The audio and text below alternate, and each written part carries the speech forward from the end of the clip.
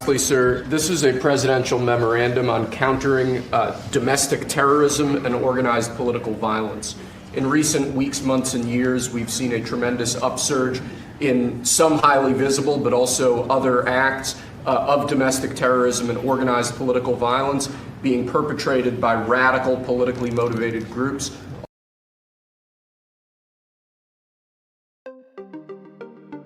It starts with a simple question and ends in objective reality. Through our journey from there to here, we find one another and ourselves. And as the next 24 hours breaks free from our last, we gaze onward in reflection of the day. Come to your own conclusions. Stay vigilant. Welcome to the Daily Wrap-Up.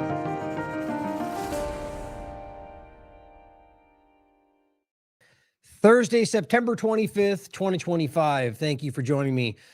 Now, we're going to focus today on a lot of social commentary. Now, we talk about this stuff all the time. I mean, almost every show, there's points that I like to make, usually in the beginning, about certain two-party illusion points, and sometimes we do larger focuses on it where I think it's more important.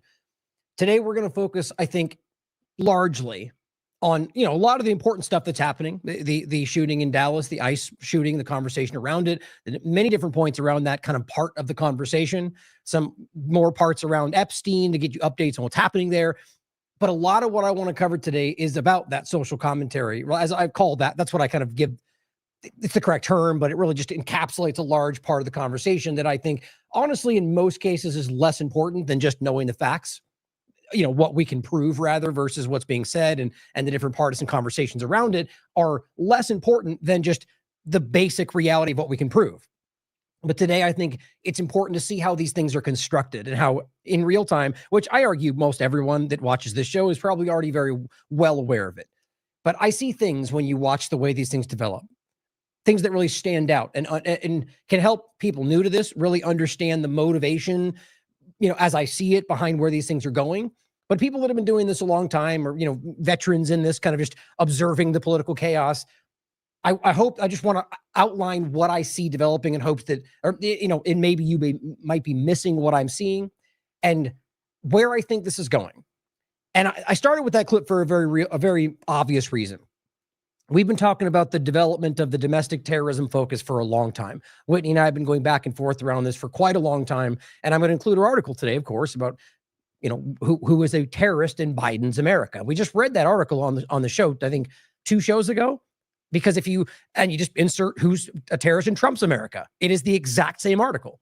Because what's crazy, as you understand, outside of the narratives and wedge issues, that if you look, it's the exact same discussion, using hate speech, using the idea of political domestic violence, using these ideas to just aim at whoever they want. And that it's being very clearly executed, rolled out as we speak, along with the larger technocratic agenda that is not even slowing down, but gets missed because of things like this.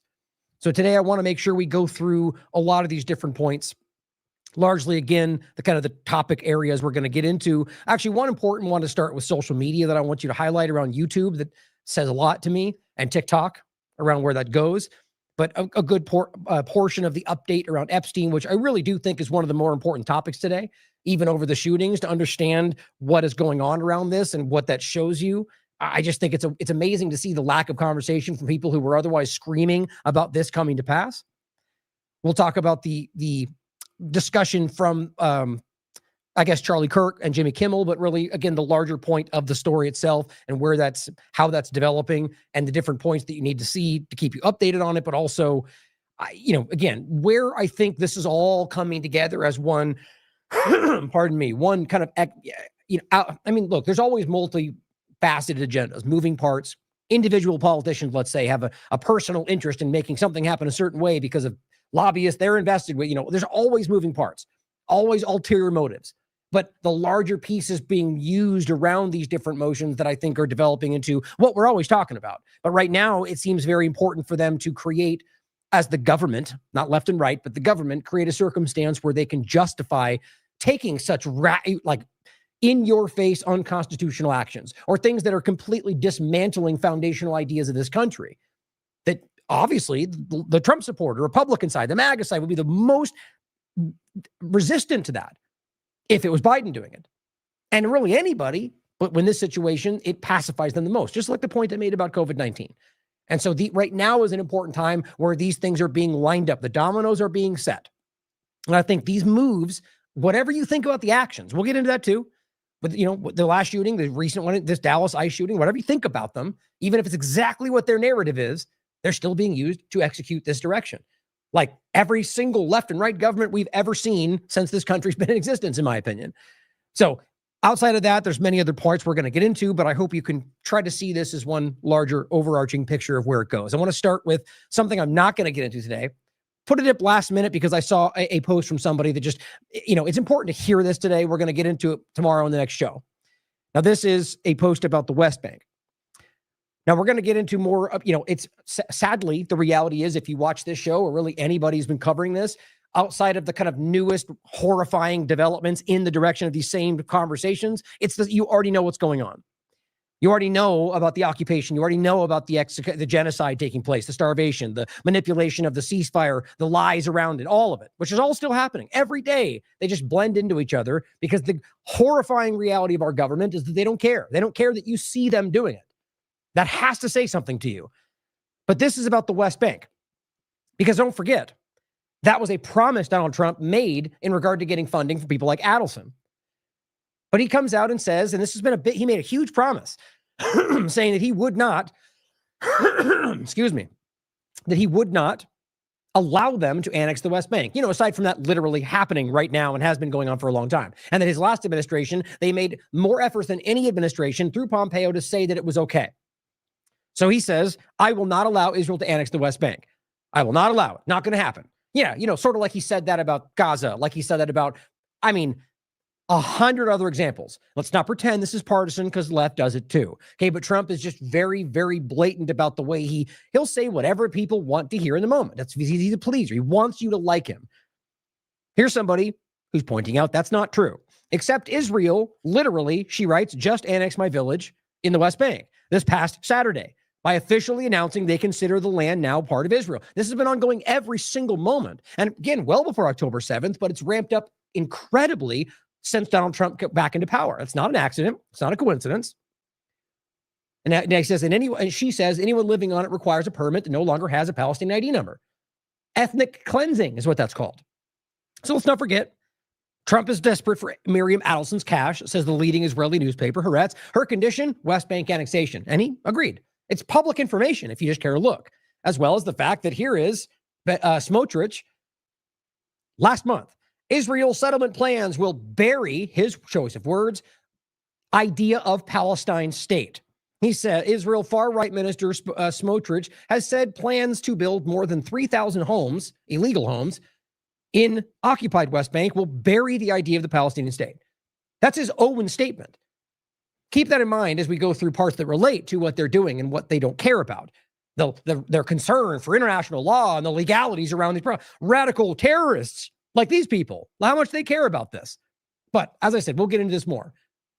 Not much of the Israel conversation today, but my God, just to see how in your face the dishonesty is. And I'd like to believe that most Americans, whatever partisan side you think you're on, are aware of the lie, that you can see objective dishonesty, objective immoral acts, justifying, allowing, funding, arming the ongoing thing in everybody's eyes in the world outside of people lying about it, a genocide.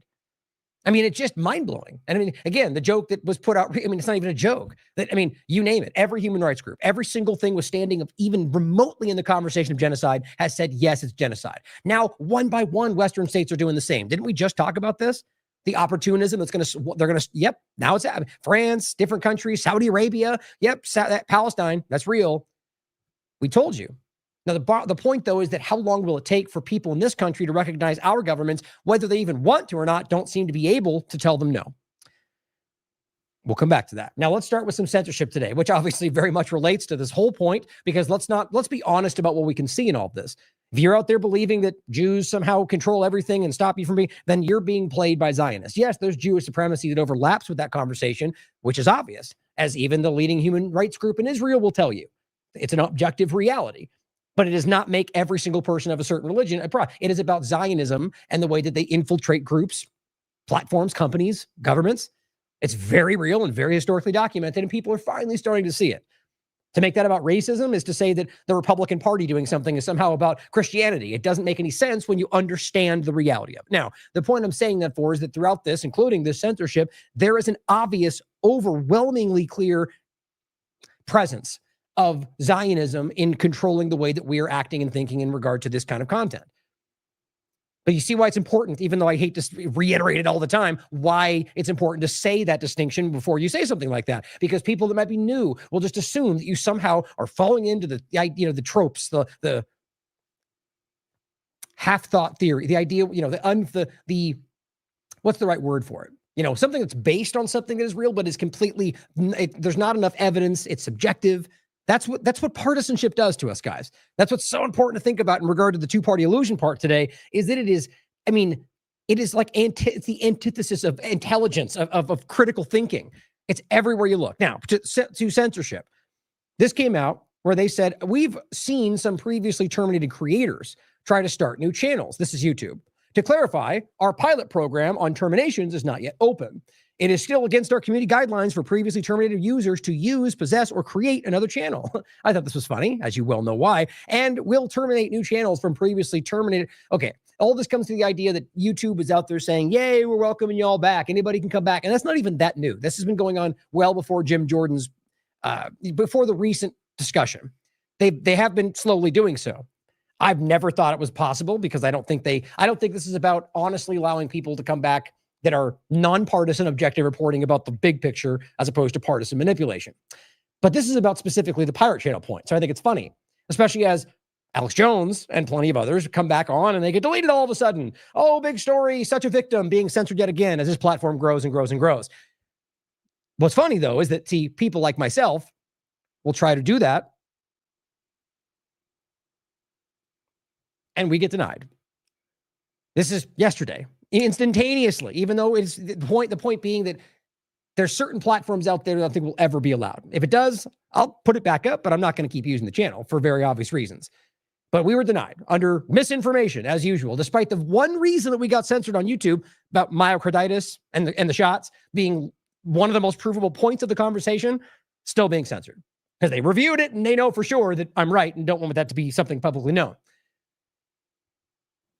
But I point that out, the TLAV pirate streams is the way that we get around that. For those that don't know, the channel we're broadcasting on right now on YouTube that we do almost every single, this one's there's a couple we oscillate through until they get deleted. One about 3 right now that we're using until they get deleted. Almost happens every couple of weeks or months. We're breaking this rule. They probably know that. But what's funny is I tell people on the platform, just put our content out there, download the video, post it. I don't care. Put it out there as much as you want. So they can't, they could do whatever they wanted. They do most of the time. But what's funny is you could just start knocking down every channel that looks like it has my content.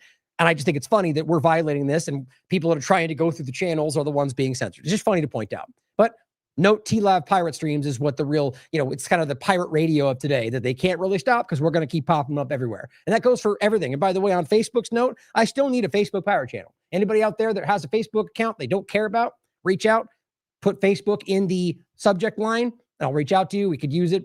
Not that I even care. I think Facebook is kind of one of the dying sides of this, but just content everywhere we can. But we were denied on YouTube. Now, this big story going around is that, Alex Jones got his YouTube channel back and then they deleted it right away. And I just think it's interesting, isn't it? It feels, my opinion. I think this is I think this person is either a willfully ignorant being used in the whole thing, or it is a part of that. This dishonesty is unbelievably clear. So this, to me, personal opinion, is sort of like demonstrating the big censorship, even though objectively at this point, now I'm not talking in the sense of like monetary value or the reach, because he has me beaten both of those, both censorship and his reach. But in regard to platforms, I can prove it to you. I have been censored on more platforms than anybody else I've ever met in my life. And I have the list. I've gone through it more than once, whether it's social media platforms, whether it's PayPal and Venmo. And it's everywhere you look. Even people that I've always said in the past where I'm just not even close. It's well beyond that now. And I'm sure there might be somebody out there that I don't know about. It's not about me. It's about the point of how many different platforms we've been censored from, and somebody like this who gets the moniker of the most, yet continues to be beneficially like absorbed into like literally the current power structure, but you're the rebel fighting the deep state. Overall, I just thought it was interesting how that worked out to be simply reiterated as we're the ones now being censored still. But in regard to that overlap, and I think there's a clear reason why we're seeing this. Let's not forget about the TikTok point. Here's WikiLeaks again saying Israeli-aligned billionaires seize TikTok in battle for U.S. narrative control. We recently talked about this. And this is Greenblatt basically just saying that, what we've heard in the past. I played all these for you, that we need to get TikTok. The other one is about a generational problem, and the leaked one.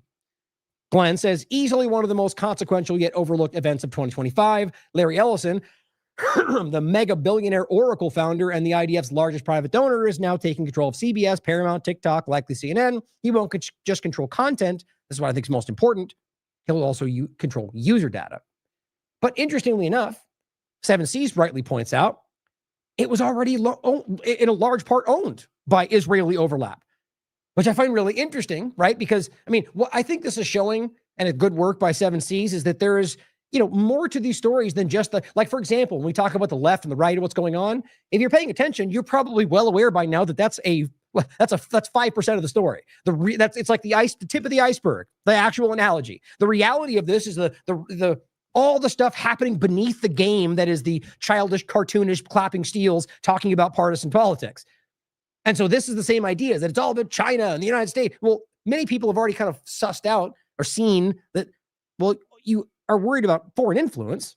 And so you take it from China and then just basically can coerce it into the hands of Israel. Well, that's the same issue, right? Except they don't care about that foreign influence. That foreign influence is them. But he points out Israeli-aligned billionaires have been 60% owners of TikTok's parent company, ByteDance, for years. So what does this seem like to me now? Tying it up entirely. So they went from 60 to what? 100%? So if the 40% of the information that was squeaking by on TikTok was an issue, well, now that's no longer going to be a problem, which is evidenced by the fact, pardon me, something congested in my throat today, but the evidence by the fact that before they even this even really happened, they were censoring conversation of Ellison and his name in regard to the deal. They immediately ramped up maybe not exponentially, but a lot, censorship around Israel. It's very obvious. And he writes, however you pronounce this, Susquehanna International Group, Zionist billionaire Jeff Yass, who we've talked about, who also donates to Thomas Massie and Rand Paul, which is important to know. BlackRock, Zionist billionaire Larry Flink, and Robert Capito from Blackstone, and Susan Wagner from Swiss Re. Robert and Susan are part of the UJA Federation of New York. General Atlantic, Bill Ford, who also sits on the board of BlackRock and is a member of the Council on Foreign Relations, no big deal. Anton Levy, investment banker from Morgan Stanley, was given the UJA Federation of New York's Alan C. Greenberg Young Leadership Award. USDS TikTok has been an Oracle servers since at least 2022 under Project Texas. So it's just it's a shell game is what it appears to me. And I find this really, really interesting because it's almost as if they need, look, it's all subjective and abstract when you get into it because it's hard to know for sure. For example, whether Larry Ellison is in fact acting for Israeli interests, right? I'm not claiming I know that for a fact, but you can clearly show that he is blindly adherent to Israel policy, Israel first mentality. He said that publicly. And now he's taking this over and Israel has had issues with it. So that's you can piece that together for yourself. But it is important to ask and be objective about whether or not that's the exact. But I think what this pictures, it's the ongoing overtaking of the narrative at a time when they've lost control of the narrative, or rather, to put it more accurately, the attempt to take back the narrative. I think we all kind of see that, right? It's not that hard to recognize. And you don't have to make it about some bigger conspiracy theory if you think that's what it is. Governments have always wanted to control the narrative. Left and right, every single day, they're trying to control the narrative, right? So it shouldn't be that hard for us to make sense of this. Now, Benny Johnson says, breaking, President Trump signs executive order saving TikTok and praises Charlie Kirk for urging him to get on the platform during. I'm getting really tired of this. How much you want to bet that didn't even happen? That's just my opinion. But I can prove to you that there's already been people caught for saying things like claiming they were friends. And in his cabinet, as well as people in the partisan social media field. Everyone wants to pretend like they were best friends with Charlie Kirk right now and use his name for everything they're trying to accomplish, much of which is completely counter to what Charlie Kirk said he wanted from, hate speech, for example, censorship, free speech, as he uses him to do those things or counter those things, or to attack free speech and censor. But he says, Charlie helped me a lot. Go on TikTok. He said, we got record votes with young voters. Okay. So if you understand the actual reality, which is not hard to see if you just look, of his evolving opinion and people close to him who are actively saying so, like Candace Owens, like Tucker, about his transition, whether it's to Christianity, whether it's about his awareness of Zionism, and understanding that TikTok problem, which he's mentioned. And so now we're going to say that he was, get TikTok so we can, to me, first, I don't even know if I believe that statement was said. It's about trying to say, well, everyone likes the Kirk thing. If I say Kirk is on the side of this issue, they'll just flock to that side of the issue. The blind sycophant followers out there. Whether or not he actually said it. But I also think it's about misrepresenting what it seems he was actually trying to point to. But this person calls it out in general and says someone should let Donald Trump know that TikTok, that's now owned by Larry Ellison and Israeli backers, is censoring memorial videos about Charlie Kirk. Now, why do you think that even makes sense? Well, the only reason to me that even remotely starts to add up is when you understand that there's an uncomfortable issue around this story that Israel does not like. I'm sure you could piece that together as well. That's just my opinion. Regardless, Charlie Kirk said we should get it. And then they sent to Charlie Kirk's. It just doesn't make sense unless you look at the big picture and realize these people don't care about anybody but their agenda. They will use his name as far as they can, no matter what. White House account literally posts this. They have some sixth grader running all these accounts, apparently. President Trump just signed a huge deal, the executive order that saves TikTok and protects American data. Oh, it protects American data right into Israel's hands, doesn't it? Or how about the fact that you are the ones literally stealing our data every single day? Protects us from you? It's a weird way to frame that. But the bottom line again, and he says, we're back, better than ever. And 5 times August says, well, I'd rather have top tier bad guys arrested, but okay. See, people out there need to understand that a major portion of this, they're leaning into the sycophant, blind, all the people they've kind of allowed to have 1 million followers that don't deserve it, who can't even spell their own name properly, but ultimately out there, these are the ones that stand up and go, yay, what Trump said. He's the one, and we're all on his side forever, no matter what. And that might represent 1% of the conversation for all we know. And there's a lot of people, which, by the way, 5 times August is not a small account. It's got 243,000 followers. But there's a lot of people out there that just aren't kind of projected as that major, and they're saying, this isn't right. Where are the Epstein files? You guys are lying to us. I really think day by day, this is getting larger and larger and larger, and every topic is starting to show that. More than anything, the Epstein story, which we'll get to next. Oh, and by the way, on that note about free speech, I wanted to yet again include the new store we have with all the different shirts you can buy. When you check it out, make sure you go there and support TLAV, because I don't point that out enough. And I know people like many people out there who watch this show don't even know we have it, because I'm a terrible at self-promotion and marketing, because I hate them both, but check it out. As well as this one specifically about the free speech absolutist, where on the back it says, I support the last American vagabond, and different versions of it. Because you have to understand, guys, really the term free speech means that. Now we have to say absolutist because ridiculous people out there pretend that free speech somehow means limits, because they're either really uneducated or trying to censor you. So absolutist seems necessary today, but that is what it means. And so understanding when you say that, it just means that you actually understand the reality of free speech, that words are free, no matter what. No matter what other kind of narrative or argument or hate speech word or fire in a theater, it doesn't change the reality that your words are not crimes. And really, that is actually the reality of the law.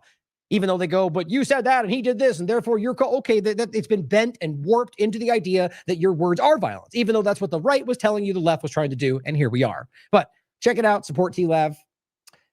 One last thing that was shared with me today that I thought was very interesting. This is very, very transparent. So on the wall at the DMV in Florida, somebody points out to me that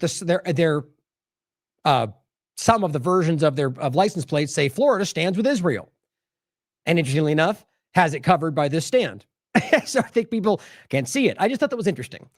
But I think what the point shows you, in my opinion, is that ultimately these government entities are beholden to Israel for any number of reasons. You know my opinions. And they just know you don't want that, which shows you it's not America first what they're doing. But they know you don't want that, so they don't want it in your face. That's what I take from that. But let's talk about in regard to AI government. And I think this is a very important conversation because we've talked about this for a long time. Again, here's actually the show we did on this. The impending future of AI government, but who controls the AI? This was March 8, 2025. Now, this was at the time when it was actually very clear, you could prove already that they were making little AI bots to help functions in regard to the government. Now, the reason I'm framing this today is not because of this thing you've all probably seen, not because of the AI, which I honestly, I genuinely think at this point is kind of a gimmick, even though it's real, right? Even sort of like the Saudi Arabia robot was real, Sophie, but it was clearly a gimmick, or many things that Elon has done in the past. Turns out they were controlling it from behind the scenes, right? Like it's all about trying to project what they want you to think is happening, just like the government does all the time, otherwise called lying. But, with the intention of that's where they're going. So it's a little bit different, but they're just trying to, in this case, I think it's more than just trying to project. It's about wanting you to think, really just normalization, getting you to accept this is where the world is going. David Icke says, so on it goes. Albania's AI cabinet minister is now in effect. And that is a real thing. But what do they think about it? It's hard to tell. I mean, is it even having an effect? I mean, do what other politicians think about it? It's going to take time to see whether this even flushes out. So that's not really what I'm getting at today. We've talked about the idea of AI governance and government and where that goes and how the U.S. is already doing that and how the XAI and Elon overlap and all of that was a very real step in that direction.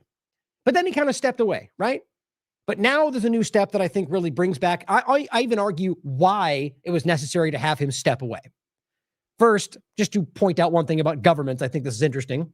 Caroline Leavitt says, Democrats are about to shut down the federal government because President Trump won't force American taxpayers to pay for free health care for illegal aliens. It's just so exhausting having to constantly, it makes you feel if when I do this for what I do every day, you have to kind of immerse yourself in the partisan game. And social media, I'm of the mind, as I've told you many times, and I think it's provable that the majority of Americans aren't even you can prove that, aren't on social media. They're not on Twitter. Or rather, the majority of the world, I should say, are not on Twitter. But so you can look at it and get a very clear representation of what they want you to think the world is like, which it's not. So I think that's important to think about. But my point is that it's so exhausting having to fall into that every day when I think most average people aren't as partisan and dishonest and just kind of blindly following a certain side, but they lie, each side, in very ridiculous ways, when the truth is almost always somewhere in the middle. It is exhausting. But my point like this, I'll just read what I said. The deliberate dishonesty of this repeated claim about free healthcare for illegal aliens, by the way, is not an untrue point in some context. There is efforts to make that exact point happen, but what they're pointing to does not actually mean what they say it means. It's a whole point we can get into, but we'll wait for if and when this continuing resolution passes the way that it currently is. I hate talking about these things before it actually happens. It seems like a waste of time, but the point is the way that they're framing it. And overall, I just said that deliberately dishonest claim aside, and acknowledging that both sides, otherwise simply known as the government, are wanton criminals, shut it down. At this point, always bothers people so much. It seems what's funny, it's getting very, very little engagement, which tends to show me that this is something that's getting, it's just insane to me. I can prove to you when posts get completely shut down. 79,000 followers, but yet we get 800 views over so many hours. That's like, the only way that's possible, views, not engagement and shares, but views, is because it's being suppressed. I mean, it's not unique. I think it happens all the time to things that might not even be necessarily important. It's algorithmic. But my point, though, is that saying shut down the government, let it happen, point out the lie. I think that's something like when we were pointing out the two-party illusion before this election process, and they called black pill and purity test. I think the reason we got such incredible pushback, even though we've been saying these things, vote no one 2020 for a long time, was because of where we are. I think a lot of these have been building up to what's currently happening, and they need this aggressively mindless partisanship to execute where this goes. That's what I think in a large sense. And I think that for whatever reason, they recognize the building momentum behind the awareness that the two parties are one, or that it's meaningless differences at the end of the day. And that's something that the power structure really can't allow. In my opinion, I think that's the linchpin to our problem, or to say it's what holds it all together. And so at this point, what if we just let it go down? What if we just said, we don't care, stop doing it? What happens if it the reality is so many people lose their mind about what that might mean. And yes, I can acknowledge that there are government processes and like Medicaid, people that need certain things. Yeah, and I can acknowledge that. And I'm not saying I cheer on the fact that people might suffer in that process. But I think in the long run, it's like saying that we go to war because of a positive outcome, but we just ignore, have to acknowledge that people are dying and bad things are happening, right? It's the same kind of analogy that if we're in a situation where this thing is completely broken, instead of trying to cling to the things they give us, how about we just stop and acknowledge what it can be like without that, even though the bad things might develop? It comes down to actual liberty and actual self-responsibility. Stop being reliant on this parasite government. Anyway, too much in this. I just wanted to point out that I think it's interesting to think about, what if we did just let it shut down and stop letting them point at each other? It happens every time. Oh my God, the government's going to shut down. They're trying to stop it. They wanted to shut down. They're trying to sneak this in. And they do it both sides every time. It's like every other topic. It's not a both sidesing the issue because it's not really both sides. It's your government doing it every time. It's kind of crazy to me, but it's very obvious. Now, to the AI part of it, I just want to include that because right now in the continuing resolution, there's many examples of continuing funding that goes in this direction, which it's always the case. But let's remember that this is where it's going. They're very aggressively positioned toward the AI future, and they want to beat China or whatever they're really trying to do. I think it's about control. And so I've seen things like this, AI government in Albania. So it's very obvious this is happening. And 7Cs points out, and it's one other point before we get to the XAI overlap, HR 238, he points out, Health Technology Act of 2025. I hadn't seen this. The bill establishes that artificial intelligence or machine learning technology may be eligible to prescribe drugs. You don't see where this goes. I mean, not only does this go to a place that is lacking privacy, you own nothing and you've never been happier. That's what this is. If you go back and look at their outline, that's what this was for, or rather, that's what this was. These are parts of that. You look at the outline of Klaus Schwab, and there's everything they're rolling out is one of those parts.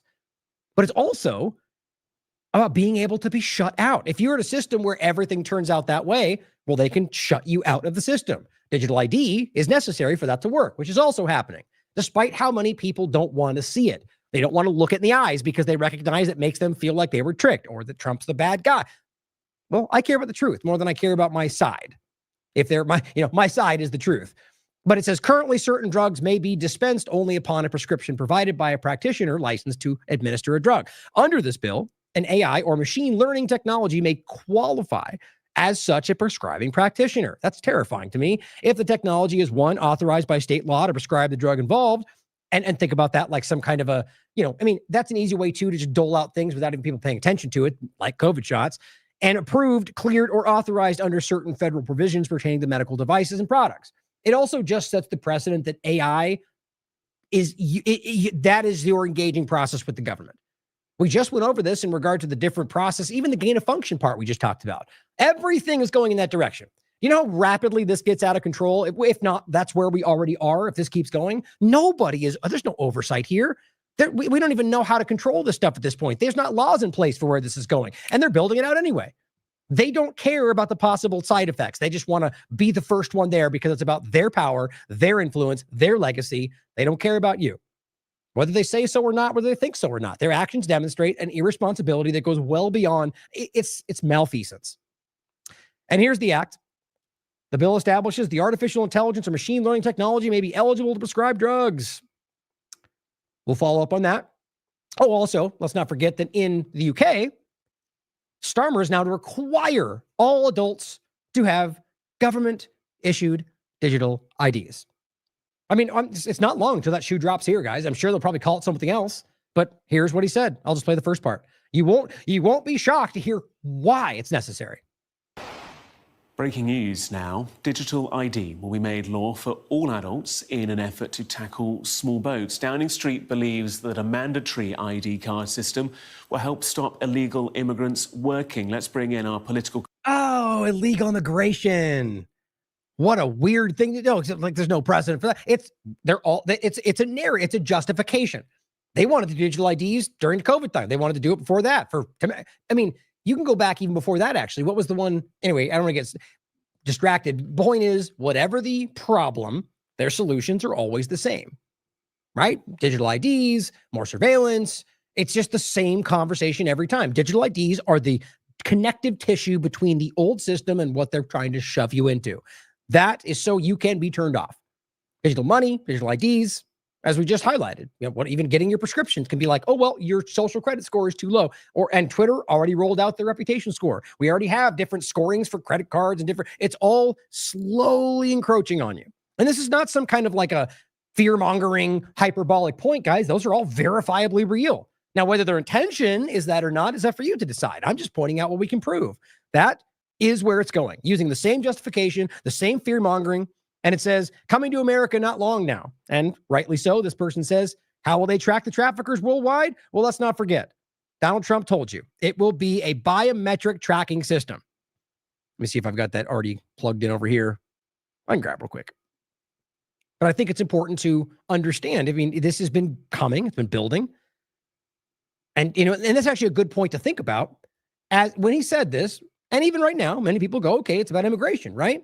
Well, let's just even say it is. Well, good. That means, or not good, but that means about I guess the movement of people anywhere. And that's the point this person is making, is that now you can overlap it with what they're talking about in regard to any number of other things. An exit entry biometric tracking system. And it's not just on the border, as we've hopefully become aware of with all the different narratives. This will be done and Palantir's already basically doing this, guys. They're already basically surveilling this country. This has been publicly stated to track down these illegal immigrants. I made that point in the beginning. The only way you can effectively do that is by surveilling the country, which, by the way, they were doing his last administration. That started back then with pre-crime, and it's easy to see. Here's what he said. We will finally complete the biometric entry-exit visa tracking system, which we need desperately. For years, in my administration, we will ensure that this system is in place. And I will tell you, it will be on land, it will be on sea, it will be in air. We will have a proper tracking system. Yeah, and typically the people are out there just going, yay, we're with Trump, without thinking about it, go, oh, I mean, or is it common for illegal immigrants to fly in on planes and leave, and when they leave, we had to make, no, see, it's about tracking no matter what. Sure, immigration fits in there, but it also works for literally anything else they want it for. Or, again, leaving as well, or coming back in. It's not just immigrants, you too, guys. That's the whole point. Biometric surveillance. It's funny how that's not a problem when Trump does it, even though it was everything we thought we were fighting during COVID-19. But, I digress. Going forward, this is the part that I think really worried me. I saw this. This is actually from today. Elon Musk's Grok AI, so XAI, which I'll even just include this, by the way, because it's important to actually see this other than my article. Hold on. There it is. That a DARPA program. Here's the actual, it's on onlinelibrary.wiley.com. DARPA's explainable AI program, literally called XAI. This was completed, for those that are new to the show, if you haven't seen this, completed right before Elon Musk took over. Months, I think, just before it. They ended it. It's over. Elon Musk buys Twitter and completely differently starts exactly the same thing, called exactly the same thing, for the same reason. You can actually still click on the XAI tab and it says explain this. It's the same thing. That's what it was about. Explainable AI. That's what the X is supposed to stand for. So my point is, it's not hard to see that this is a program just like Total Information Awareness became Palantir, which you can prove. This didn't even change the name. So Elon Musk started a continuation of a government program. Here's my show on that, if you want to watch it, the quiet transition from DARPA's XAI to Elon's XAI. And now this makes it even more clear, by the way. And of course, BlackRock funding is no big deal as long as it's on the right side of the paradigm. BlackRock gives funding to XAI. Oh, and then I guess since we're grabbing them all, you can also point out that he sold it to himself. Elon Musk says he sold X to XAI. So the social media platform is synonymous with the artificial intelligence program, which was always the case since he bought it, in my opinion. That's just them exposing that to you. So Elon Musk Grok AI inks deal with Trump's administration to integrate with government. Now, if you understand the legal reality of his situation, as last I checked, the courts ruled he was effectively still part of the government because there was no legal kind of, however they framed it. Ultimately, where he was, despite him stepping away, they argued was still legally part of the government. Now, maybe that's changed. Maybe I missed it. As far as I could tell, that was the reality, and it still stands with the logic. So you could argue that's just him working with the government, or rather as the government, to roll this out. Now, my opinion is stepping away allowed this to feel like something other than just the government rolling out AI to control government, right? And I'll go into what it is. It's not as specific as that right now, but I'll read it to you directly. This is a major thing. Integrating with the government. And let's also not forget that there's an ongoing open memorandum of understanding with Israel for all of this AI information. So in effect, you now literally have Israel controlling the AI governance. I mean, I don't know how you may take issue with the words. If we understand that Israel is very, very, very clearly manipulating, at the very least, the outcome of policy in this country, that's objective, okay? So that means that whether AI or not, you can easily prove that Zionism and Israel are actively controlling many parts, if not entirely, the outcome of this country. Now, I get it. People may see that the other way and think U.S. is controlling Israel. Maybe I'm wrong. Consider it. But the point, though, is that now with the AI overlap, we can show you that they have access to all the information that they were unsiloing and allowing their Palantir and their models to be able to learn from. And Israel has access to that. Every piece of data your government has on you. So now, with the development of the XAI rolling into the government processes and Israel being immersed with that platform and the government, I mean, it's not really hard to piece together. So what I see now, not only is as we get more deep into it, the reality of the AI government rolling out, but also the understanding that Israel has already worked its way in to that very thing from the base. So this is only going to get worse if we continue to go in this direction. Here's what the article says. Elon Musk's XAI has signed a deal with the General Services Administration, the GSA, which is, as far as I understand it, like one of, if not the largest government body, which overlaps and it goes, in which it's just, that's a very big problem if you understand what that means. It's not just one small thing. It will be, even just the GSA, which seems like it's going to get bigger, will be overlapped with a ton of other things. And it says, to allow the integration, not just the use of, the integration of Grok artificial intelligence chatbot with federal agencies. XAI has the most powerful AI compute and most capable AI models in the world, Musk says. Thanks to President Trump and his administration, you know, the one he told you was in the Epstein files. We'll get that in a second. XAI's frontier AI is now unlocked for every federal agency, empowering the U.S. government to innovate faster and accomplish its mission more effectively than ever before. So he's saying it is now unlocked in and overlapping with every single government agency. So if you understand that Israel has worked its way through, infiltrated these technological platforms, and now you know, and again, XAI has folded into X. Twitter has complete background access to all sorts of things on Twitter, as we've shown you 100 times. And now you have Twitter, and rather XAI, excuse me, integrating with the U.S. government and all the agencies. I mean, I don't think I'm even expressing or relaying how big of a deal that I think this is. He goes on to say, we look forward to continuing to work with President Trump and his team to rapidly deploy AI throughout the government for the benefit of the country.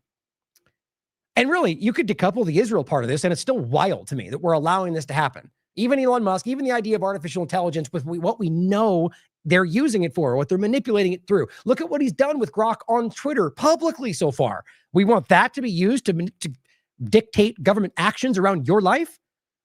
He says, until a recent falling out, or the article writes, Musk was one of President Trump's most prominent vocal supporters, spearheading DOGE, the department dedicated to slashing federal spending, except that's not even close to what was happening. I don't think it was happening at all. Now they just kind of stopped and pretended like it's not happening. It was never really there. And Gleason's back to promoting wearables, you know, the digital services, which is what DOGE really was.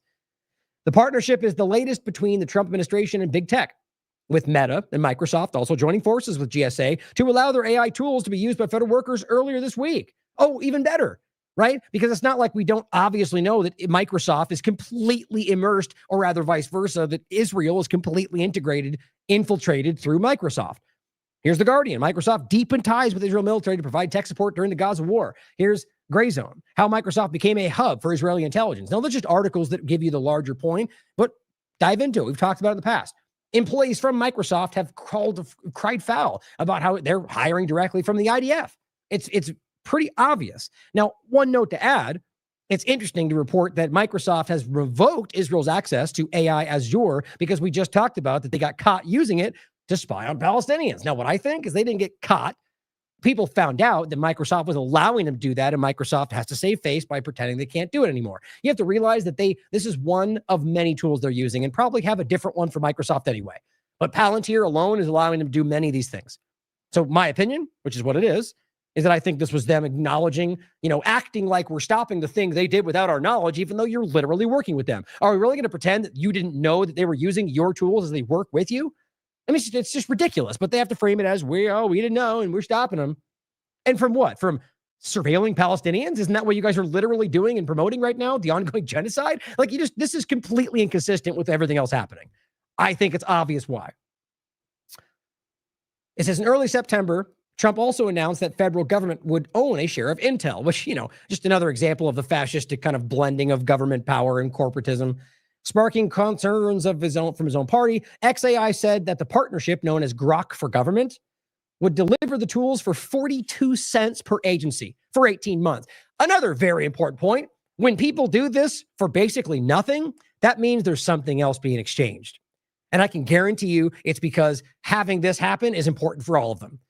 My point is, guys, nobody does anything for free or let alone for pennies on the dollar. Not how this works. This is in their benefit to do it. It's sort of when they said, hey, we'll give you all this stuff for free. Check out to find out what your genetic background is for free. No, it wasn't. They were stealing your data. That's what this tends to be every single time. So when you find out 42 cents, why not zero? It's clearly about doing it because it's important to them and because it benefits Grok, it benefits Elon, it benefits Israel, it benefits the people trying to control your lives. XAI co-founder Ross Nordine, is a GSA press release, said, we will work hand in glove with the entire government to not only deploy AI, but to deeply understand the needs of our government to make America the world leader in AI. Okay, so none of that has to do with you understand. We're going to use this to deploy AI. We're going to use the tool to see what the government needs to deploy AI. But, on a side note, maybe it'll help you too. But, shut up. You're in the way. It's like a half-hearted thought. Like this, clearly, guys, with what we understand about what XAI is, on the surface, this is the beginning of AI government, guys. That's what or governance and government, they're different. But also how we can't decouple these things from the ongoing genocidal lunatic in the room. It concerns the hell out of me. I'll include these for you so you guys can check out all the background parts of this. Some of these will be at the very bottom because I'm adding them late. Now, let's not forget, as I said, nothing odd about this. Carry on. Elon Musk said, time to drop the really big bomb. Donald Trump is in the Epstein files. Well, we're going to talk about that next. But I just don't know how you can pretend like that wasn't said. Was he joking? And if he was, I just don't know how, either way you look at this, how you just ignore this and move forward. Now, either he was, and Elon doesn't care about that, or he lied about that because he was a petty, childish person. Either way, let's let them roll the country. Let's roll out the AI that Israel's control. It's concerning for obvious reasons. And I like to believe most people are on the same page, that the partisan game out there is diminishing by the moment. Oh, wait, make sure that one's included. That's an important one. Okay, good. I missed it. Elon Musk says he sold it. So that's just understanding that everything you know about the AI problem or the XAI that will now be used to help the government run your life is overlapped or became Twitter. And we know that Twitter is completely immersed or infiltrated, by Israel, everything from Elon Musk himself to CHEQ to Authentics that was being used until 30 seconds ago, which I argue is still a background element, but that's my opinion. So let's talk about the Epstein overlap to all of it. Obviously, a very important conversation that's getting very little coverage. Now, on the AI point, we're going to keep up on that, see where it goes, let you know how it develops. I just think it's important for us to know where it goes. And things like that, they're getting zero attention right now. Zero. James O'Keefe puts this out. Official statement from the DOJ on their story. I'm sure you saw this. So it's a 13-minute video. I'll include it. But it says, senior DOJ Epstein investigator reveals Epstein was CIA. But you know this already.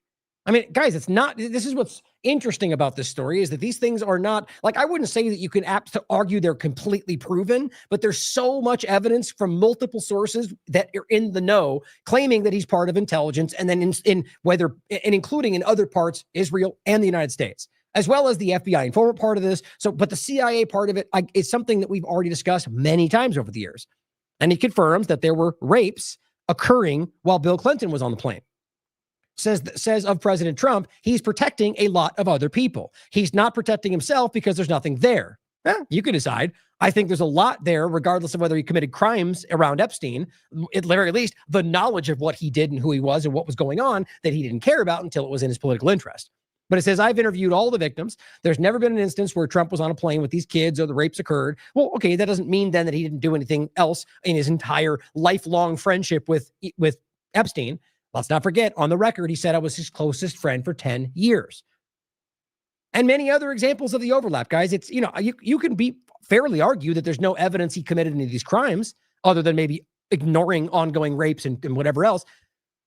But you can't keep pretending like there's not an overwhelming amount of overlap here, guys, or there's willful denial of how he was his friend or that he knew him or he kicked him out of Mar-a-Lago. Yeah, keep saying that. Maybe he did, maybe he didn't. Maybe in regard to what actually went down, maybe they agreed that so he could push himself out of the story. Let's get into where he was saying this. Well, what they had to do about Donald Trump. Epstein, a new story came out. We'll get to it in a minute. From Forbes. Epstein asked Ghislaine Maxwell to remove Trump from the list of associates. Epstein, back then. It's just too much to ignore. But first, this is O'Keefe Media. So it's sort of a, secret camera recording. And here's what the DOJ said. This individual worked at the Department of Justice as a program analyst over 15 years ago. He has no understanding of or access to the underlying facts in this investigation. His statements should not be considered accurate. It is disgusting that someone would further exploit victims of sexual abuse by fabricating stories of their personal benefit. Okay. I mean, they've been caught lying, 15 times so far in the Epstein files, very, very clumsily. And this guy who arguably didn't know he was being recorded, saying that he has insight into this, who knows? Question it, absolutely. And even whether James O'Keefe is part of some kind of grander thing, but also consider it. So I think it lines up very clearly. Now, even Mike Flynn came out, posted the video, and said, the Epstein affair is not going away. Now, let's not forget how Trump numerous times has tried to convince you that nobody on his side cares about this. I mean, so right there, guys, that is a lie that you cannot disregard. He was trying to gaslight you who do care about this into thinking you were the lone one and maybe actually a Democrat if you think that. Just trying to just muscle you out of the conversation. And he's lying. And everyone still sees that because no, it's not going away because most of the Republicans seem to be wanting to, like, this is a problem. This is what we're fighting for. And some of them have convinced themselves that it's like a 4D chess move like usual. Some of them don't even talk about it, but you can see through the Republican conversation how much this matters. And he's saying it's not going away because it never was. Trump was lying to you. And it says, when we stop making it about who flew on the Lolita Express and start making it about the children who were raped and otherwise mentally and physically abused by a sick, elitist, I would add, social class of people, we will finally be getting it to a solution.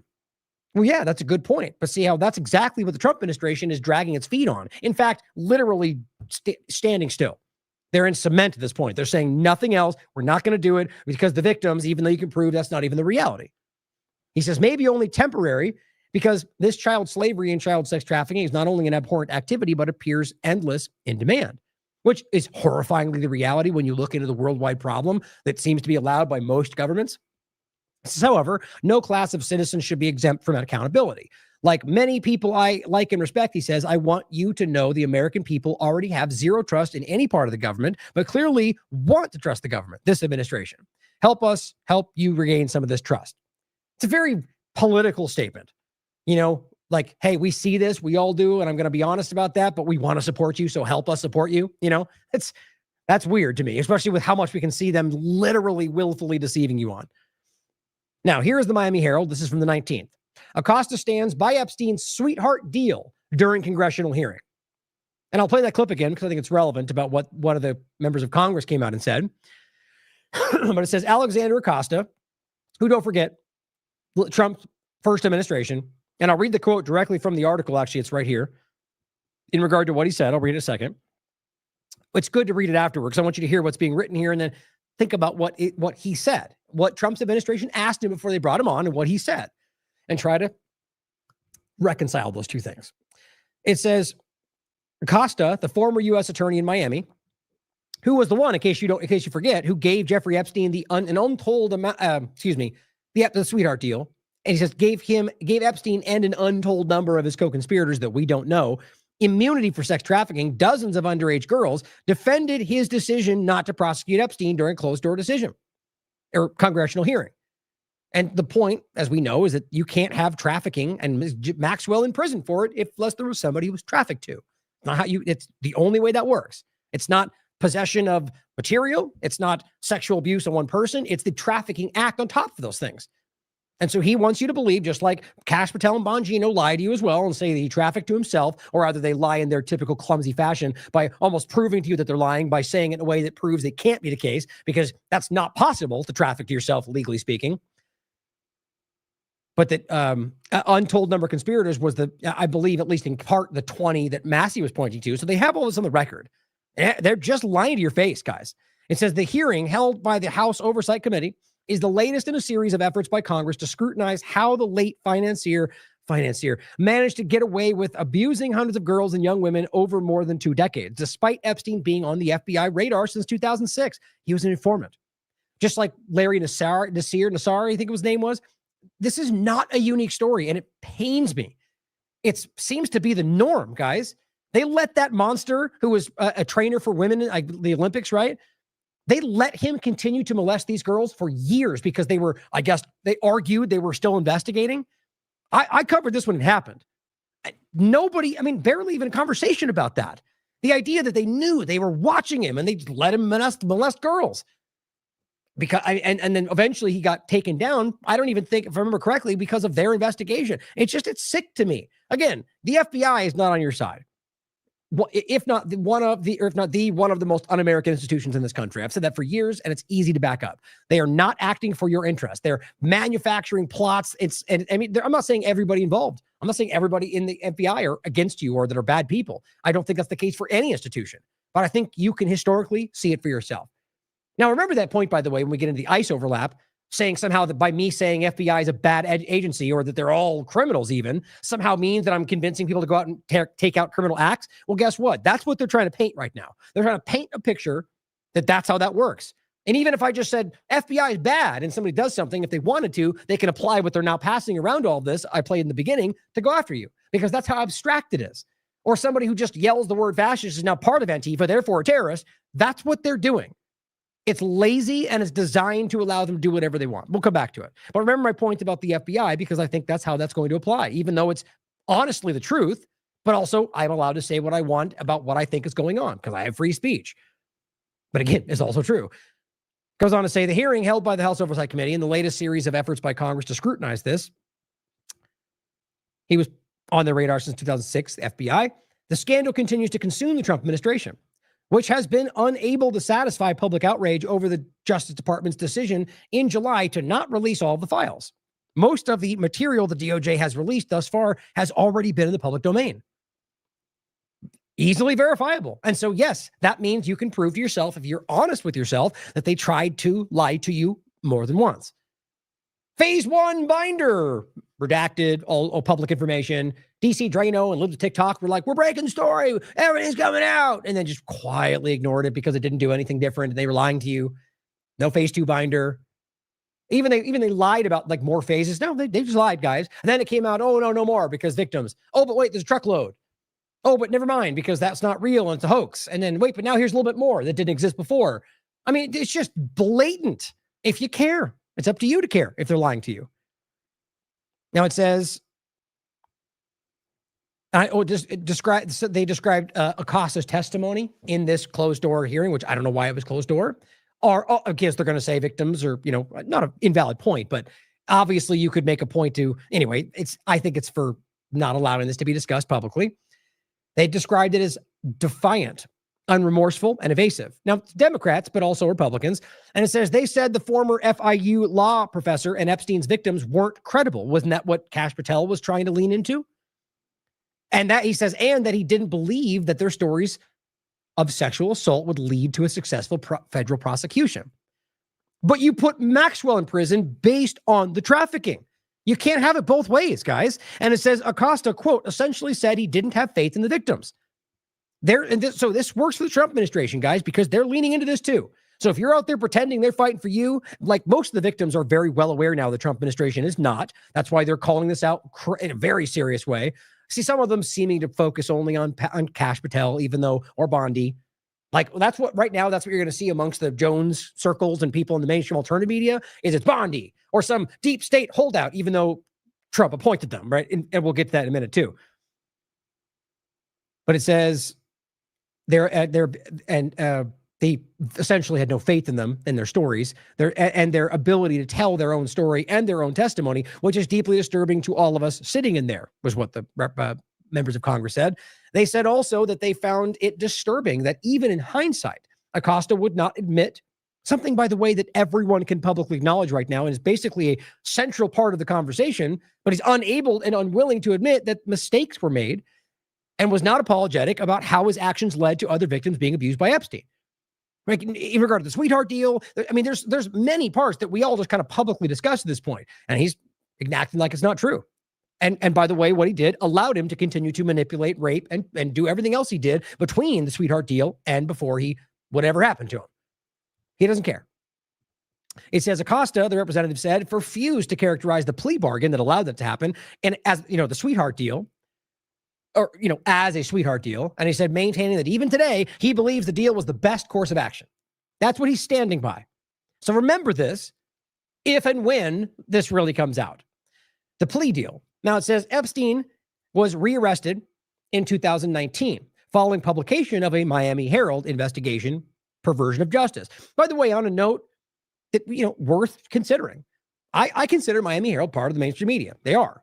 But at the same time, that was an exceptionally important piece of work that was very well done, that completely rocked the boat. Now, it's certainly possible, and you can consider whether that was deliberate for some kind of larger thing. It's always asked that question. I don't think it's the case. I think it's an example of how even people, even controlled platforms, even mainstream media, whatever it is, it's not always all the same thing all the time, right? Nothing's 100%. There's always reasons and justifications. So always think about that. So it was, and it very much forced action. And then forced them to acknowledge what the independent media has been saying for decades.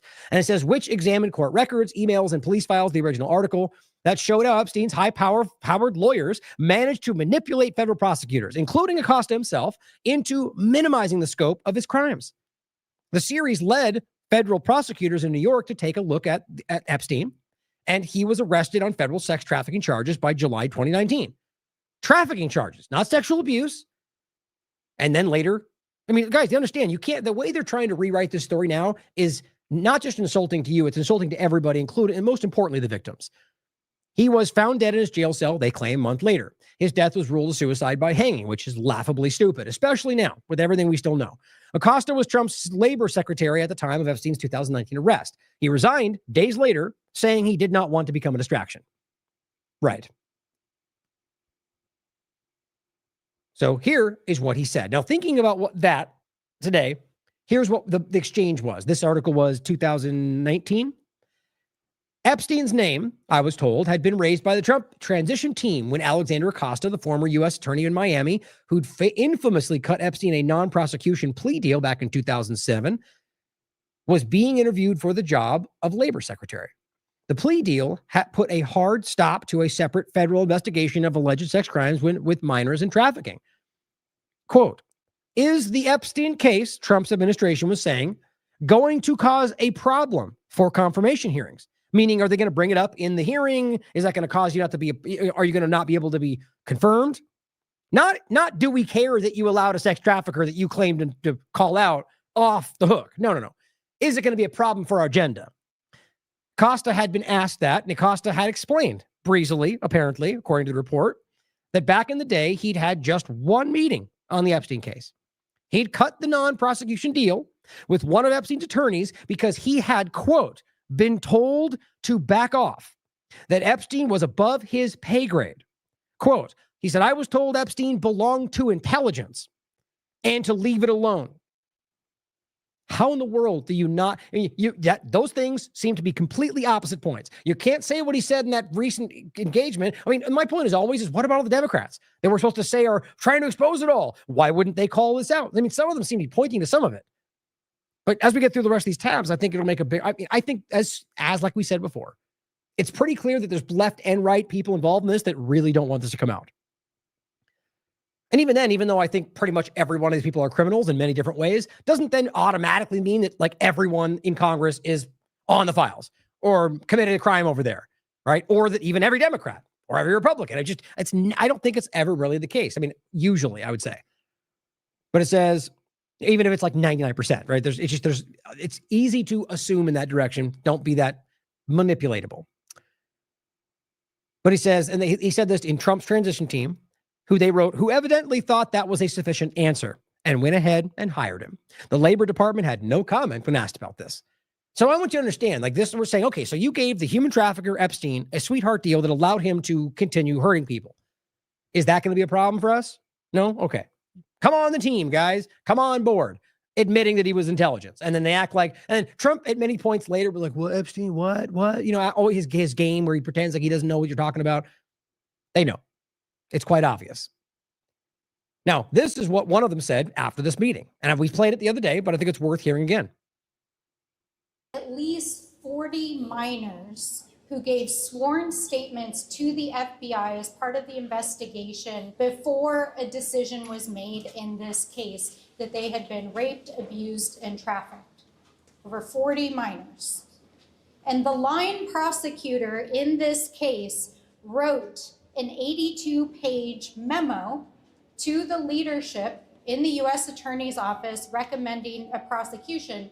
And she was so convinced, based on the evidence and interviews that she had taken and reviewed, that she drafted a 53-page indictment in this case. And what Mr. Acosta just told us is that based on his assessment of the case with his team, that he did not see sufficient evidence to move forward with prosecuting the case, that there were weaknesses in the case.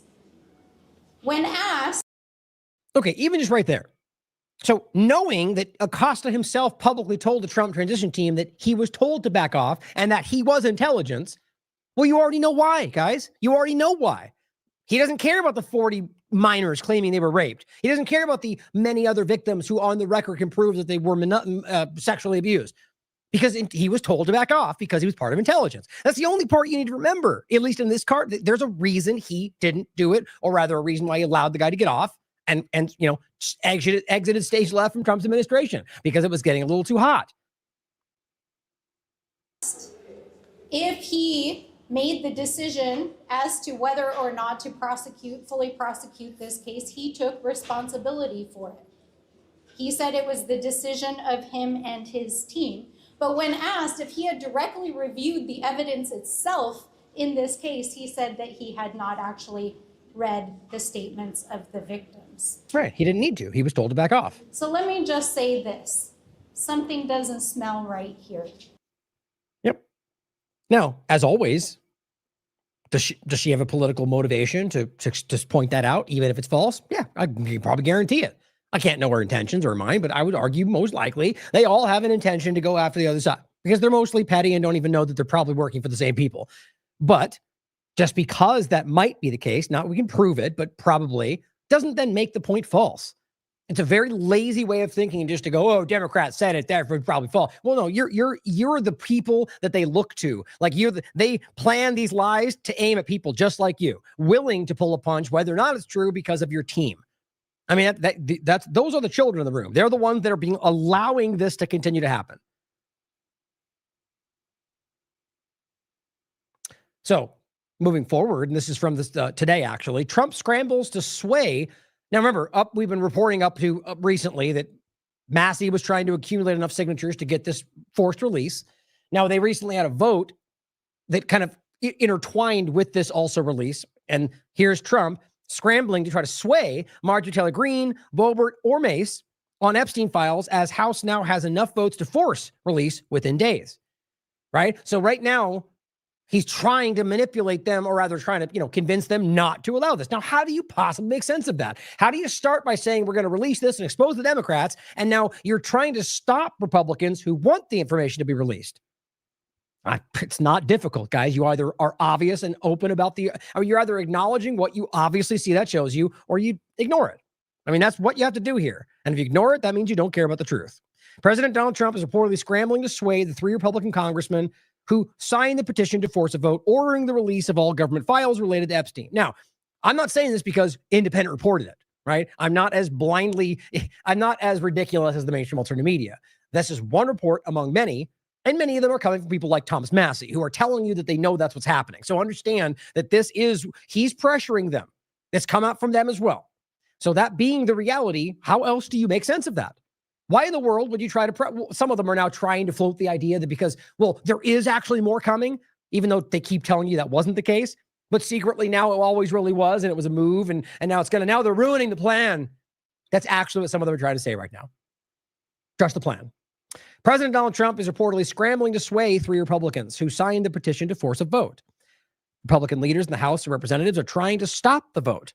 Stop it from happening now that enough members of Congress have signed a measure to force a full floor vote, and Democrats recently gained a deciding vote on the measure. Massie, Ro Khanna put forward a bipartisan discharge petition to release files related to the late convicted sex offender and pedophile. A discharge petition needs to receive the signatures of a majority of members to force a vote without the consent of leadership, which means that Johnson and the rest are trying to stop it. And it says Massie said he did not think Johnson would block the final vote. Now, we'll get to where that ended in a second. Quote, if he does, that's the cover up right there, Massie said. Right. He'd better served and serve his party better. That's weird. He'd better served and serve his party better to go ahead and have this vote for the 218th signature. That could be a miswritten quote, but that's what it reads. Oh, but here's what's interesting, by the way. It says, if he does that, if he stops the vote, that's the cover up. Massie told The Independent last week before the House left for the Jewish high holidays. I just think that's interesting.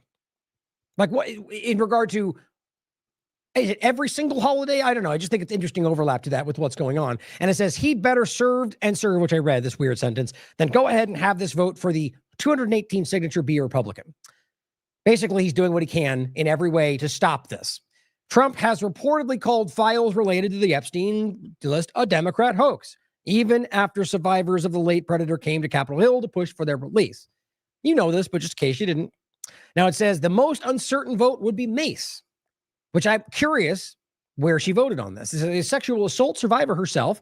She was visibly unsettled after meeting with survivors of Epstein. But Mace is also running for governor of South Carolina as a pro-Trump MAGA Republican. She's running for a tight race primary and would likely need Trump endorsement to win, which, by the way, is already why she's kind of watered this down and stopped talking about it. She was the one, because she thought that's where this was going on Twitter, going, where, something about like, no, protecting pedophiles is not, if you're doing so, then you're the problem. And then they started being the ones doing that. And so she stopped caring about it. Pretty simple, right? I mean, you could even argue she genuinely cares about the issue, but realizes she can't point to it because politics is more important to them. Mediaite writes, full panic mode. House Republican says his party's leaders threatened supporters of Epstein file bill. Massie claimed that Mike Johnson and other Republican leaders are in panic mode and threatening supporters of his bill to release documents related to child sex predator Jeffrey Epstein. Now, this is interesting, seeing as how this is Thomas Massie. Now, they've really tried to frame him, despite using his name as a possible part of the administration, lying about that to convince other MAGA people to support him, Trump. But he didn't, because that was never part of the plan. Because Massie, at least it has been long-term so far, demonstrating principle that none of the rest seem to have. And this is not a Democrat.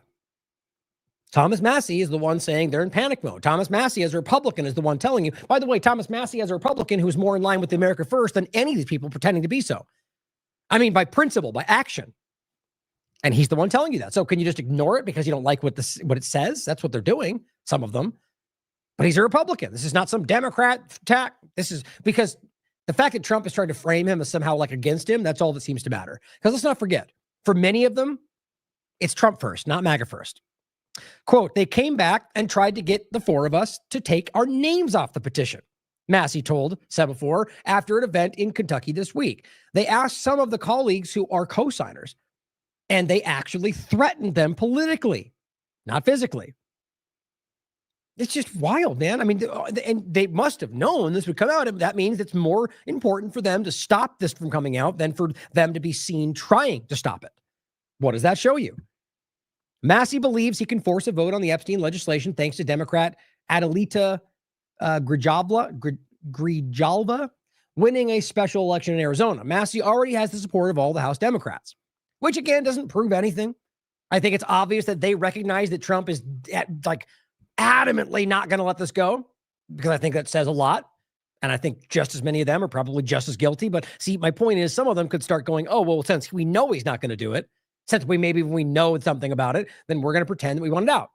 And he can't do anything about that. You know, it makes us look like we're on the right side of it. That's just hypothetical. Just consider how that mind would work for people that might actually be guilty. Now it says Maxwell is currently incarcerated for sex trafficking, which we already pointed out. So you can't claim that's not part of the story. A new memo from the DOJ this year, however, claimed that there were no evidence of Epstein trafficking, and even Cash embarrassingly said that no, he trafficked to himself. Quote, I'm going to bet, Massey writes, the speaker is probably going to hand out hall passes on some congressmen because this is an 80-20 issue. Meaning, again, that he'll find whatever ways he can to manipulate this to stop that from happening. Now, as of today, Republicans vote 51-49 to defeat Epstein amendment. The Senate voted 51-49 to reject the amendment. And a related House discharge petition, that's what Massey's talking about, failed to secure the necessary Republican signatures for a floor vote. So somebody got manipulated, right? One of those people, they successfully threatened or maneuvered them into removing their name, so he wasn't able to do it. I mean, look at how this is playing out. He had it, and they threatened people into removing their names. I'm yet to find out who it is, by the way, and I've even looking into it. It seems that they don't even release who voted in what way with these things half the time. How is that possible? I think there's clear interest in keeping their names. I mean, we all know why we want to see who votes what way, right? Ongoing lawsuits by Epstein's victims who claim the Justice Department partial disclosures remain inadequate have prompted renewed calls for transparency as the investigation continues. Schumer pressed for the amendment to compel comprehensive disclosure and challenge Senate Republicans' stances, stating, quote, I asked my Republican colleagues, after all the years you spent calling for accountability and transparency for getting to the bottom of these awful crimes, why won't you vote yes? So very well point right there. Schumer is, in my opinion, one of the most kind of slimy people in Congress. I mean that from my personal observation of him doing slimy, deceptive, lying, dishonest things. So whether he's guilty in this or not, I don't know. Just because he's a disgusting person doesn't therefore mean as a fact that he would do something. I don't know. I think they're all potentially potentially guilty in this conversation. My point is, him saying that could just as easily mean he's trying to make it look like he's not. And it says Senate Minority Whip John Thune, Republican, defended the Justice Department's actions, highlighting that significant documents have already been made public while prioritizing victim privacy. That's the only thing they can say right now. Well, you keep pointing to the documents that come out, but everyone already knows that that's like 99% was already public. The rest of it was redacted. Like, you guys keep lying about this, and you know it. It shows desperation. On top of the fact that the victim privacy thing is not right now. You've got the majority of victims who are saying, we don't care. Our names are public. Release it. They're trying to FOIA that information, as Massey pointed out, and they're being refused or can't even get responses. How do you make sense of that? They're lying to you. I don't know how else you can point. I mean, I don't know what else you can piece that together with. Prioritizing their privacy, the people that want it to be released. Oh, okay. At the very least, how about you take all the people that names are public who are telling you we don't care about our name being public, release that part. How about that? Nope, they won't do that. It takes a special kind of willful ignorance to not acknowledge how clear that is. Despite the amendment's failure, Senators Josh Hawley, interesting, and Rand Paul broke party lines to support the Democrats' proposal. Hawley has surprised me in that. Schumer criticized the opposition, saying it's become so apparent that they're lying about it every different way, and the demands of the American people are so great. See, it kills me that Schumer gets to play the one being right about it, even though he is right. No matter who says that, they're right. So, voted it down. Right? I mean, You look into it, I'd like to find out who actually voted, who shifted. Was it? I'm willing to bet you it was Mace. I mean, I think that's very clear that she was the one with the most, they had the most leverage. Well, we're not going to endorse you unless you take your name off the list. Oh, done. Out of there. Because these people have nothing sacred. There's no integrity there, no gumption. But White House comes out on 23rd and says, one message, release the hostages. The same old lazy thing that they keep stopping from happening. Over and over and over, just like the very last one. We veto the ceasefire that would allow the release of the hostages. Now, we're not going to get into it all today, but just kills me how they just, and Tony Montana. One message, release the Epstein list is what they keep getting. Check this out. Oh, right here. 1.7 million views. Tony Montana has 54,000 views or followers. 1.7 million views. Why? Because everybody, everywhere, just like with Israel, is pretty much on this side.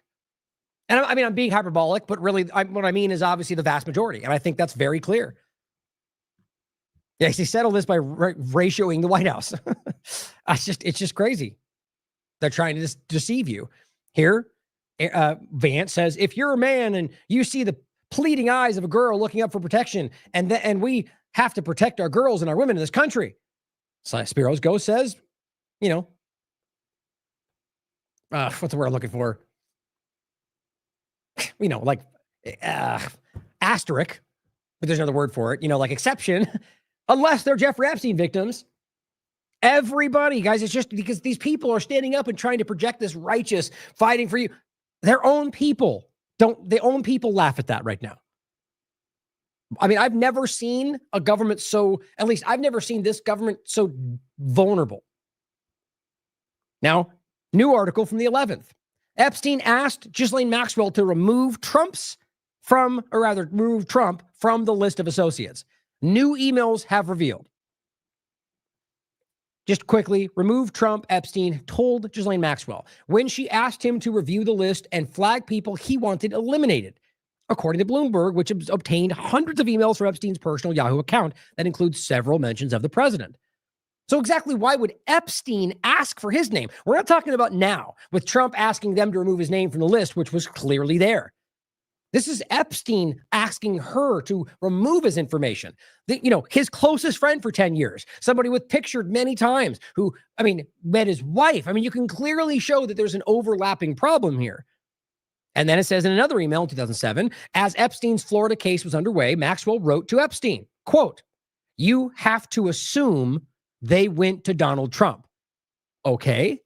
Why would he say that? You see, this is not rocket science, guys, because clearly that suggests that Donald Trump knows something, apparently referring to reporters who are probing Epstein, right? So why would they have to assume that? Because there's a lot of evidence leading in that direction. Now, they tried to remove that. That's the point. They tried to remove that connection by scrubbing it themselves. And it says several other references to notable political figures also reportedly appeared in the emails, including Bill Richardson, Bill Clinton, Clinton aide Doug Band, U.S. ambassador to Turkey Tom Barak, and former Trump lawyer Alan Dershowitz. Surprise, surprise. Left, right, which is the reality of this story if you're paying attention. So I think it's pretty obvious, guys, that that's a pretty transparent story, right? And you can't decouple the CIA, Mossad, and overlap to that conversation. Oh, and don't forget, though, Naftali Bennett recently came out and said, I asked Mossad, and they said he wasn't part of it. So, that's the truth. Cool. That what is it? What is their tagline? I can't remember now. Through deceit, thou shalt commit war, something like that. But trust us, Mossad said he's not part of that. Now, I'm not saying I know for a fact that he's Mossad, or could just be working with Mossad and CIA, like the FBI. I think there's obvious points to make for both. So talking about that, I think is pretty important to the larger point of the story. And I think it's breaking down the illusion of how much the two-party illusion controls this country. I shouldn't say it like that, but how many people are still kind of blindly lost in it. So let's get into the war on you. The idea of this country, and with the help of the mainstream alternative media cheering on the authoritarian state while claiming to fight it, They are rolling in, not just, I mean, we're not even talking about technocracy today. That just makes this a different conversation, far more alarming. But just the idea of even just the security state, what 9/11 rolled in, and increasing that problem, the reality of pitting us against ourselves, arguing that it's all of the left. Suddenly they're all evil, villain. It's the same story as always. The left, that it's the right. They're all Nazis and terrorists and maniacs, which some, maybe everyone, that's stupid. In reverse, lunatic left crazy. Some, maybe everyone, that's stupid. It is objectively stupid to argue the entirety of this political party. It's because they just need to sell you on the idea that the other side is the enemy, to the very destruction of this country. And you can watch it happen right now. So let's talk about that. Here, we showed you this before. This was the one from before on the 23rd where Jones says huge DOJ actions incoming. Now we're going to get into what recently took place. Indictments, which has happened countless times that have amounted to nothing because they're not anything other than accusations with enough superficial information that the court can say, okay, that seems like a logical charge, go for it. Not proof, you understand, but evidence of the crime. But evidence can be falsified. Evidence could be incorrect. Evidence could amount to, I've gone over this many times. Evidence is not the same as proof. So with the Comey direction, which we'll get into, and false statements, big story, they're all going to go to prison for life. No, false statements, which literally they all do in front of Congress every time I've ever seen one of them sit in front of Congress. But I still think Comey's a criminal. I think he deserves to be in jail. But here on 23rd, he said, big actions coming, and it's going to, Obama and Clinton and everybody's all going down. And I said, any updates on the 29th? I'm super excited about these clearly not fake, big actions coming. And my point is always is that I know as a matter of fact that he's wrong. I just think he's constantly misleading you. And I think he gets fed information through people that try to mislead you, and he doesn't seem to care. But maybe it happens. If it did, I still think those people should go to jail. And I'll happily stand up and say, looks like I was wrong, finally, about Alex Jones. But 2024, you go back even further, and he said the same thing. Klaus Schwab, Bill Gates, Fauci, Hillary. And the whole point was, if we can keep Trump alive, they're going down for sure. Didn't happen. Right? You know all this, guys. You've seen all this. So going from this point forward, actually, this is the one that as of yesterday, Alex Jones came out and said, political bombshell. Disgraced former FBI Director James Comey, Soros operative Lolita James, to be indicted in the next 5 days, which happened today. So what's important about this to get into, let me play the clip first, is understand how many times we've been here before. How many times people have been indicted with nothing ultimately happening. How many times, let me ask you this. When's the last time you've seen anybody, I mean, literally anybody, when is the last time you've seen anybody held accountable? And I mean like a politician or even like a part of the government. I mean, there's a few small examples and I wouldn't even call it accountability. Maybe a slap on the wrist, they lose their position. So really think about that. How is that possible? From Clinton to, every single part of the conversation, from Trump himself. I know you guys love to pretend like he's being attacked. Okay, every single time it seems to peter out, nothing happens, and he's more popular, just like with Alex Jones. A lot of attack, a lot of pressure, ultimately seems to come out with more influence. Maybe it's a Streisand effect, could be. And I always stand by the side that he has every right to scream whatever he wants about Sandy Hook, because that's free speech. See, principles. But so I think it's important to think about that, though. How many times have you seen somebody actually held accountable in one of these conversations? The answer is basically zero. So that speaks for itself, right? So coming back to this, let's play the clip. And I want to show you where I think this is going to go. But I think all of this is leading to the point of keeping you thinking this is a war against the deep state when what you're watching is the deep state. I think like for once and all, and I use the term because I think it's easy to understand. It just means an unelected power structure. It means the people in power who are trying to control your lives. And, the corporate overlap, the Palantirs, the companies, the Soros, yes, and the other side of it as well. The reality of all of this controlling your life. And I think what we're watching is this kind of pointing to things to distract you from as the like I say with the technocracy point, like driving us to a place to where it will no longer matter whether or not we see what they're ultimately doing. I'm going to have the InfoWars archivist pull it up for the show tomorrow at 11 a.m. But I've told people for 6 months that the first deep state kingpins to be indicted would be James Comey federally and Letitia James, the Soros. Except for right before that when you said it was going to be Klaus Schwab and Hillary But who cares about the facts, though, you know? AG in New York. And NBC News, they're all reporting it, that the indictments are going to be handed down in the next 48 hours. Now, I've not been given any inside information, but I know they've got the grand juries open in Virginia. I know the U.S. attorney that turned out to be a Herbert Walker Bush minion, his father-in-law was this head lawyer. Deep Stater refused to do it, even though the grand jury came back with the indictments. Now, what's funny to me is how every time somebody who ends up not doing what they like, who Trump puts in place in many cases, gets removed, you know, but deep state, holdover Democrat. Okay. Or just somebody who didn't toe the line exactly with what Trump wanted. So that was that big dust up last week. So God bless the patriots that they're starting to get into the DOJ. This isn't about vengeance. It's not about... Okay, so what are all the other people? You mean Trump didn't point the right people the first time, even though you told us this was everything? You know, it's an evolution of the story. One by one, it doesn't, whatever they say today is the right thing. Doesn't matter what happened yesterday. So if he contradicts everything tomorrow, that's the right thing. It was a Democrat ploy before. Who cares about facts and proving anything? Let's just keep marching forward. I argue that you're going to see nothing happen.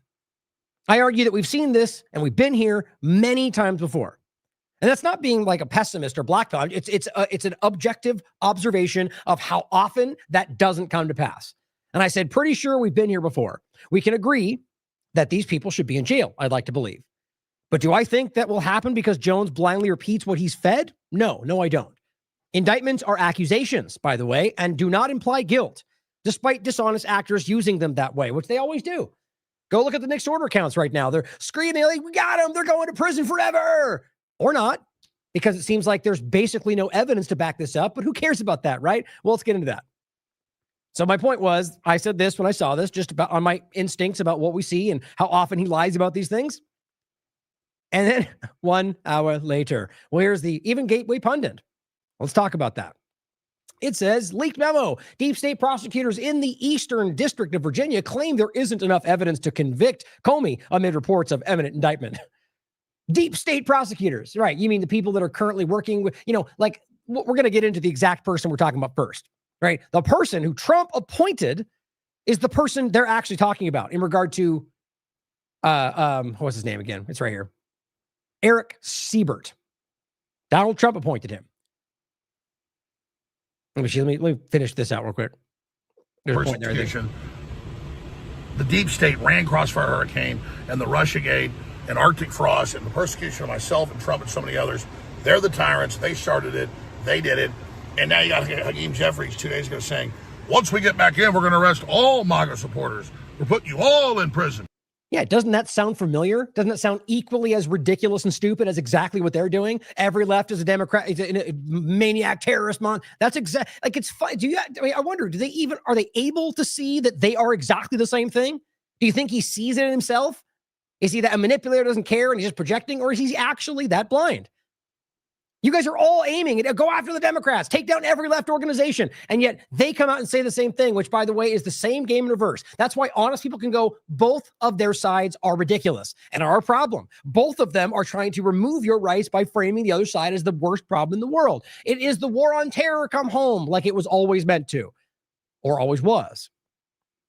This might not even be the right one. There's a point that I might just be missing. I thought was in there. He says that this person was a deep state holdover or a deep state manipulator. I think it's this one. We'll get to it in a second. So here's this article. And I think this is really important because the person that was in this position, who they removed to make this happen, to release the indictment for Comey, was somebody that Donald Trump appointed, who they now call a deep state actor. I just want to point that out. This is the White House page from May 6, 2025. Donald Trump appointed him himself. So here's what the article says. On Wednesday evening, this is from 24th, disgruntled officials in the Eastern District of Virginia leaked contents of a memo explaining why charges should not be brought against Comey. As reported earlier, former FBI Director James Comey is expected to be indicted in the Eastern District of Virginia in the next few days. Now, all that means is accusations. Doesn't mean he's going to get charged with a crime, or rather, held accountable, or, found guilty of a crime, rather. Comey will reportedly be charged for lying to Congress in 2020. That's it, by the way. False statements. That's it. Now, yeah, that may develop into something else. Certainly could. But at the moment, it's a fishing expedition, guys. And the reality of the false statements are going to be disputed by many people because you remember the narrative they're spinning is still backed up by half of members of Congress, even though I can prove to you they're lying. But so too do the rest of them. I can show you 15 videos in a row right now of Donald Trump provably lying to you right now, like in the last week. Bondi, Noam, Hegseth, every single one of them. I can literally show you videos where they're lying and I can prove it to you in real time. I've done it every time. All I'm saying is that, so if you're going to make a case about them being brought in front of Congress for lying in front of Congress, well, they all do it. That's politics, by the way. I'm not even, to make that point clear like before, good. Charge him for it. Prove it and charge him if you can do that. I'm not saying don't do that because it is a crime and he should be charged for it. I don't think that'll happen because they all do it. And this is really about trying to create momentum around going after the deep state. If you get Comey, like if this actually happens, I mean, do you not realize, like my opinion is that there's a lot more that could happen from the other people. Like this, let's just put it like Comey has information, right? And I think they all know that about each other, especially those involved with this manipulation. This is just my opinion. Either way, ultimately, my prediction is you'll see nothing really happen. And if anything, at the least, at most, would be something like Comey being the scapegoat and nothing else happens. Even that I find to be a stretch. But if that happens, the argument will be we got him. See, I told you. We're going after. And then if nobody else ever goes to jail, somehow that was enough.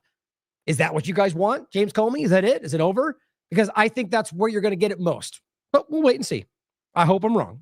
President Trump last week fired Eric Siebert as the U.S. Attorney General, or U.S. Attorney for the Eastern District of Virginia, because he refused to bring charges against Comey and Schiff and others. Okay, so you understand this is not some secret Democrat. Donald Trump appointed him. Whatever his political standing, my point is that Donald Trump put him in that place. Then, based on the evidence at hand, which is what they're reporting, maybe you can decide for yourself, he said, no, there's not enough evidence. So he fired him, brought in somebody else who was willing to do it regardless of the evidence. And I'll show you this. Even Pam Bondi expresses that there's not enough evidence. On Saturday evening, Donald Trump announced that he had appointed Lindsay Halligan, his personal attorney who defended him against the Mar-a-Lago raid, as U.S. Attorney for Eastern District of Virginia. I mean, even this alone, I mean, you must understand that removing somebody for refusing to investigate something they argued not enough evidence for, this is what the entire cabinet is like. Blind adherence to what Trump wants, even if it's to their own detriment. It says now with just days to go before the statute of limitations runs out. That's what this is about. On Comey for lying in a 2020 testimony, Lindsay Halligan is reportedly gearing up to indict Comey. It says, at U.S. Attorney's Office presented newly sworn U.S. Attorney Lindsay Halligan with a memo explaining why charges should not be brought against Comey, because there isn't enough evidence to establish probable cause that a crime was committed, let alone enough to convince a jury to convict him. Now, yes, that is what the attorney's office is saying, and I wouldn't blindly take their opinion like I wouldn't blindly take anyone's opinion. But that's what they're claiming. So right now, the partisans, as usual, because they're blind, the team sports side are going to go, they said it, therefore it's false, without caring to know if it is, or looking into it. While the other side will say that it's true, no matter what. As usual. The reality is an adult can stand back and go, well, it could be true, and they still could be lying about other things, or it could be, that's the reality. And I think the evidence from multiple points seems to back up the case that there's not enough. We'll come back to the... Okay, I thought I was missing something.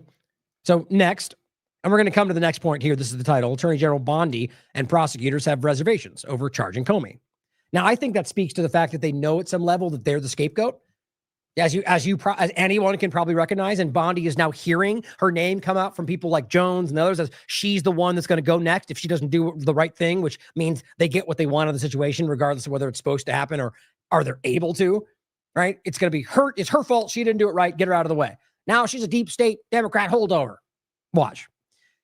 But here's what Caroline Leavitt said. I just find this, I mean, it makes the case for you about what they're willing to say to sell you on what you're supposed to think about them. Question that both of you have raised. I think it's frankly ridiculous that anyone in this room would even suggest that President Trump is doing anything for his own benefit. He left a life of luxury and a life of... Can you even make sense of that? I mean, let's be real about literally everybody in politics. They're all out there doing things for their own benefit. I mean, most human beings are doing things for their own benefit. But somehow we've got the most altruistic person in the history of human beings out there running an entire country and constantly doing things for his own interest. But that just must be coincidentally also in America's best interest, right? Except none of them have actually. It's not even worth joking about. It is patently absurd to argue that Donald Trump, more than anybody else, would never do something for his own interest, despite him telling you this is in his interest, telling you that this, I mean, it's on the surface. She is just defending him because that's what they're supposed to do. Now, that's not new. These people lie as a matter of, that's their job. Now, their job, whether KJP or Caroline Leavitt, is to mold you into the position that the establishment wants you to think. Now, that's not even a secret. That's not a conspiracy theory. That's what their job is. Now, of course, they try to overlap that with what's best for the country is whatever we tell you you're supposed to think, but it's all deceptive. They're lying about Gaza. They're lying about Lebanon. They're lying about Afghanistan. They're lying about what they said yesterday. They lie to you as a matter of practice.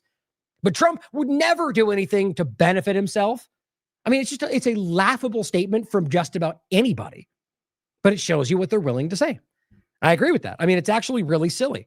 As this person rightly wrote, there it is. She will say absolutely anything. Now, Pam Bondi. Attorney General Bondi and prosecutors have reservations over charging Comey. Now, it says Bondi has concerns about the case, which focuses on whether Comey made false statements during congressional testimony involving a 2016 investigation into Russian interference in the U.S. presidential election. According to a person familiar with her thinking, though she believes it would be possible to bring an indictment. Indictments are simply accusations. So that's the point. I mean, it's very easy. Like, if you actually research this enough, you'll find with the right political maneuvering, you can get indictment for just about anything, especially if you have people on your political side when it comes to the judicial side of it, right? But it says, should Bondi give the okay, Lindsay Halligan, Trump's former personal attorney and the new top prosecutor in the Eastern District of Virginia, is prepared to present the case to a grand jury. Halligan has been spotted at the Justice Department twice this week, where sources say she was part of conversations over whether to charge Comey. Halligan has also had questions about the case, according to a source briefed on the discussions. Publicly and privately, Trump has complained that prosecutors were willing to bring numerous criminal cases against him while he was out of office, noting that in those instances, he was charged with whatever they had at the time. According to the person familiar with the discussions, the person added that Trump has repeatedly said the Justice Department should bring the case, the best case it can, when it comes to his political opponents and let the court decide. Yeah, which means witch hunt, which we all see happening. It's not secret. He's praising it. It means go after them and see what you can get. That's not how this is supposed to work. Even with indictments, the reality is you're supposed to have some kind of a standing with it, right? With not proof. I mean, sometimes it can be proof if you just have a lock case. My point is, in this case, that's not what's there. But what he's saying is, these people are who I want. Find a case. Now, yes, I also agree that they're criminals, but that's the same for all of them, in my opinion. So the idea, like, it's a very Loomer type statement, right? Go out, break down all the left institutions. So don't worry, we'll find crimes, we'll get them. So it's politically motivated. That is a crime. What you're doing here is sicking them on that. It's transparent. Bring the best case it can when it comes to his opponents. Let the court decide. So if you don't have a case, what he's saying is find something to charge them with. And it says, I just want people to act, he said. And we want to act fast, Trump told reporters Saturday as he departed the White House. Quote, if they're not guilty, that's fine, he said. If they're guilty or if they should be charged, they should be charged. And we have to do that now. Meaning we don't even know that it's not some if you had a slam dunk case like you're claiming, there wouldn't be this wishy-washy, let's find out what happens. The reality is they're trying to lay this out. I argue most likely because nothing will happen, but he wants to appease the people screaming for action. Where are all the Democrats that are supposed to be arrested? Gates and Schwab and, I mean, everybody, guys, everybody they claimed. All the big military tribunals and arrests and people, all the Democrats. So what about the Social Security lies? What about all the Doge lies? What about all the money they stole? What are every single claim they've made? Not one person. Not one. See, honest people are already screaming about that. They have been for months. It says some inside the White House view Halligan's willingness to bring the case as her jumping on the grenade to please Trump. though that is why she was picked to take on the role of leading that district in the first place. While several Justice Department officials are worried about the strength of any case against Comey, multiple political aides share a different view. They prosecuted Trump, so people like Comey deserve to be prosecuted too, which is my point as always, isn't it? They're the same thing. You can act all righteous and above it because you think you're just doing it back and they started it. You're a child and you're doing the same thing. It means you're just as morally incompetent. You are lacking principle. That's what that means, guys. I don't care how you try to work, mental gymnastics. You are doing exactly what you claim they're bad for doing, so you are just as bad. Now, here is the report from the 24th. New details of the indictment of deep state operatives. Well, I just talked to very high-level sources inside the White House. Again, like last time, even though what he said last time they told him didn't turn out to happen. And they have confirmed to me that indeed the new prosecutor they've put in Virginia, because the last one was a deep stater. Oh, yeah, the one Trump appointed, by the way. And what does it mean to be a deep stater? Is there a process of evidentiary review? Like, do you break down the connections to some kind of a deep state apparatus? Or are you just blindly saying that about anybody who's no longer in your team? Well, he's out of the way, so deep state. Do we not care that there's no evidence to anything they ever, the kind of people that blindly go along with whatever he says every day don't care about the facts. I'd love to prove somebody was part of something called the deep state. I would love that. Break it down for me. I genuinely would love, one, to be able to define and prove connections to a thing called a deep state. I'm not being sarcastic. I'm just simply trying to point out that it's wildly ridiculous for him to claim that he was a deep stater when you don't even know what that means or that Trump appointed him. So Trump is working with the deep state, or is he just every single time there's a problem, he was tricked and played, but somehow he's also tricking everybody else all the time? It's a partisan blindness, guys. They don't care. That's all this comes down to, in my opinion. It's set to indict Comey, Letitia James, and others. And you can guess who those people are. Now, the indictment... That's meant to mean whoever I've always said was coming. You'll see within the next 5 days are Letitia James and the disgraced FBI Director James Comey. But then soon after, they already have the grand juries. They've already come back with the indictments. Accusations. Brennan, Clapper, and of course, Trump's former national security advisor, John Bolton. Okay. Now, at this point, this was already being dripped out. Whether it happens or not, I honestly find really hard to believe. I'll point to something that came out recently, but John Bolton's a new one for this conversation. All right. So, but interestingly enough, John Bolton was also chosen by Donald Trump. When this happens, the rats inside the globalist system are going to run from the sinking ship ever before. They thought they're invincible. They thought they're above the law. So the globalists, meaning the Zionist technocratic overtaking of the world, or do you just mean the Democrats who you don't like? Right? Let's break these things down, right? Let's explore these wonderful new ideas, right? So if you just keep talking about these globalist manipulators, well, I see a lot of stuff globally taking place in regard to occupation, in regard to legal realities in the North American Union and technocracy. But funny how that's not at all what he's talking about. He means Democrats. Very intelligent. They thought they just had free reign, and you're about to see they don't. They tried to kill Trump twice. They've had a reign of terror against this country. They killed Charlie Kirk. Oh, did they? Right. So we're all proven, right? Right? Or not? I mean, we'll go through it. There's still literally nothing that can prove that he was connected to any kind of an organization, let alone left or right as a political voter. But they'll still lie to you every single day, including with the new shooter. The same thing. In fact, there's way more evidence, subjective still, but way more evidence of the ICE shooter leaning in the right direction. But again, it seems as if he's some kind of political middle grounder. I think what that's showing you is that's where most people are right now, guys. And they just try to shoehorn it into whatever they want you to think, because people like this are manipulators. The gloves are off. And I'm told that Kash Patel is actually great. Bongino's great. Oh, cool. Don't worry, guys. He's told they're great. So who cares that they've been caught lying 75 times each? And that the issue is Pam Bondi. Okay. But if Pam Bondi doesn't do her job, she is goodbye. Right. And what's her job? To blindly do what Trump tells her. And that's what she's been doing. And now she's going to get called the problem because she blindly let herself become the scapegoat. Well, that's the role. That's the risk you take when you're willing to step into a viper's nest like this, knowing that they don't care about you because you're a second-tier person who wants to get more power than you deserve. That's what they're all doing. They're the junior team, guys. They're out there shuffling through this, mindlessly following orders in hopes that they can just skim by without being called the problem. But each day you see it differently, right? Cash is the one, Bongino's the one, Bonnie's the one. They're all expendable to the team. And people like this are part of that problem. I said 4 months ago, she's got 6 months. That was what she was given because the evidence is just open and shut on all this. Right. So it's not Trump's fault. It's Bonnie's fault. You see all the evidence, and Trump's just this. So he's just not involved. Is he not paying attention? He's just going, I don't know. Bonnie's doing something over there. I'm not even paying attention. I'm just an independent third party. Trump loves to pretend like he's somehow not in charge, even though he's always in charge and could do whatever he wants all the time. But when it comes to consequences, I'm not even involved. What a great leader. Right? Isn't that what great leaders do? They pretend like they're not making decisions, blame it on the underlings. You did that. You're the one. No, that's a weak person is what that is. And it's also even a weaker person who's unwilling to call that out in somebody they want you to support.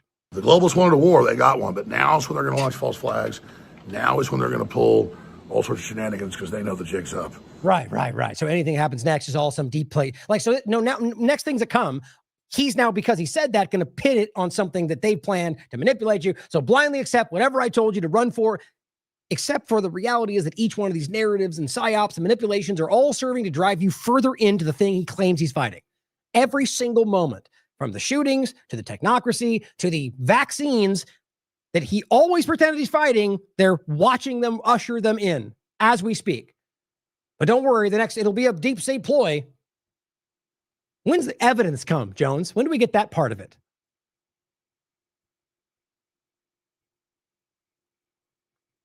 So, FBI Director James Comey indicted on charges of lying to Congress, obstruction. Comey was charged Thursday with making false statements and obstruction in a criminal case filed days after Trump appeared to urge his attorney general to prosecute former FBI director and other perceived political enemies. I mean, it's worth noting, too, that you now have the White House, the executive branch, literally directing DOJ actions and prosecution. The indictment makes Comey the first former senior government official to face prosecution in connection with one of Trump's chief grievances, the long-concluded investigation into Russian interference, which they very much manipulated and lied about. Now, Paula Market also points out the FBI has seized weapons of mass destruction, whatever that means, documents, from John Bolton's office. Something about this just feels very off to me. I mean, the idea that John Bolton is like he's embedded in the government like a tick. Whether or not he's immediately in front of you right now, this guy has been around, old school, you can look at what he was trying to do with Iran. Very clumsy, very belligerent. Trump loved him despite the conversations he put out for, because he allowed, you look at the background, don't look at the public statements ever. But whether this amounts to him going after Bolton, we'll have to wait and see how that plays out. I think this is more about threats or getting people to fall in line, because he's been kind of calling out Trump and so on. But weapons of mass destruction documents, I mean, it's just a weird thing to say. And I ultimately wonder where this will go, seeing as how Trump, Clinton, they've all been shown to have documents and just selectively applied when they want to. Here's Pam Bondi. I think these last few points really speak to the kind of bluster and bombastic things they always do. Coming out, for the fourth time? And this is Barron Trump, of course, commentary anyway, in a bombshell revelation every time. Every single thing is a bombshell, political bombshell. When you hear bombshell, it's probably a good indication that somebody's trying to manipulate you. Attorney General Pam Bondi revealed a DOJ investigation proving that Biden administration aided child sex traffickers. And they're in jail right now because I guess not. So they proved it, but no one's arrested.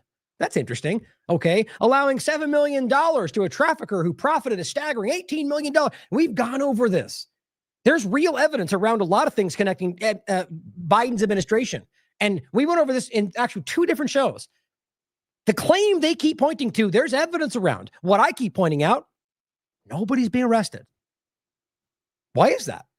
Biden like your chief enemy? Isn't he like the deep state or rather the people controlling him around him? Okay, then do something about it. I'd love to see you arrest somebody around this conversation.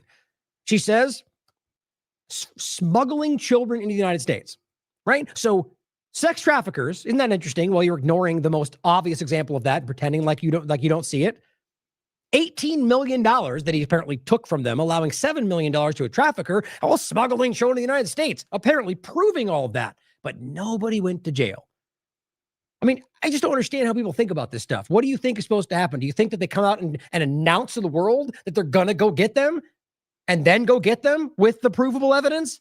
Is that really how you think this goes down? If you see them doing this, and this is the third time I've seen them state this kind of thing, then that's about trying to get you to think something's happening.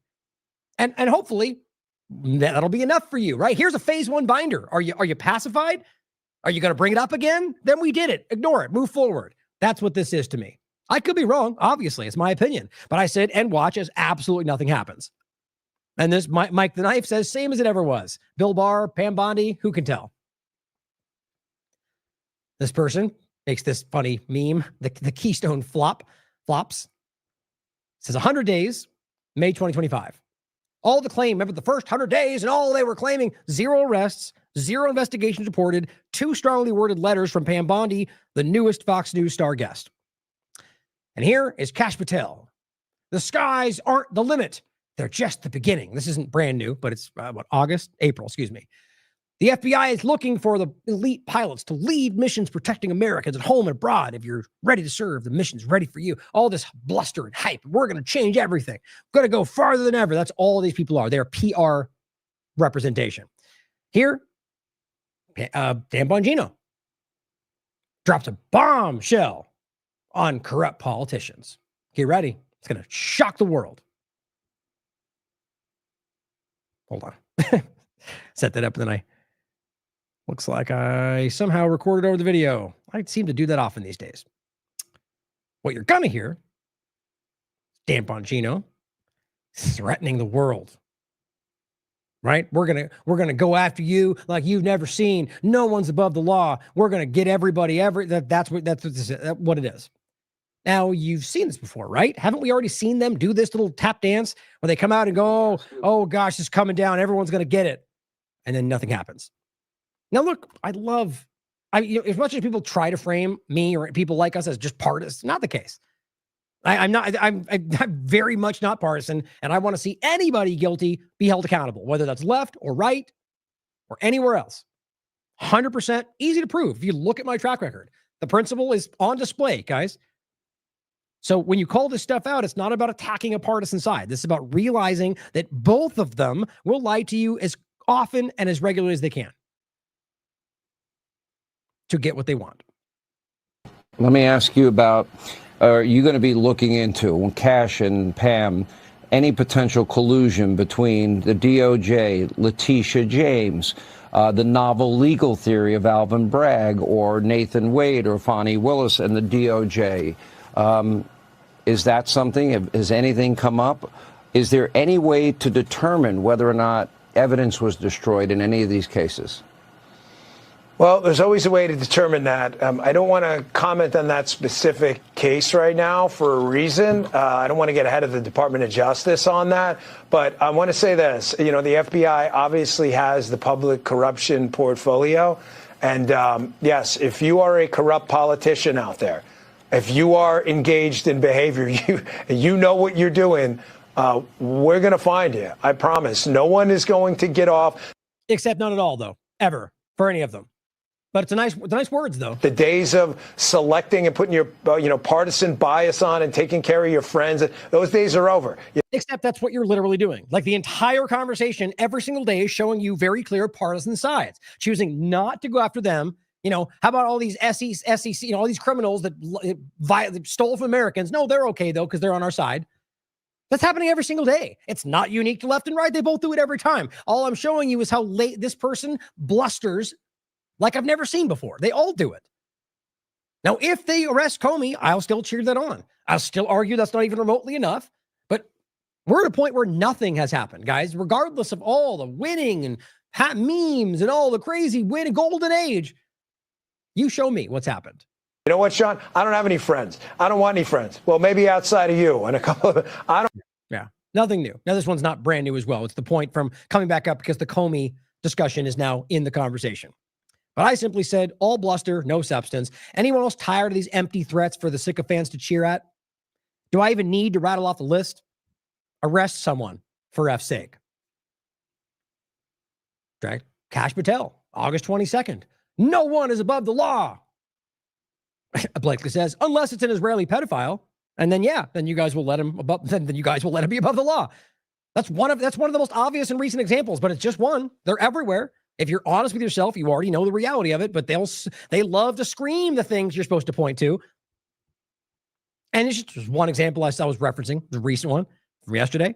Trump's SEC forgives 3 scammers who bilked Americans out of millions. And guys, this is not debatable. You can look into their stories.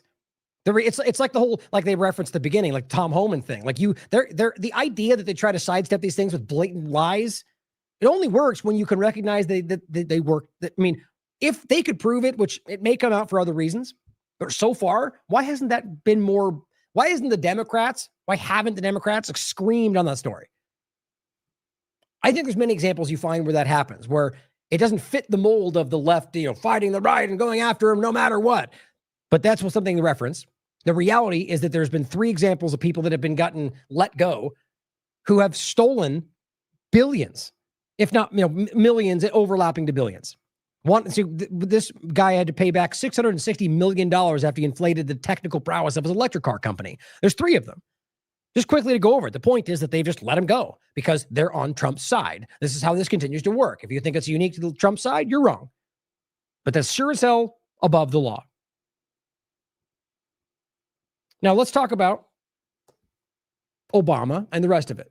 Right? The same kind of point that we've seen about, this has been going back to the beginning of his first administration. Lock her up, military tribunals. Can we not just see the pattern? Can we not just recognize the same thing? Here's Eric Dougherty, which is somebody new that I've recognized as one of these just like screaming blind Trump supporters. No matter what they do, Trump his chair could squeak loudly and they'll go, oh my God, that was the coolest sound I ever heard in my life. He says, breaking Trump posts that Obama should face justice for treason. Okay. Do you not know that he's the one that has to make that happen, bud? They caught President Obama cold. Why isn't he in jail? I'm baffled. It says what they did to this country in 2016, going all the way to the 2020 nation. Okay, I agree with you. Funny how that works. Why isn't he in prison if he committed treason? Or you could argue Trump is literally accusing a former president of one of the most serious crimes in the country without any evidence. That's pretty crazy. I don't know how you want to make sense of it. Either that's the lie or he doesn't care about it or it's not. I don't know how you make sense of this. And I said, oh my God, guys, Trump said things again. What a cool president. #winning. Right. He screams things and they act. Well, I think I said it. No, I didn't say it right there. A post earlier today, where they basically just pretend like whatever they said is already happening and already changed the world. I said, who exactly do these partisans think Trump is speaking to? Right? He is the one who makes these things happen. All you get is talk. Now watch as absolutely nothing continues to happen. The whole point is, if you're going to say he's committed treason, we went through this months ago. You said Obama committed treason. And what do we say then? Well, why isn't he in jail? Maybe it takes some time. Let's give him a month. Now all he says is go after Obama. Who are you talking to, Donald Trump? You are the one in charge. See, if you're not blindly following a team, you can stand back and go, okay, well, that means he's not doing anything. If he's treasonous and he's proven to do so, then he'd be in prison right now. You pretty much know that if you're not blind. Here's Dougherty again. President Trump warns the leftists who are causing violence that the right could eventually get fed up, and fight back. See how you're framing this? Right. So if we do the same thing back to you, you started, it's your fault. I guess we're in kindergarten, right? Except in kindergarten, you realize that that's not okay. You realize that two wrongs don't make a right. Maybe Trump missed that part of the class.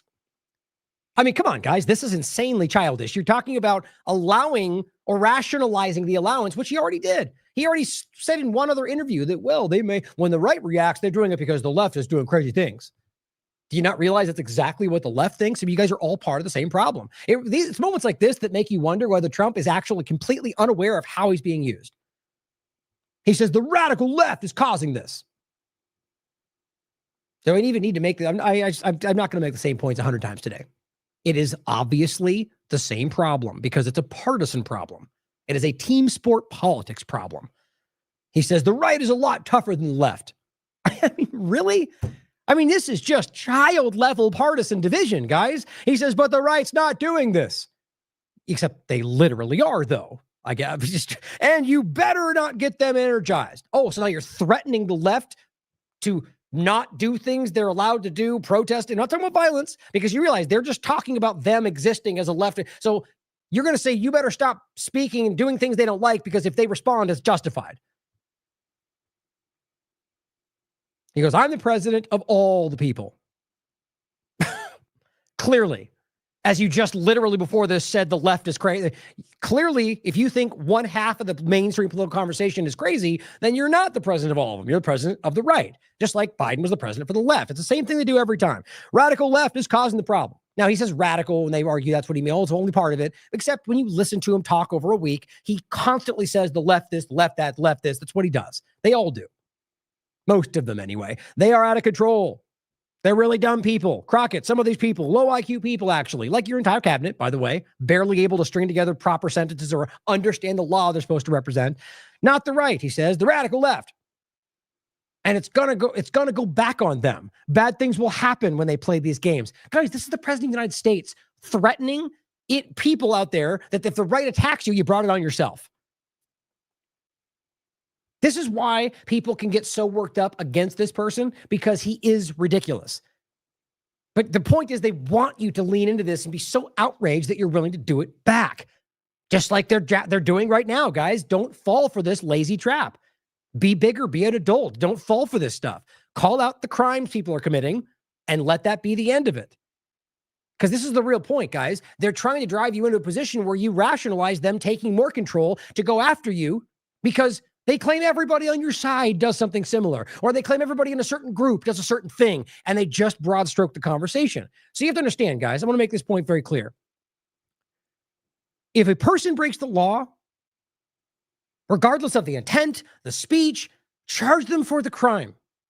That's the reality of it. The only difference is when you start to say, oh, well, they're going to say, like we're going to get to with Trump's recent thing, this is, organized domestic terrorism, whatever. And you give them the power to lay that over you. All you're doing, because you realize the laws are already there. You don't need these new additions to make the laws any different. All they're doing is giving them the power to broaden that out, to lay that on top of you, to construct the narrative however they see fit. The crimes were already there. You shoot someone, that's a crime. You break a window, that's a crime. You commit a terrorist act, that's a crime. It's already there. When you broaden it out to be some kind of categorical ideological problem, that's what the left was doing, the right had a problem with. Except you pretend like it's right because they're actually doing it. Well, even if they are, it's irrelevant. The crimes are already, they're already in existence. Like you have to, I know people want to argue that, oh, well, it's systematic, and maybe it is. What does that change? So your answer is to give a government who has historically always taken power and never given it back, historically abused that power every single time. You want to give them more power to be able to broadly frame an entire group as something that you already have a crime to address. I'm sure that can't get out of control like it hasn't already 100 times. Or how about just what if the left then comes into power and does it right back to you? Who can't see that coming? You have to understand how simple this is. And this is why I think nonpartisan objective coverage is like the antithesis. It is the antidote to what they're doing. Because it's basic. And I'd like to believe that most people are not stupid. You hear it and you go, well, yeah, that makes sense. Why do we need some domestic terrorism plan? And when the left came out and said it, you guys said it probably, that's not okay. Then why can't we do it the same way? The political ideology, the hate speech, it's all the same kind of ploy to get you to give them power to broaden out the allowance of how they apply a crime. We don't need that. It will always be abused. It always has, and they will use it against you on either side. So here is what Vice President Vance was saying. If you want to stop political violence, stop telling your supporters that everyone who disagrees with you is a Nazi. Okay. Past comments on Trump. We talked about this when he was coming into the administration. Might be America's Hitler. Might be a cynical a-hole. Cultural heroin. Noxious and reprehensible. One of them was Hitler. So here's Vance, who literally called him Hitler when he thought it was in his interest, or maybe he actually believed it. And now he's going, how dare you say that because you're causing violence? Well, either way, it's their words, and you have a right to say what you want. They know that. They're trying to create the drive to roll in the thing they just rolled in, which is that we're now saying it's all part of some organized problem. We're going to go after whoever we want, whenever we want, and now welcome to the war on domestic terror. Just like Biden started, Trump's finishing, because your government is trying to accomplish this. It doesn't take a especially intelligent person to recognize that he's calling himself a problem right there. But you see, he wants you to pretend like that didn't happen. He wants you to pretend that only the left calls names against the other side, even though a child can see that's not true. Even though as we're talking, they're doing the same thing back. Radical, crazy left terrorists. That's not the same thing. Oh, but we're right when we say it. I mean, who are we dealing with here? We're dealing with children who have way, way too much power. So Donald Trump comes out and says, I've been briefed on the deadly shooting at the ICE field office, which we're going to talk about next. Benny Johnson says, President Trump announces he will sign executive order this week to dismantle left-wing domestic terrorism. And we're going to go into that actual executive order, which I didn't grab today, most likely tomorrow. I want to read it because what I found very interesting, I'll probably just play it again right now. He didn't seem to mention the word left in any of that. Do you not find that strange that every other moment that anything comes up, it's left crazy, left terrorist, left radical, and then when they show you the executive order, they just don't say that? How transparent. Like we don't recognize that gaping absence. It's because you know you're supposed to pretend like we're just going after everybody who's bad. Nobody believes that. So we've already designated Antifa a terrorist organization. Right. Now you're using that to go after anyone who says the word fascist or calls you a fascist. That's what's actually happening. So here is what, again, I'll probably play it again a second time anyway. Here's what Trump just said. And remember, telling you that they already announced it as aiming at left-wing terrorism. Lastly, sir, this is a presidential memorandum on countering domestic terrorism and organized political violence. In recent weeks, months, and years, we've seen a tremendous upsurge in some highly visible, but also other acts of domestic terrorism and organized political violence being perpetrated by radical, politically motivated groups all over the country. What this presidential memorandum will do is set off an administration-wide response to that, ranging from the Joint Terrorism Task Forces to other components of the Department of Justice, to the Department of Homeland Security, the Department of Treasury. We're looking at interdicting these groups, preventing them from performing acts of violence, and also looking at sources of organization and funding and support that prop them up and allow them to do the acts that they have been doing. We're looking at the funders of a lot of these groups. Oh, great, right. So when they find somebody who, before they did this, was already funding a group that maybe they thought was something they should support, or maybe not. The point is now you can retroactively say, well, now you're supporting terrorism, even though we just now signed this executive order, which I don't even think is possibly able to declare something a terrorist organization, since the executive orders literally only apply to the executive branch. But let's pretend like you can just deem a foreign country. It's an abuse of power. But the point is that you can just now say, oh, well, you're a terrorist now. You funded this group, you're a terrorist. Even though you're not, I don't even think you're legally allowed to sort of grandfather in that you were a criminal before you knew that, before that was even the reality. There's nothing legally guiding with all of this. It's abstract. They're going after who they want, just like they've been doing and still are with the immigration point, if you're not blindly lying to yourself. And, when you see the signs, and they're all beautiful signs made professionally. Same old thing every single time.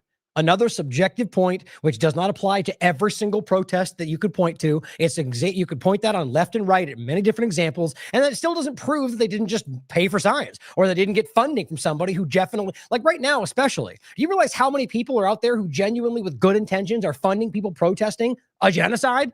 A lot. But you know who also is out there funding them for manipulative purposes? A lot. So what the point is you can't know for sure based on this subjective point. Doesn't matter though, because Trump could say, look, I can tell by their shoes, and they'd all go, we knew it. Because blind following sycophants are the ones who are making this problem happen. These aren't your protesters that make the sign in their basement late in the evening because they really believe it. Oh, of course. Only the guys who make written weird signs in a paper in their basement. They're the ones. They're the only ones that are real. Everybody else. I mean, can you not just glance at another protest of the right? It's the same thing. I'm not going to suggest I know that means anything. Maybe they just paid for them. But see, Trump will say whatever he needs to get you to do it, just like Biden did, just like everybody else who had a political position, who are trying to coerce you into accepting more control of your life. They're anarchists and agitators, professional anarchists and agitators. And oh, right. Again, anarchist, because that means chaos? No, it doesn't. Anarchy means no rulers, not no rules. Everyone seems to miss that. Of course, the only ideology in the world that doesn't have a place for rulers, gee, I wonder why they want that to be seen as chaos. It's not. they get hired by wealthy people, some of whom I know, I guess, I probably know them. And you wouldn't. Oops. You gotta love how he speaks off the cuff and basically incriminates himself. Make the sign in their basement late in the evening because they're agitators, professional anarchists and agitators. And and don't forget that anarchist is something they only say about the left, right? Talking about them, not everybody, but that's my point. This is about the left. It's quite obvious with everything they've led up to this point. But funny how they don't say that now. They get hired by wealthy people, some of whom I know, I guess, probably know them. Maybe, I don't know. Maybe I shouldn't have said that. Whoops, you know them. So he said that pretty matter-of-factly, some of which I know. Or I guess, maybe, maybe not. It cracks me up. So all you're really saying is you somehow know, so if you knew that they were doing, why aren't you charging them with a crime, Donald Trump? Aren't you the one saying that's terrorist activity? You see, because that's not what's going to happen. If you think for 1 second he's going to break down some Soros person, it's going to be, if ever, some random person who they claim is responsible, and it's usually a scapegoat. If you think for 1 second they're going to go after these high people, I got a bridge to sell you. I hope it happens. I'd love to admit that I'm wrong. Historically speaking, it shows you that's never going to happen. And you wouldn't know it. You're at dinner with them, everything's nice, and then you find out that they funded millions of dollars to these lunatics. Such a hypocrite. I mean, just go look at the things that their money's involved in and act like we don't really know. They're all just as guilty as each other. It kills me. But Democrats, I'm calling all Democrats to stop the rhetoric against the ICE people. Okay, we'll talk about that next, or in two more segments here. But Kerry Wedler wrote this. In a development everyone could have predicted, and very much so, many of the same people who, quote, don't trust the government, claim to question everything, and shouted for years that liberty is more important than security, are gargling government narratives and demanding daddy government make them feel safe. Now, that either means like a DC Drano lives of TikTok, Nick Sorter type, that they never actually cared about these principles, probably which is probably the reality. They just thought it was good for their interest, or they're just too dumb to know they're being manipulated by somebody who's literally driving in the opposite of what they claim they're fighting for. Yeah, you can decide. I think that's you need to understand that point, because it's like a diametric opposite position. Now, here is a couple more points in regard to that same kind of overlapping issue of, inciting very clear, so if you're going to claim, let's be clear first, incitement to me is a manipulative word. I think you're allowed to say what you want, and I'm going to keep pushing this in more and more. We need to have a real conversation about fire in a theater. Right? The idea of when did words become violent crimes on either side of the conversation. If somebody commits a crime, charge them for that crime. No matter what they say, people can bluster, they can lie. We see it happen all the time in politics. When somebody commits a crime, we have things to charge them with. That's it, period, done. Charge them with a crime. Don't then go, everyone they know is a criminal suddenly. That's how stupid this is today. Go after them for what they do. People are responsible for the things they do, not words they say out loud, because we have free speech, right? So what we see is, if you're going to call it incitement, them saying, he called me a Nazi, therefore Charlie Kirk was killed because of them. That's the dumbest thing I've ever heard. Is it possible that was somehow leading into White House? Sure. Prove that. Secondarily, how would that end up being the person's fault who said something that caused that person to make a decision to act on his own? It's ridiculous. And in fact, it's exactly, textbook counter to constitutional rights. But so then my point is, you have them doing the same thing in reverse. Terrorist, crazy, lunatic, they're going to destroy the country. It's exactly the same level of rhetoric. In fact, in many ways, a lot more severe. But Mehdi Hasan says this, or, frames it this way. MAGA, why does the left endorse political violence? And then he goes, Fox News hosts, what we need to do is either leave the UN or bomb it. Jesse Waters says this.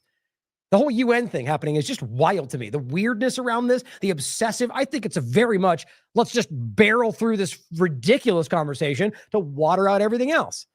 But bomb it? I mean, it's just an insane thing to say right now. But see, whether that's a bad example of political violence, but I think it's, kind of. I just think it's point to lead into the UN thing I think is interesting. Here's Laura Loomer. Donald Trump came out saying a real disgrace took place at the UN. So if you didn't see this ridiculous story, an escalator stopped working when he walked up to it, and the teleprompter wasn't working for him. Oh my God, let's stop the presses, guys. On top of that, guess who else it didn't work for them? 3 different people speaking on the reality of Israel's genocide. So if you're going to go out there lazily like Laura Loomer and pretend that this proves they're going after Trump, then explain to me why they were censoring the people who were speaking about Israel's genocide. You could argue that one was one, both was one. If you think all of it was happening deliberately, then make sense of why how that happened. Right? Because they wouldn't be censoring people exposing the genocide if they were going after Trump. But either way, I don't know. Maybe both. Maybe somehow it makes sense. You can't prove that. And it seems to me that they just had issues. But am I going to argue that it's even unlikely that would happen? No, not at all. I think it's almost more likely to expect that somebody would, because of their rhetoric and how alarming they are today, that somebody might take action, justified or not. But I can't prove that, so I would never make that claim. Trump would, though. He'll happily scream whatever he wants you to think is happening with nothing to back it up, oftentimes the lie. But the real disgrace, he says, not 1, not 2, but 3 sinister events. First, the escalator stopped working. What a petty person. It stops on a dime. It's amazing that we didn't fall forward when it stopped. You weren't on the stairs when it stopped, man. We watched the video. But who cares if we'll just make a story up in regard to something they all watched, because my followers will repeat what I say. What he's doing. Watch the video for yourself. He hadn't even stepped on it. They were right in front of it. It stopped, and he looked around, and they started walking up. That's what happened. And it says it was only that we were each holding the handrail tightly that wouldn't have been a disaster. A disaster? Maybe because you're 80. I don't know. But it says this was absolutely sabotage. Oh, it's absolutely? Can you prove that? Not that I can tell, but Trump doesn't need to. He'll say whatever he wants. He says the London Times said the UN workers joked about turning off an escalator. These people, maybe they did. Like, okay, but here's my point. Even if they did, is this what you care about? You're such a small, petty person that you're going to make this huge story about something so insignificant. Maybe because he pretended like he could just bluster through it and then kind of messed up his speech, which is what people, or the fact that it turned into one big rant, which is what happened last time he didn't have a teleprompter. It was just him saying how great he was and ranting about people doing dumb things. And then Jones and everyone's like, the best UN speech in the history of the UN, because that's what they do, even though it was really ridiculous, like it tends to be. I mean, it's just what we keep getting. Historic speech that's going to change everything. Oh, and they called them out to their face. No, he didn't. Just like he didn't call out Davos to the face, he went and spoke with them and made some points about woke pronouns. And you guys were like, oh, they told him. No, he's working with them. You have children. But he goes on to make a big deal about this, the escalator. But again, don't forget, it also turned off, the teleprompter at least, for plenty of other people that had different opinions than Trump. But Loomer says Trump should just order the demolition of the United Nations. These are the kind of people that are like inside. They listen to these people. It makes you wonder whether Trump is literally not aware that he's being used. And that Loomer as well, they think they're the smartest people in the room when there's people around them that are allowing them to look like that or that let them think that, who are laughing at how stupid they are, about how dumb it makes this country look. Now, who has an interest to make us look that bad? You can think of that. Defund it and demolish it. Now, look, I'm no supporter of the UN body or the institution. I've always been, I think ultimately it's led to far more problems than good. But you also can understand that the reality of how it's worked independently as the individual pieces, or rather so you have the body, the institution, and then you've got the individual states that, and each of them we should question. They're all governments, right? But it's in how that structure can work. Interestingly, which I think it was the Finnish person just said from the UN, get rid of the veto power. Now imagine you get rid of the fact that the US and Israel, or there's another one, right, can just veto whatever they want and it just goes away. If you got rid of that, do you know how often they vote for things and it's like, what is it, 300 something to 1? And it's like a veto to call out Israel for crimes. It's been going on for decades. That's ridiculous. So if we got rid of that veto power, whether or not the institution is corrupt, which I believe it is, what you can see is sort of the same argument you have in this country if it was actually working, checks and balances, where you know that each one of them has their own self-interest and they're all corrupt, but when all of them are left with their own, like they'll push back against each other when they try to take power. Like that's what the argument is in this country, that with like the Congress situation and the impeachment situation, which is not happening anymore, that they can check each other. And whether or not they're all corrupt, that ultimately the power they don't want another one to have more power than each other, and they check each other. That was kind of the real design. My point, though, is that you can stand back and look at all the individual states, and you can see Bolivia, for example, before Evo Morales was removed from power, stand up and call them all out, which is a big moment, and then they removed her from power. And again, and then had they not had the veto power, I think that would have changed the situation. My point, though, is that is a way it shows you how that structure can work for your benefit because they're willing to call out the other side. But it says, defund and demolish it. The building is an eyesore anyway. Just order the destruction of the building. The UN doesn't even do that. Like, first of all, you destroy the building in New York does not mean the UN goes away. She is just uninformed about everything that she does. But turn it to dust. Like, that's not violent rhetoric to just say bomb it, destroy it. Well, she's also said bomb it, by the way. There's other points she's put out the same way. White House says, I'm sending a copy of this letter to the Security Secretary General, and I demand an immediate investigation. Are you kidding me? Donald Trump is demanding an investigation because an escalator stopped and the teleprompter wasn't working? That's embarrassing for the whole country. He says, no wonder the United Nations hasn't been able to do it. Now, this could just be trying to bury things in the news, but I genuinely think it's because he's a small person. They're all criminals. Biden, Trump, Obama, Bush, they're all criminals. But this person is it matters more than anyone I've seen that he is projected the right way. And that's how people make fun. That's how people take advantage of him every single day. Here's Laura Loomer. For those of you who need the cliff notes for Escalator Gate, shameless. Shameless. Just vomit into whatever you see momentum going for. It's crazy. Here's what happened. Basically, the UN had a functioning escalator, and then it just stopped. And Trump, my God. And you and look, oh my God, the documents, and here's an escalator blueprint. Oh my God, guys. I'm embarrassed for her, but she doesn't seem to even have the capacity for that. So here's what Vance said about Jimmy Kimmel and the overlap. It's kind of, you can see these conversations are all in the same vein about the left and the madness, and right, building the division of this country. This is J.D. Vance saying he accused Charlie Kirk's murder of being MAGA. Jimmy Kimmel, right? It wasn't a joke. He said he was straight up disinformation. Okay, we're at a point right now where you still cannot prove either direction. And yet these people just keep screaming down. I don't understand how we're in a position where this continues to be the leading part of the conversation. I feel like, I feel like people there's a lot of us that feel like we're the only sane person in the room. Weirdly enough, it might actually be the majority, but these people are take the oxygen out of the room with the conversation. You can quite literally prove that the evidence does not show either way. You got both sides using the subjective points to claim he's the other. And all he's doing is saying he still won't even apologize, even though he said something that you guys are doing in reverse and nobody knows for sure. And you all lie as a matter like you're breathing. But it says, I really wish he would just apologize. FCC should take action if ABC keeps him on the air, which is what it appeared. Yeah, which is what Nick Sorter said. Because if Vance has said that, well, now you're starting the game all over again. You're threatening them. They're going to take action. It's the same thing. But I think it's hilarious that somebody like Nick Sorter does not realize how stupid he looks by saying that, because that is the whole point. You're literally telling us that you want to pressure them, but then going free, but it's their choice. It's politically motivated, which is exactly what he would cry foul if it was the left doing. And I actually think people like this are just not bright enough to see it in themselves. The reality, though, he's claiming disinformation because he said that he's MAGA and said it wasn't a joke, though. How do you know?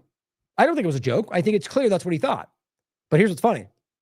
In another conversation, here's J.D. Vance saying, oh, FCC Chair Carr was just joking. He was just joking when he threatened that he can do the easy way or the hard way.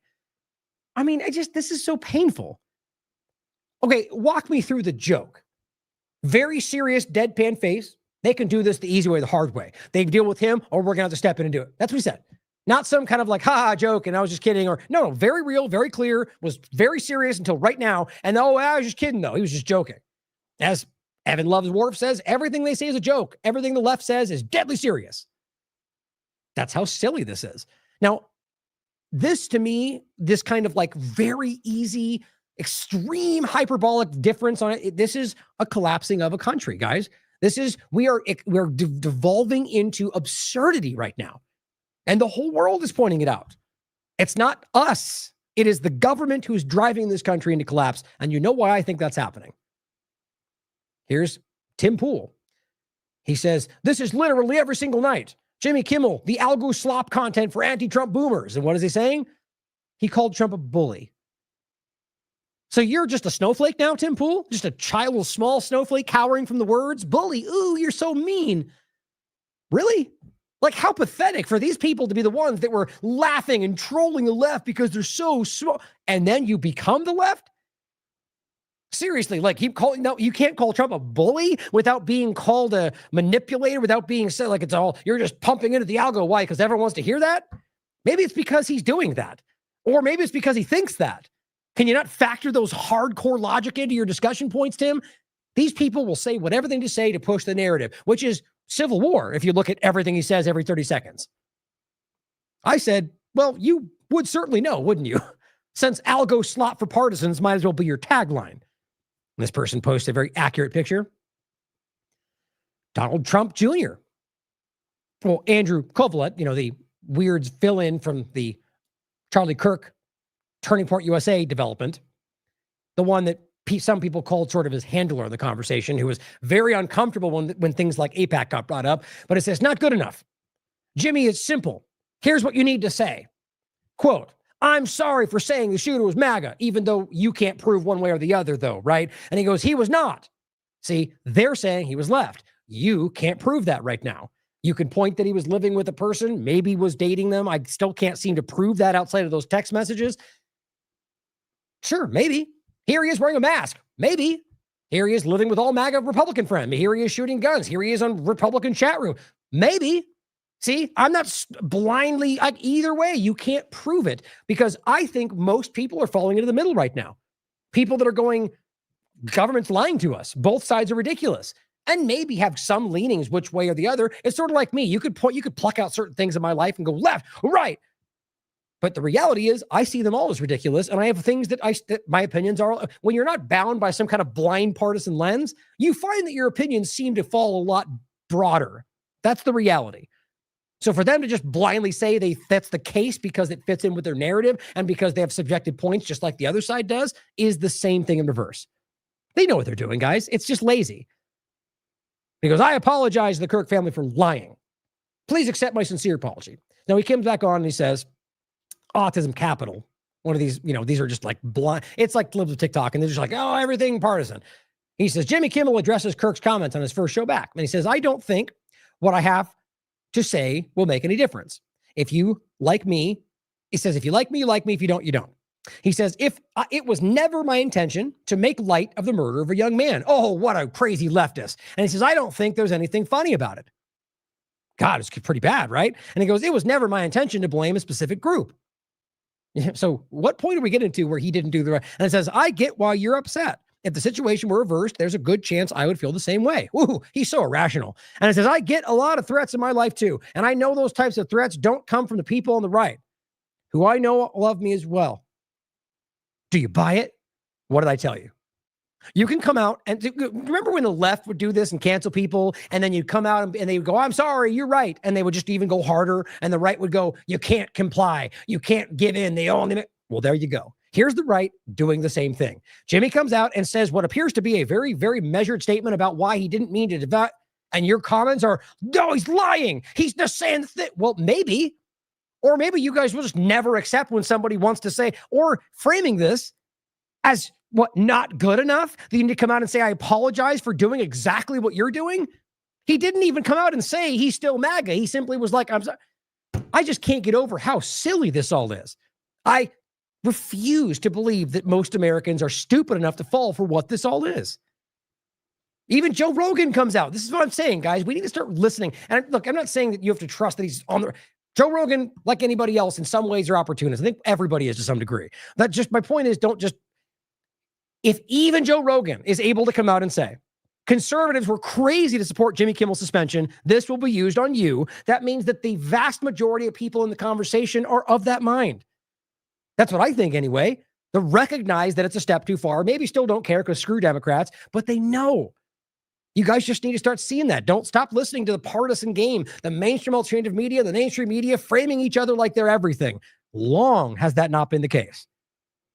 Here we go. Yesterday, Trump threatens to sue ABC over Kimmel return. Are you kidding? This is just pathetically obvious. So now you want to pretend like they did it wasn't Carr. He was totally kidding, though, even though he threatened them. On principle, on precedent, that's already considered a problem. That's a violation of First Amendment because it's already happened before where they've threatened and they took action. They say it wasn't our fault. Yep, precedents matter. Donald Trump, after all of this, after claiming he didn't do it and they made their own choices, comes out and goes, "How dare you? Take him off the air." Because that's what he does. Because these people, I mean, look, they are always screaming what they want you to think. But what's crazy to me is you can see what they are more today than ever. You can look at them and go, well, they're obviously that, they're both left and right, authoritarian, fascist, want to control your life. But they scream different ways about different things, but they're very obvious. Now here, in regard to Charlie Kirk, were some points I want were interesting to point out. Now remember where this all started. Fascist, trans ideology on the bullets, which Steven Crowder seems to be largely responsible for pushing that lie. The trans writing, by the way, or even the fascist statements turned out to be things from a video game. And you look at his overlapping point, most people in his life argue he was not very political at all. Until very recently, and even then, the argument was he wasn't connected to any real groups. But it says a preliminary and unverified report from New York Times circulated inside the Bureau of Alcohol, Tobacco, and Firearms and Explosives found that ammunition recovered with the rifle used to kill Charlie Kirk appeared engraved with statements expressing, quote, transgender and anti-fascist ideology. A senior law enforcement official with direct knowledge of the investigation cautioned that the report had not been verified by ATF analysts, did not match other summaries of the evidence, and might turn out to have been misread. Excuse me. Which was the case. It got very little attention. I found it very interesting, by the way.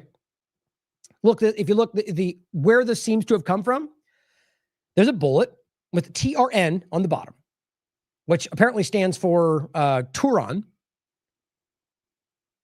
And weirdly, by the way, might suggest that the bullet that was there does not match the rifle. But this is all really up in the air right now. My point I'm getting at is the idea that they claim that meant trans, TRN. Except for the fact that that takes a really special kind of stupid to not know why that would be on the bottom. TRN. Even this, by just looking up TRN bullet, I wanted to see what it looked like. Look at what they gave me. It says, the term TRN on the bullet casing refers to head stamp, which is a marking on the cartridge that identifies the manufacturer, right? And it says, in recent context, the incident involving Charlie Kirk, the TRN marking was incorrectly interpreted, right, or deliberately misrepresented. Now, what's very interesting to me is the fact that it turned out the person was either living or dating, which either one could be the truth, a trans person. So was that them trying? I mean, how do you work that? Was that a coincidence? Or was this something that was kind of, the fact that the guy is still yet to actually claim that he did it, yet everyone else is doing that? Something about this feels very strange still. But either way, I thought that was important. Let's not forget how these things start and how easy these, but they just cast the lies aside. It's okay. They just completely got that wrong or lied about it. We'll just keep picking the new ones. That's partisanship for you. And here's what Catherine once says about Charlie Kirk. And I thought this was very relevant to share. 2 videos I'm going to play. Now, people can make this out to be insulting. It's not. I argue what she's talking about specifically is how the government is using Charlie Kirk. The theater of what they're doing, which is the same theater they do everywhere, pretending like they care about things that you care about. But listen to this, because I think this is a very important take. Oh, I did it again. Maybe I just didn't grab all these today. Let me grab this for you. And as always, guys, Catherine's takes on these are I think she's very insightful. Has background with the government, understand, which, by the way, as always, make you question it. Question that. Also, look at her long, very, very clear, long track record of principled actions consistently with what we're fighting for. That's what matters to me. So the point is, her background gives her insight to what the people do, how they think.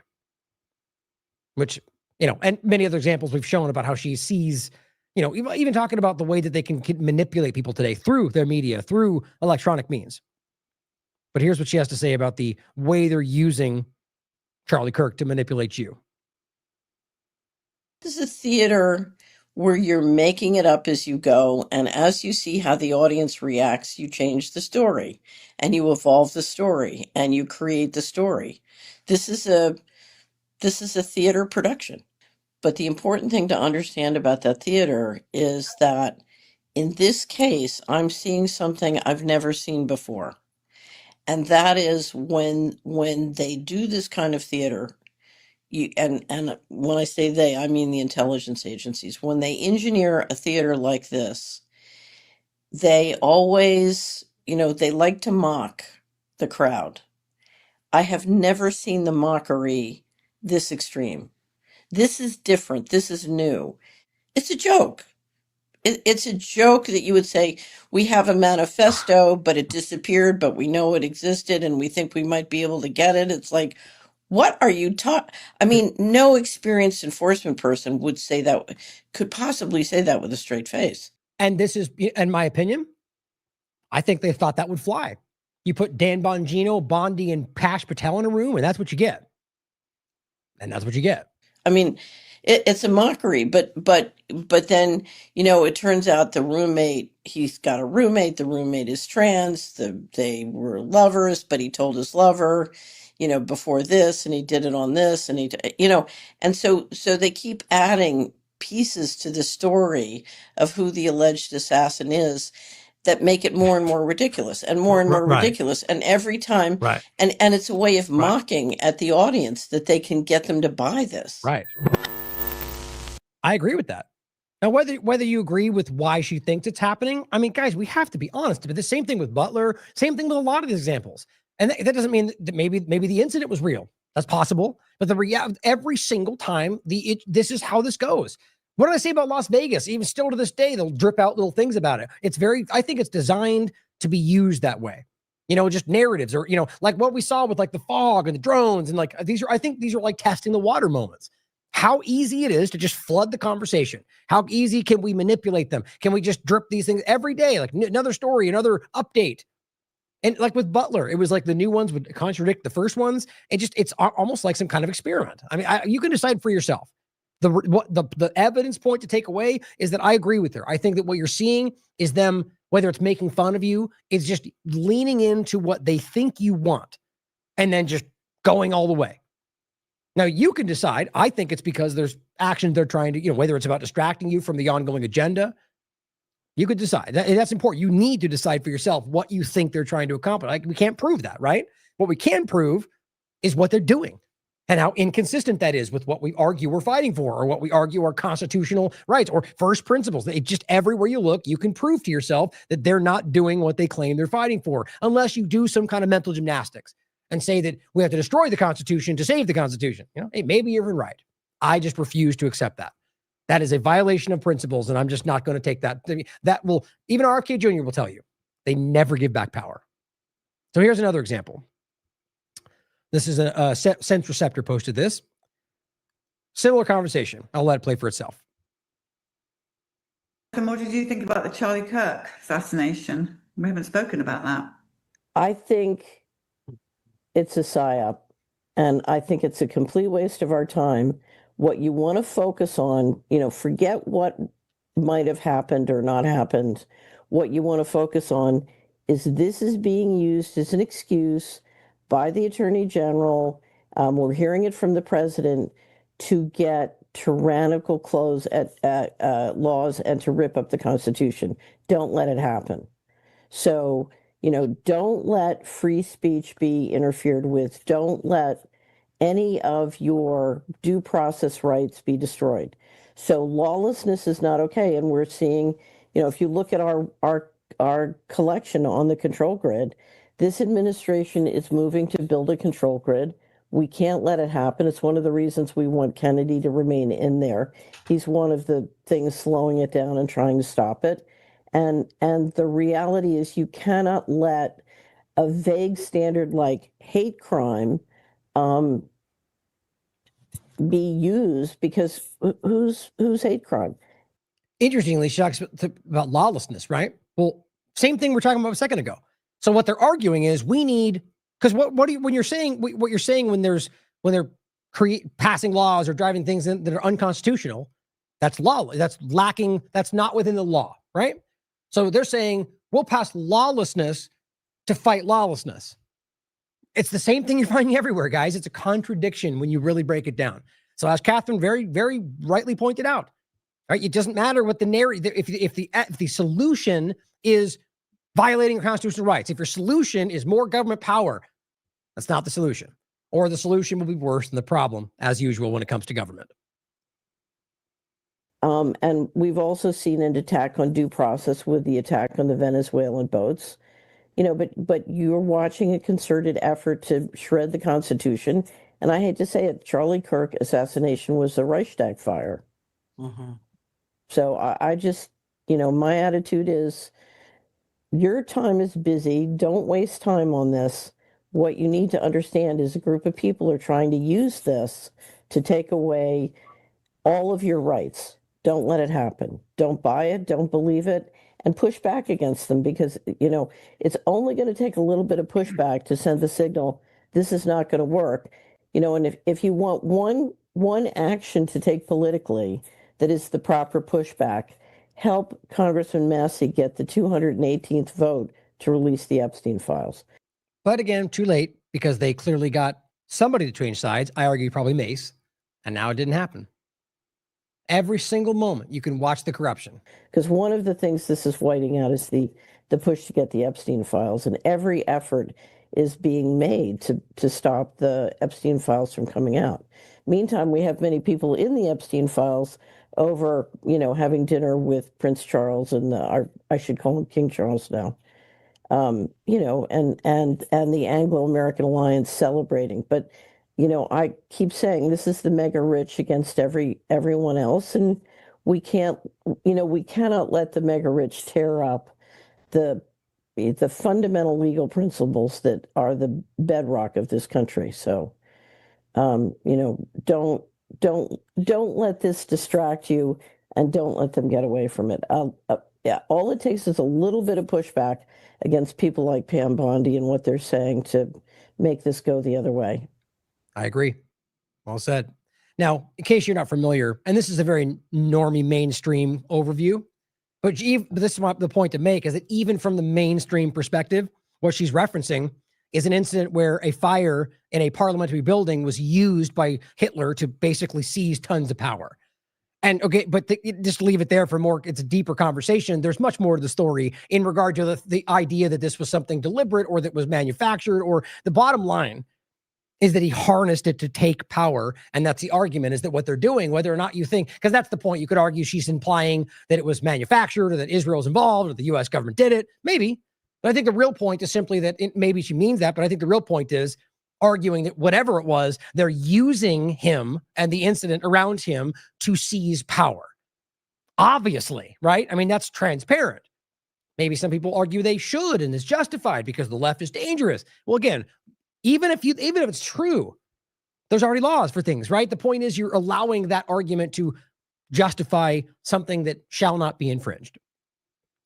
Charlie Kirk's accused assassin. Here's an interesting update from today, which I'm not even sure how to make sense of. Charlie Kirk's accused assassin, which is, by the way, still the reality, despite how everyone, even the Trump and Vance, is just like, we know he's the guy, leftist crazy. And even then you can't prove that he is a leftist, but it's wild how they can just scream whatever they want. But it says, accused assassin encountered, this is Fox for the podcast, by the way, accused assassin encountered by police during return to crime scene. What? So he was encountered by police when he returned to the crime scene. They didn't arrest him, though, or they didn't see him, but if he returned, how does that make sense? Let me read it for you. According to law enforcement. So this is her point about new developments, and it just doesn't make any sense. Tyler Robinson, a 22-year-old accused of assassinating Turning Point USA founder Charlie Kirk at a Utah Valley University earlier this month, made contact, that's the quote, made contact with a police officer near where investigators recovered the alleged murder weapon, wrapped in a towel in the woods at the edge of campus, according to law enforcement sources. Again, ignoring for the fact that the time it would take down to break and reassemble that doesn't even remotely line up with the reality of the time frame, or the fact that it was near impossible for him to be able to do that if it wasn't broken down to come down from the roof, and you can prove that it just doesn't, or fit in the backpack they claim it was in when he brought it in. Who cares about the wildly obvious and almost verifiable inconsistency of their story? Who cares about that? The point is to go forward with the allegation. Oh, so again, this is the main, this is the, not main, what's am I looking for? This is the official story. Funny how the deep state fighting rebels are taking the official story of the government. Some of them anyway. But it says, it happened around 6:30 p.m. on September 10th, roughly 6 hours after a sniper's bullet struck Kirk in the neck as he was engaging in the audience during the speaking event. Now, this is interesting to me because the timing, 6:30, 6 hours afterward, just to me, just doesn't really make much sense. So you're telling me that well, let me finish reading it first. Now, so the officer was guarding the perimeter after authorities placed the campus on lockdown, which apparently took forever, seeing as how people were just milling around the crime scene for a long while afterward. You could see the different videos. Then eventually, I guess they locked it down. I have never even seen a video of a lockdown crime scene, but it says, and the encounter appears to have thwarted the suspect's attempt to recover the Mauser 30-06 rifle. Prosecutors allege was used to kill Kirk. Okay. At what point do you claim you encountered him? Goes on to say, prosecutors released excerpts from a text message conversation they say Robinson had with his roommate and romantic partner. Again, I'm not saying I'm denying that. So it makes just as much sense as anything else. That's even the wrong way to say that because a lot of it doesn't make sense. The idea that's possible is 50-50. I'm only saying it because the narrative to begin with the bullets turned out to be false. So it's almost, and then this turns out to be the case. He's yet to admit that he was guilty despite apparently turning himself in. I just think that it could easily become a romantic partner, which then makes that add up for the first part, even though it might be a roommate. That's all I'm saying. I doubt very strongly whatever this message back and forth is. And of course, since the FBI has lied to us consistently our entire lives, it's worth asking whether that could be something they just tacked on, right? Who knows? But text messages that just kind of sew up the whole thing, list off every motive and every narrative and everything they want you to see, and use a bunch of terms that don't make any sense, that a kid his age would never say, that anybody anywhere would ever say. Well, it doesn't make sense, but possible as always. And it says that occurred at an unspecified time on the evening of September 10th, in which Robinson allegedly discussed wanting to retrieve a rifle before returning home from Orem, which is about a 4-hour drive from where he lived in Washington County. But there was a 6-hour window between when that happened. Okay. And it says, while law enforcement searched the area, Robinson texted Twiggs, telling him to look under my keyboard. And this is apparently where we get into this weird vanishing note discussion where it says the roommate found and then photographed a note that read, I had the opportunity to take out Charlie Kirk and I'm going to take it, authorities said. But yet we've never seen that photograph though, which makes lots of sense. Okay. And then it said, and then don't forget, Cash said it was because of intense investigation posture. But I guess that just means photograph, I guess. But then it goes on to say another message, Robinson allegedly wrote he was stuck in Orem for a little while longer yet. Shouldn't be long until I can come home, but I got to grab my rifle still. To be honest, I had hoped to keep this secret till the day I died of old age. So here's my thing with that one right there. So we're to believe that you wrote a note that said that you were guilty, but then simultaneously had hoped to not have to ever reveal this, even though you already did with a note. And even though you're on the phone talking about a rifle at a time when nobody had actually known you were guilty yet, right? That guy was arrested and let go. Nobody knew it was you. There was no evidence yet, hadn't come out. And you're on the phone going, gee, I wish I didn't have to tell you a thing I don't need to tell you right now because nobody yet knows. It doesn't make any sense. It doesn't line up with its own structure of the conversation. Why would you have hoped to keep it secret if up until the moment you said that, it was secret? See, this is just a lack of consent. This is what I can picture Kash Patel's type piecing this together. I'm not even saying I think it's him. I'm just saying the incompetence of some lazy put together like this. And it says, I'm sorry to involve you. Quote, you weren't the only one who did it, right? They text back and they says, I'm sorry. I'm sorry. And it says later in the conversation, he allegedly reiterated that he was looking for a chance to grab the rifle for the second time. It says, quote, there is a squad car, which nobody says, parked right by it. I think they already swept that spot, but I don't want to chance it. So at this point, again, the point of the texting, like, that this kid won't be aware that this stuff's going to be, I mean, everyone in the world knows this is insecure, but doesn't matter. A squad car. Do you know anybody that would ever say that other than an authority figure? I don't. But certainly possible, right? Maybe it's a family thing. Like, see, we can be objective enough to make, okay, it's possible. But with all the rest of the things, it's like, you know, your passport being found. Like, these kind of anomalies don't really make sense, especially with how consistently they happen and are the one missing piece they need to go after the thing they want you to see. And it says Robinson eventually surrendered to authorities in his hometown in southern Utah 33 hours after they slaying, after his parents and a family friend convinced him to turn himself in rather than take his own life. But then why is he not now admitting or claiming that he's never confessed? At least unless that happened over the last day and I didn't see it. So you're seeing the point, right? Where exactly did this encounter take place? I've looked at multiple articles about this. Nowhere does it say anything other than this part, where it says law enforcement searched the area, tell them to go. Well, first it says, where was it? This first one here too. It says the officer was guarding the perimeter after authorities placed the campus on lockdown. And the encounter appears, guys, I mean, look, what does encounter mean? Unexpectedly experience or to be faced with something. Wait, unexpectedly? Encounter means unexpectedly? That's not even what it says down there. That's weird. That's just new to me. Unexpectedly experience. But it says meet by chance. Yeah, I guess that's weird. I always thought encounter just meant like bumping, you know, I guess, yeah, bumping in. It does mean kind of by chance. But so you bump into, you encounter, right? That means contact of some kind, at least seeing, right? But it says, and the encounter appears to have thwarted his attempt. So what are we saying here? Are you saying that he saw you? Or are you saying that you guys, that wouldn't be an encounter? You get what I'm saying? This is just weird, guys. Everything about this is strange. Now, again, the main points are back to square one. We don't know whether this person was part of any leaning, yet everyone wants to scream that and accuse each other of crimes for saying what we don't know for sure.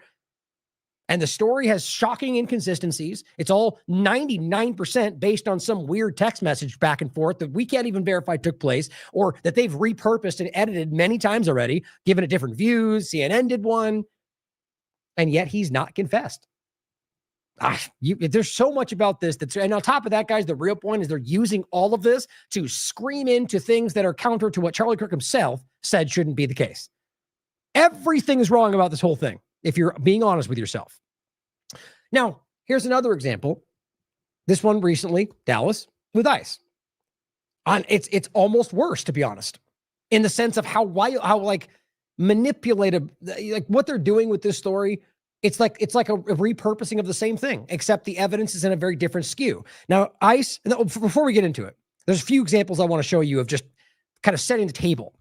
And also, let's not forget how many stories have we covered since this started? I can't even count. Of verifiable realities of American citizens being borderline deported or deported, of innocent people who aren't criminals with legal standing in this country being thrown in jail, having their visas and green cards revoked for illegal reasons and being deported. I mean, or military veterans, MAGA supporters. I've gone over all these stories. And see, the ones out there screaming about their, the typical mainstream alternative media types don't care about those stories, which means they don't care about you as a MAGA person who voted for Trump if your story makes Trump look bad. Here's another one. ICE mistakenly tases and detains an American citizen in Chicago, leaving him hospitalized. No big deal though, right? Oopsie. Things like that happen when you're blindly going after people with brown skin color with no justification and then don't care about that. Like the story went over where they shot at a family full of, or a car full of a family. Shot at it. I'll make this reference in a second. They opened fire on a car with a family in it because they drove away not knowing what was going on. The reality is there are people, I keep showing you these stories. The ones I've seen so far, people dressing up in either police or ICE vests that they got off online, Amazon, and robbing, raping, all sorts of crime. We've covered both those stories. They happened. And there's probably far more than we can realize. I'd be willing to bet you there's more than we can see. My point is that even without that, if nobody, which by the way they're doing, is if nobody's identifying themselves, if they're wearing masks, they're not presenting warrants, you're in fact legally allowed to not comply. Despite the fact that they don't care about that, they'll still probably take violence against you. So consider that. But just like you're driving on the highway and your cop lights up behind you, the legal reality is that if you feel unsafe where you are, you can keep driving until you find a safe location. That's the reality. But you know, every cop in the world is going to act like you're running if you go longer than 30 seconds. So, or if you just don't know that it's a cop. Do you realize there's actually stories of people that can fake being a cop and drive on a back highway and pull a woman over and rape her on the street? It's a horrible story. Look it up. It's happened more than once. So knowing that is why those things exist, because maybe you just don't know for sure. But so in this case, in the cases like this, people don't know for sure what's happening because of what those stories are. They're not identifying themselves. They're not giving warrants. And so they're within their rights to be like, I don't feel safe in this situation. So the one I'm referencing is a family where they come up on him. And it was proven later that they didn't have a warrant. They didn't have any information. So they profiled them, went up to the car. They said, get out of the car. The guy said, for what? What's going on? Who are you? I don't know. Identify yourself. And they bash the window in within like 10 seconds. So he takes off. Doesn't hit them despite the lies. He drives away and they open fire on his car. I mean, this is the craziest part of that story, guys. They literally decided, and these are like the bounty hunter types, guys. These are not these people know they're not accountable right now, and they open fire on the car. Then he drives back to his house, calls the police because that's what criminals do, right? And he says, I don't know what just happened. I'm afraid. Then the FBI, the AT, they all show up and surround his house. Apparently like a 10-hour standoff. They finally get him to come outside. This is a shocking story, but it's easy to look up. I've talked about it twice. He comes outside. They take him into custody. And they let him go. And they literally argue, sanctuary city. Now, they claim he ran people over with that car, and that's why they opened fire. So are you going to pretend that you believe that the police, or like barely accountable people like this, are going to say, you ran us over with a car, but we're going to let you go because you're in a sanctuary city? That doesn't even make sense. That's not how that actually works out. So the problem is, after the story, they went back a week later and arrested him, took him to court. And in court, they were forced to admit that nobody actually got hurt. They didn't run him over. No cop was injured. And guess what happened? He went to jail. That's the reality of where we are in the world right now. This guy didn't break the law. He wasn't here illegally. They literally abuse him and his rights by doing what they did. He drives away. They open fire on his family, claim they ran them over, and that's why they opened fire, then have to admit that didn't happen, and yet he still goes to jail. Because the claim was injuring, assault on an officer. And yet somehow, despite an injury or despite evidence or actually evidence on the video that proves it didn't happen, he still went to jail. Like, we are in a very dangerous time, guys. And this is important to understand. So this story, ICE mistakenly tases and detains a citizen, happens every day. In Chicago, an alarming incident unfolded when ICE agents wrongfully tased and detained a U.S. citizen, mistaking him for an undocumented immigrant. And how do you think that happens? Because there's not a warrant going on. They're going after brown people, rounding them up and then going, oops, you're a citizen, you can go. That is criminal activity. That is textbook unconstitutional. That is inconsistent with our values in this country. But they don't care. So the reality is, if you mistook him for this person, then you were going after anybody around them. And this is what keeps happening. A natural born American. He was born here, was hospitalized after the encounter when they used a taser, which can kill somebody. But they don't care, guys. This happens every single day. But see, what's even worse is that there are people out there screaming about MAGA and America First who don't care that this American citizen was abused by the Gestapo in this country. Here's another example. This one really bothers me because of just whatever you look, I don't care if this person was, let's just say an illegal alien. I mean, you can go as far as you want. I don't care if this person was some kind of, the reality is the woman is standing in front of this ICE officer crying, trying to get her to release the person, whether it's justified or not, whether or not she was, whether or not that guy, that's the best way for him, whether that guy was in jail for real justifiable reasons. The lack of empathy and this person clearly hates these people. That's my opinion. The lack of empathy towards the person while they're suffering and acting this way shows you an insight into the kind of people that are doing this. Mehdi Hassan says, if this is not fascism, then I don't really know what is. I don't think it's the best point because violence does not necessarily mean fascism. Fascism is pretty specific, and I think we are seeing that very clearly. But this is just an example of just government violence against people, innocent people in this case, because she's not being arrested. She's just petitioning him to, please let my husband go. So check this out. This is beyond the pale for me. And then, well, and you might have seen this going around.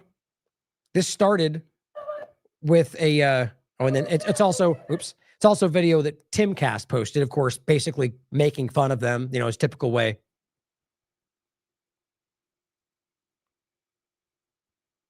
There it is. So before we play it, this is where it started, where you might have seen this kind of circulating, right? It says illegal alien desperately holds on to his wife and kids as they resist his arrest by masked ICE agents outside New York City. Now, I'm actually not immersed, like I'm not fully aware of this individual's full story, which is not really the point for me. It's about the way they treated this woman. But the reality of all the other stories we've seen, look, they just talked about an American citizen they detained and tased, and then we're like, whoops, you can go. Like, why we would take at face value that these people are all guilty is insanely stupid to me. Why? There's no reason to. When they have been caught lying repeatedly, left and right, they lie to you all the time. But that's not the point, though. All I'm saying is that it may very well turn out this person was not a criminal, and they just did it anyway. But this is probably going to upset you. It upset me because just watching the way that they treat people in general. Adiós. Adiós. Adiós. My God. Oh, and her children are there too, by the way. For what? What are you doing? What legal reality do you have to do something like that?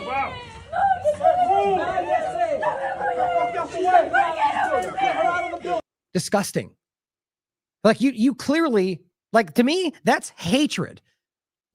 A human being has more empathy for somebody suffering like that in any context, unless you've dehumanized them.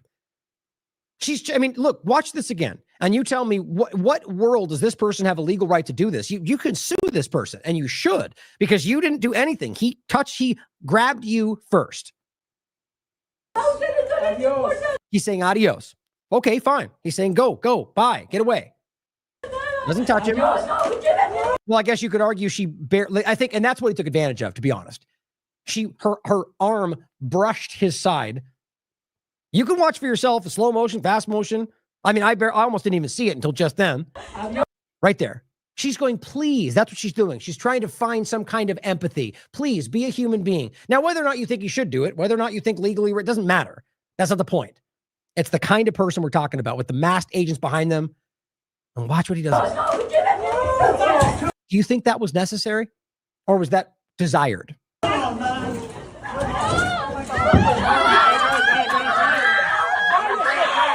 We seriously should be ashamed of ourselves right now that we're ever allowing something like this.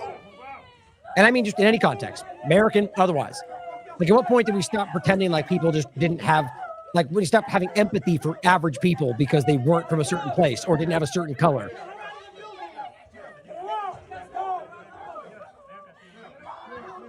Jeez, it just kills me. And then somehow by like having some level of empathy for people makes you some kind of a snowflake while Tim clutches his pearls about mean words called a bully. Clearly there's a very obvious sort of broflake, snowflake thing going on the partisan sides. Well, they love to reject that onto people that are just human beings. This is an interesting overlap, by the way. I just want to include this because it's about this. It's the way you have people on the left, or rather on the right, partisan is really the point, but people on the right talking about the left. And really the larger point, as Trump's already floated, is that you're only an American if you have certain ideas, right? You can be born here, you can be natural, but it doesn't matter. You're not really an American, which is what keeps happening. Loomer and the rest going American citizens in Congress, some natural born, some otherwise naturalized.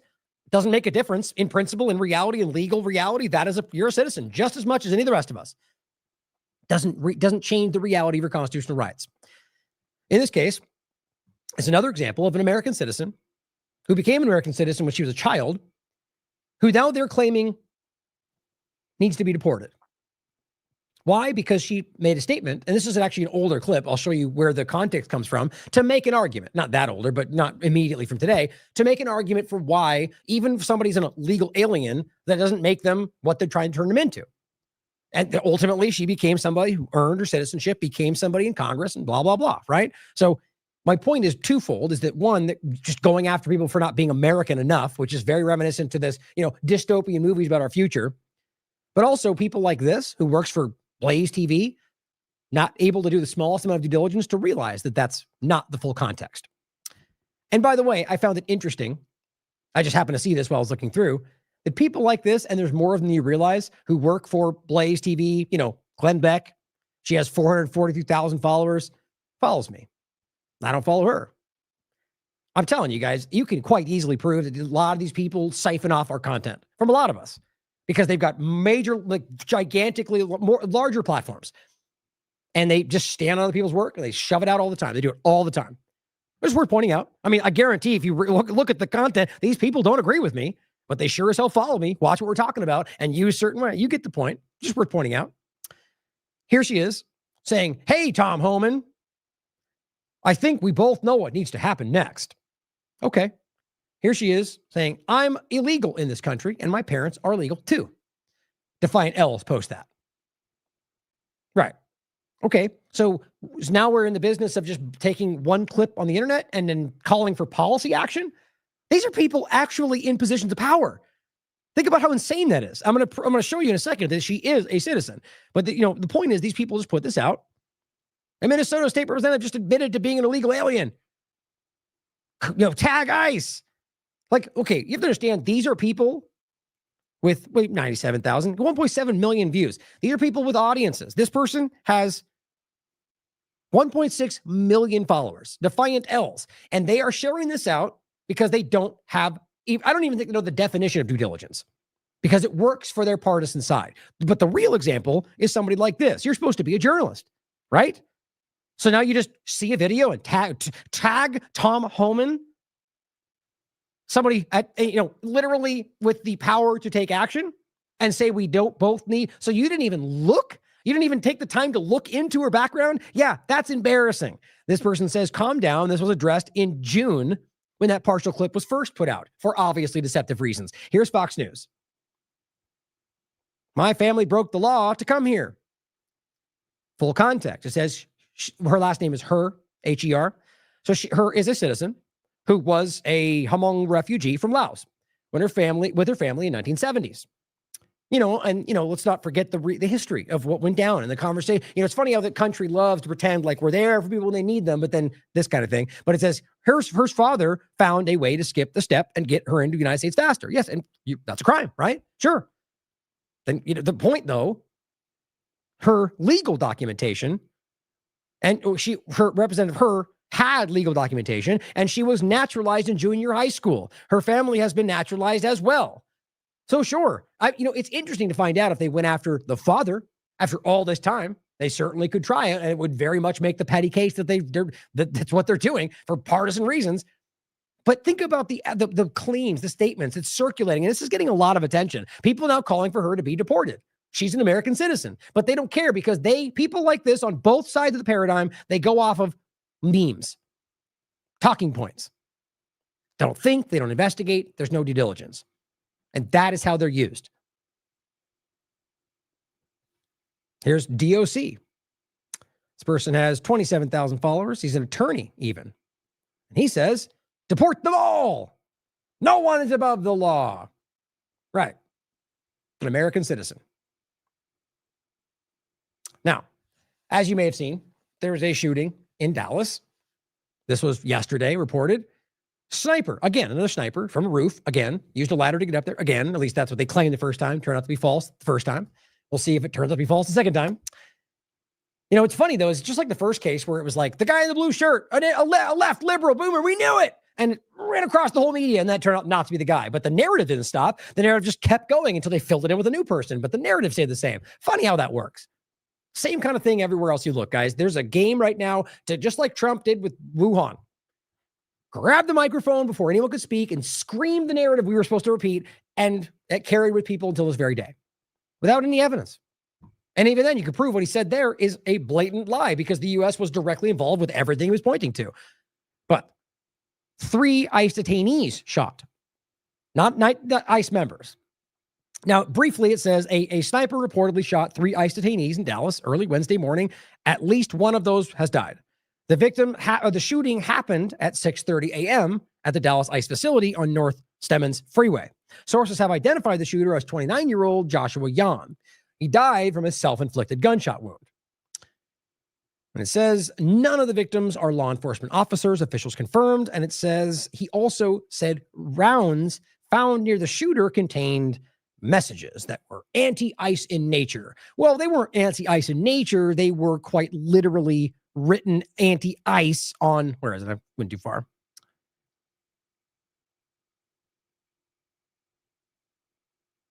I thought there was a bigger picture in there. Here it is. Or not. There we go. Quite literally have unfired rounds, which is interesting, seeing as how one shot was fired, and one of them with a pen is written anti-ICE. I mean, seriously? Like, this is so ridiculous to me. Like, is it possible? Of course it is. But so, just like Squad Car, who writes anti-ICE? Is that what people call themselves? I've never, I mean, you argue it makes sense grammatically, but I've never even seen somebody be like, I'm anti, point is, it feels like what you're trying to call somebody as opposed to what they would say themselves, right? Which might even make sense with if this was something he wrote, if you factor in what it seems his ideas were about the world. We'll get to that in a second. And that's not, it's sort of like a burn the world down, all politics, or everyone's ridiculous, kind of a, what do they call him? What they call it in this thing, a edgelord, right? Which Elon called himself before. These are people that they like to, it's like I keep talking about. I think that's a huge part of this conversation today. They want to see the world burn. They like watching everybody fight each other. They just kind of stick it. They want outrage and trolling, right? Which arguably is kind of aligned with the right for most people's minds, but it doesn't prove anything with, I think today, I think most people exist sort of in this middle ground right now and have different leanings. I think that's because people are starting to see through all of this. But that, by the way, came out because Kash Patel shared it before everybody knew what was going on, as usual. But Tim Pool comes out before anybody knows, right? And just, this is first what happened. So he posts this. Kash Patel. 10:47 a.m., September 24th, says, this morning, just before 7 a.m., an individual fired multiple rounds at Dallas, Texas ICE facility, killing one, wounding several others before taking his own life. And it says, while the investigation is ongoing, meaning we don't know yet, he says, shows ideological motive. The left is what he means. So he knows the narrative. He knows what Trump wants from him. He comes out and this is wildly irresponsible from somebody in the. How often have we heard them go, I can't comment on an ongoing investigation, but sure as hell can tweet it out in order to shove it into the direction of what you want the narrative to be. Many people were like, did he just write that and throw it on the ground? The point is that you can't, if you're supposed to not be able to comment on an investigation, then why you do it right now? I argue half the time they say that to get away from commenting anyway. But this was childish. This was irresponsible. You are doing it for an obvious reason at a time when we don't even know. You haven't even caught. It's still being investigated. It's just sad to me how obvious that is. And Tim Pool is a journalist and came out and was like, let's question authority.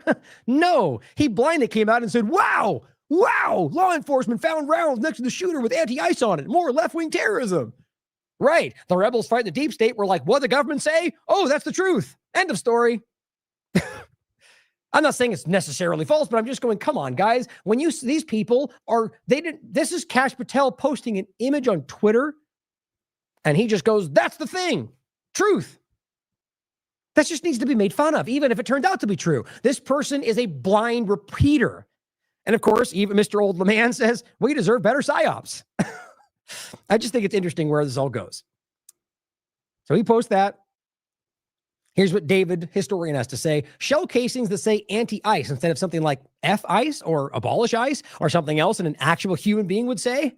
Come on, man. This is so obviously fake. Well, you can decide. This is The Guardian. Dallas shooting suspect left anti-ICE notes, but wasn't part of any specific group. Okay, so interestingly, falling in line just like the other one, but yet they're already immediately Vance, Trump, all of the ridiculous morons on Twitter who call themselves patriot, the team sports side of it. Not to insult anybody who actually wants to make America great again and is willing to call out the ways that's not happening. Or even if you believe he's doing all the right things, that you're just, or arguably are aware, like, I guess I shouldn't even say it like that, because look, you can't see what they're doing and argue it's going in the right direction if you're being honest with yourself. So I take it back, but not part of any group. Just like before, you can't argue, because there's zero evidence, zero proof that he's aligned with any specific group. Now, when you get into the evidence points, it's not like the other one. There's not like 50-50 evidence here. In this one, it seems to be pretty hard leaning in one direction. But I would still argue that it doesn't prove he's on the right. It maybe just proves that he is, in some kind of a right adjacent group in the sense of like the chat rooms, different things, but doesn't believe he's right. And that matters to me. Libertarian, whatever, that you just see and you're calling out all these different people, which is what people were saying, his friends, we'll get to it, that he kind of just made fun of all of them. Which is kind of what I think is going on largely with a lot of this stuff today, including people like this possibly like actually getting radicalized in the sense of like maybe intentionally by the government, or maybe just because what they're doing literally does drive people into more and more radical positions. And I think that's by design. That's not left and right. It's about people they can abuse. Like, for example, this one, which you've seen before. Written by the Free Thought Project. Parents catch FBI in plot to force mentally ill son to be right-wing terrorist. Just some examples on the left, guys. But in regard to them trying to entrap people on either side of the paradigm. Right now, that's what I think is happening in a large degree. Especially once we get into the idea that Jones is telling you, well, false flags are coming to trick you. And well, I agree in a sense that probably in ways that he'll point to as the other side, when in reality, it's the government trying to use these things to convince you that they're doing these things. Just by the way, like we said about the other side. When it was all these claims of domestic vanilla ISIS terrorists and their red hats. And look, we found evidence that the right wing did it. And I think there's a lot of this being manufactured by the usual suspects, by the way. But this is pointing out no political affiliation. Authorities said on Thursday that the words of the suspect in the shooting on Wednesday in an ICE detention facility in Texas were definitively anti-ICE. Maybe because it literally said anti-ICE. Like, that's a funny way to say that, isn't it? Definitive. Well, I mean, at face value, it literally says anti-ICE. So it's just kind of a funny way to be like, well, we confirmed that it says the thing that it says. But it says, but said that they did not find evidence that the suspect was a member of any specific group or entity, nor did he mention any specific government agencies other than ICE. Okay, well, you realize a lot of people, even on the right, are able to call out what ICE is doing today as wildly unconstitutional. So to me, this is an effort, even if this is organic, to throw it into one side for their agenda, like any of the sides do. So why would Trump and Vance and Jones and everybody else come out and scream crazy left when they don't know that? Like I just said, because that's their agenda. At a news conference on Thursday afternoon, Texas authorities provided more detail on the shooting investigation, describing messages and notes they found at the suspect's residence. Here we go again. Now, I'm not saying we don't blindly assume because the FBI, we know fake, right? Just like don't assume because left it's not true or vice versa. Very well could be the case, but question it, because as somebody says here, I may jump ahead. It's right there. Now we're here. Hold on. I think it's this one. Yeah. Just a screenshot of somebody. I just wanted to help remind me to point this out. Here's what this person said. Not familiar with him. Sawyer Hackett. He says, they've created a situation where it's impossible to trust the FBI. You could just say impossible to trust authority, but he's right. The FBI in particular and federal law enforcement. Well, there you go. He said that too, in crisis situations. So you say they've created a situation where it's impossible to trust them. Left or right. He says they lie constantly. They spin before we know basic facts. We all see this, guys. Some people just are unable to look at their own side, but we can at least point out on the other side, right? And it says they instantly politicize tragedies. Why the F should we trust them? That's one of the most valid, objectively clear thing we can talk about right now. The FBI lies as like a matter of policy. It's like when they lie like they're breathing. The Trump administration, the Biden administration, anything happens, their objective is to seize it and use it for their benefit. That's what they do. So when you're talking about this, about the notes and so on, the logical thing to do, not conspiracy theory, but based on precedent, facts, the reality is to go, well, that could be a lie. Now, really, you should do that in any context. But this pushback that somehow like you're un-American from the right, or, that you're like, it's just weird what you get, the flip-flopping of the sides, is they could have just as easily made that note and lied about it for their own purposes. And if you think that's not possible, I just think you're lying to yourself. I'm not saying I know that happened or I even necessarily believe that as a matter of fact. I think it's possible. Just like we have this weird text message thing, you'll see it's worth questioning whether this is something like that. Nancy Larson, acting U.S. attorney for the Northern District of Texas, said on Thursday that authorities found a collection of notes at the suspect's residence, with one of the notes allegedly saying, "Yes, it was me." That's where I just like, come on, damn it. It's just so ridiculous. Maybe though, that's not that crazy. Somebody might well do that because they wanted to be known, because he wanted to be lionized. I don't know, but he's not here to speak for himself. So how do we know? And the point the guy makes is very well taken. We have every reason to believe they could lie about this. It's not some kind of crazy idea. They've done it before. Quote, notably, these loose notes included a game plan of the attack and target areas at the facility. Feels very similar to what we just saw, right? He called the ICE employees people showing up to collect a dirty paycheck. So at this point, if we know the people that were shot were detainees, the evidence of what side he's on isn't very clear. It does say anti-ICE, so that's one thing, but I'm kind of suspicious about that whole thing. But it's a data point. You can't make the argument this was necessarily about the ICE people versus the detainees, or how you want to frame this. It seems to lean more towards the ICE personnel. But what I think is interesting is how their effort is to make it only about that when you don't know for sure. Anybody objective would say that we can't necessarily prove that just yet, but that's what you get from Noam and the rest of them.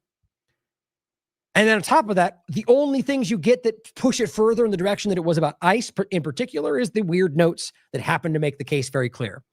Larson said the suspect wrote that he intended to maximize lethality against ICE personnel and to maximize property damage at the facility, which neither really happened, and said that it seems that he did not intend to kill the detainees or harm them. It's clear from these notes that he was targeting ICE agents and ICE personnel. So the notes tell you. Quote, he also hoped that his actions would give ICE agents real terror and being gunned down, and he did this to induce constant stress in their lives. Well, this does to feel very much like exactly what the Trump administration is using to push in the removal of your rights. And it says, among his papers, Larson said that they also found a handwritten note in which the suspect, quote, expressed his hatred for the federal government. And now you get to the point of where I think this is the larger idea that anybody now who is questioning the government interest, which is what Biden rolled out in his domestic terrorism thing that Trump is now using today, argues that you're a threat because you question government intentions. They both are doing this right now. Larson also revealed that the suspect was seen on footage around 3 a.m. on Wednesday, driving with a large ladder on his car that they believe was used to position him on. How interesting and coincidental is that? Or he climbed up the side. Like, what's this weird thing with the ladder and the argument? It doesn't seem like it's even necessary part of the story. But it says Marcos Charles, an ICE official, also said on Thursday that the suspect used ICE tracking apps to monitor the movement of federal agents. How would an ICE official even be involved in it? How do they know that? Or is ICE, who's an immigration element, investigating no, that would be FBI, right? So why is ICE speaking about the information? Maybe they told them that. It feels off to me. The tracking app, now it's the left tracking them, and that's the left terrorism. We have to shut down the monitoring of authorities. You realize how insane this is, because they're wearing masks when they're wearing masks, and that's illegal. They're not presenting warrants, and that's illegal. They're not identifying themselves. That's illegal. Those don't matter apparently, but they're trying to hold us accountable. Now, I'm not saying that individual doxing apps, but the idea of tracking who is where is your legal right, by the way. Authorities, what they're trying to do is but they're going to hurt them. Now, what? So you're telling me these authority people are afraid to be in danger, even though their job is literally about putting their lives in danger to protect us? You're just making a story and this game about 1,000% increase. We'll talk about that next. They're making this up, guys. They're straight up making, the only thing that comes from is Holman saying that out loud. But it says Patel also said that between 18 August and 24th of August, Kash Patel, the suspect searched apps that tracked the presence of ICE agents. The FBI director added that, so searching this and now therefore proved that he was using it, I guess. But it says the FBI director added that authorities also recovered a handwritten note, which read, hopefully this will give ICE agents real terror to think. Is there a sniper about to fire? I don't know. You could, I mean, what? It's just hard to tell anymore. These things feel ridiculous to me. But I don't know. We're in a weird place.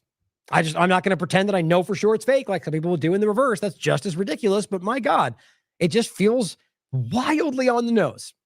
And it says, Patel added further accumulated evidence to this point indicates a high degree of pre-attack planning. Really? So a tracking app shows you where they are, but somehow only hit detainees. But they high degree of pre-attack planning, but on a roof, shot randomly and then just didn't. I mean, none of this makes any sense, except when you realize the narrative is being constructed in a way that argues exactly what they need to make their case for what they're doing. So this is my point. You could argue that the shooting happened completely randomly, and then they still constructed this weird narrative over it for their agenda and threw some bullets on the ground or whatever. Like, that's very likely, in my opinion, with where we are in the world. But don't argue that unless we can prove it. It's just simply understanding what the FBI is capable of, what they've done, and why, and especially with this recent one and how odd this feels. The new developments come, and one, by the way, the idea that you should be ashamed or not allowed to simply ask these questions or consider these possibilities is exactly part of the problem. Now, do people abuse that? The Stu Peters types of the world, to go out there and just propose a bunch of BS things and act like I'm just asking questions and push a bunch of narratives and build on that and make stories based on things they can't prove. Yes. Is there a right to do that? Yes. It's free speech. They say what they want. They can do what they want. People go out there and blatantly lie to you every day from ridiculous, the People's Voice and whatever, just nonsense all the time when they have a right to do it. The government lies to you every single day, guys. The point is, if you're going to, question everything is the point. Not that the government should be lying to you. That's a different situation. The point is, question everything is the point. The new developments come as Donald Trump has blamed the shooting on the radical left terrorists and the Democrat Party, apparently. See, radical left, meaning the ones that are radical, but then the Democrat Party. So the core reality of if you want to understand my opinion about you could argue that clearly if you just point out that they're both part of the same government who's manipulating your life. But he says, without citing official evidence of any specific affiliations, party politics, or motives, because he can say that, and the Jones and Nixon sorters, they'll just lie they'll just repeat what he says, #winning. The U.S. president wrote on social media the day of the Dallas attack, quote, this violence is the result of the radical left Democrats constantly demonizing law enforcement. Okay, so now criticizing law enforcement is why people took violent action? So now you're not allowed to criticize law enforcement? I'm not saying that, but you're clearly using this to stepping stone. You're saying because they criticized the government, bad things happened. Are we really going to allow that? How simple that is? Calling for ICE to be demolished, and okay, maybe people think it should be demolished. So if I say the government shouldn't exist, which is much more as a much bigger point, that's what they're already doing. They're already right now, so too is Biden, arguing that people who are anti-government are terrorists. Now, can that drive someone to take radical? Sure, just like any other position could if they drive it far enough. But it's also just an opinion based on what I believe the world should be like. And how dare I have opinions that don't align with the majority of people? Or comparing officers to Nazis, right? You mean like you did? Like you guys called them Nazis, called them social fascist Yep. Or Vance called Trump Hitler. I guess that's not the same thing though, right? J.D. Vance made political comments before a suspect had even been named. This is just childish, guys. It's so very clear. Now, same point. ICE shooting suspect wasn't really into politics. This gets a little more specific, though. Saying he wasn't really into politics at all. Not even like that he became more recently, just that he wasn't into politics. And it says Ken Klippenstein has quoted unnamed former friends of John as saying that he cultivated an ironic persona online on forums such as the anonymous message board 4chan, which, I mean, let's be real. I mean, somebody makes the point in a second. I don't know many left-wing people that often go on 4chan outside of trolling and like that. So the point is, this guy was a regular and it was a part of the chat room and was there. So but that doesn't also mean that you have to say right for sure. People can exist in these groups and maybe believe themselves to be politically independent or libertarian, which is what the argument is. And it says, and he had contempt for mainstream politics. This is where I think a lot of people are going. One friend who reportedly knew the shooter since he was 8 said he was never into politics and especially not politicians. He was into politics only in the 4chan sense. Contrarian, provocative, boundary pushing for laughs, not conviction. Now, look, this is somebody's opinion, his friends. And then you could also question that Klippenstein, maybe misinformed, right? But the point, though, is that you can look for yourself about the evidence of his engagement, and it does not seem to be what they're claiming. The friend suggested that John had become increasingly socially isolated after he dropped out. So right here, though, you wonder if there is some kind of like a manipulative element to this, like some kind of intelligence operation to focus in on people who are, able to be manipulated. That seems like the kind of category we're talking about. And he says he dropped out of college, lost many of his friends due to overly provocative behavior. One friend have told Klippenstein that he had stopped talking to him because he had become unbearable due to taking his 4chan irony stuff to daily interactions. Quote, if you're having trouble finding people besides immediate family who knew him, that's part of the story.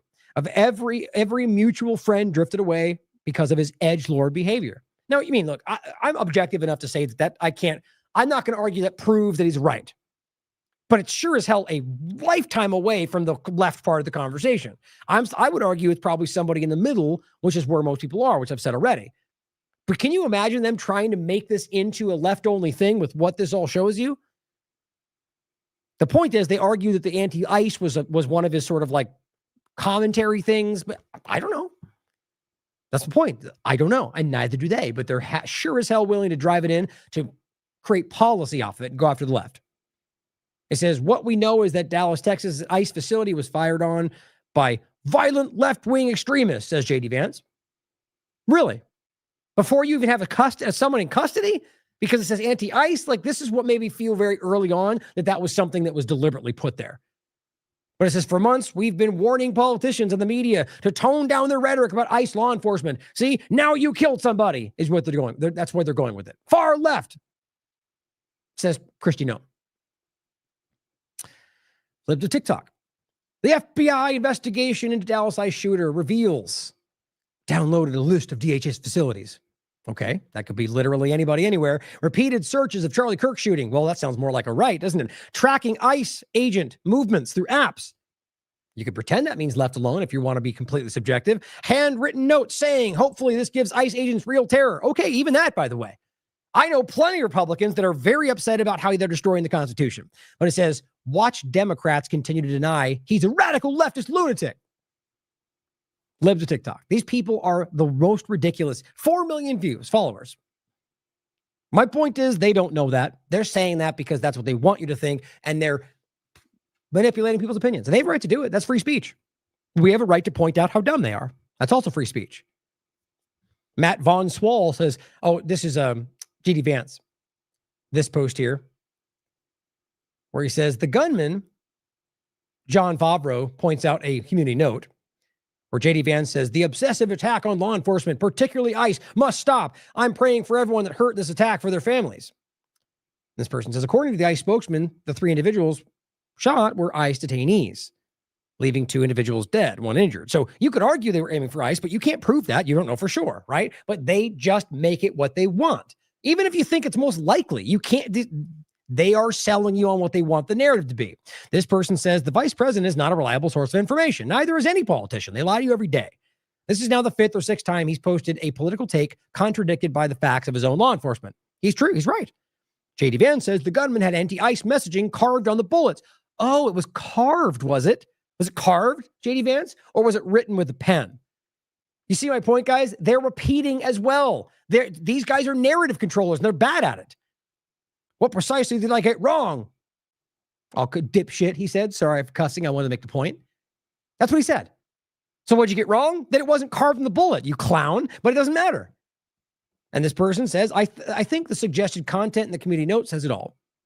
Not sure why it's so difficult to give people a full story. Detainees were murdered by a sniper and anti-ice was found on a bullet.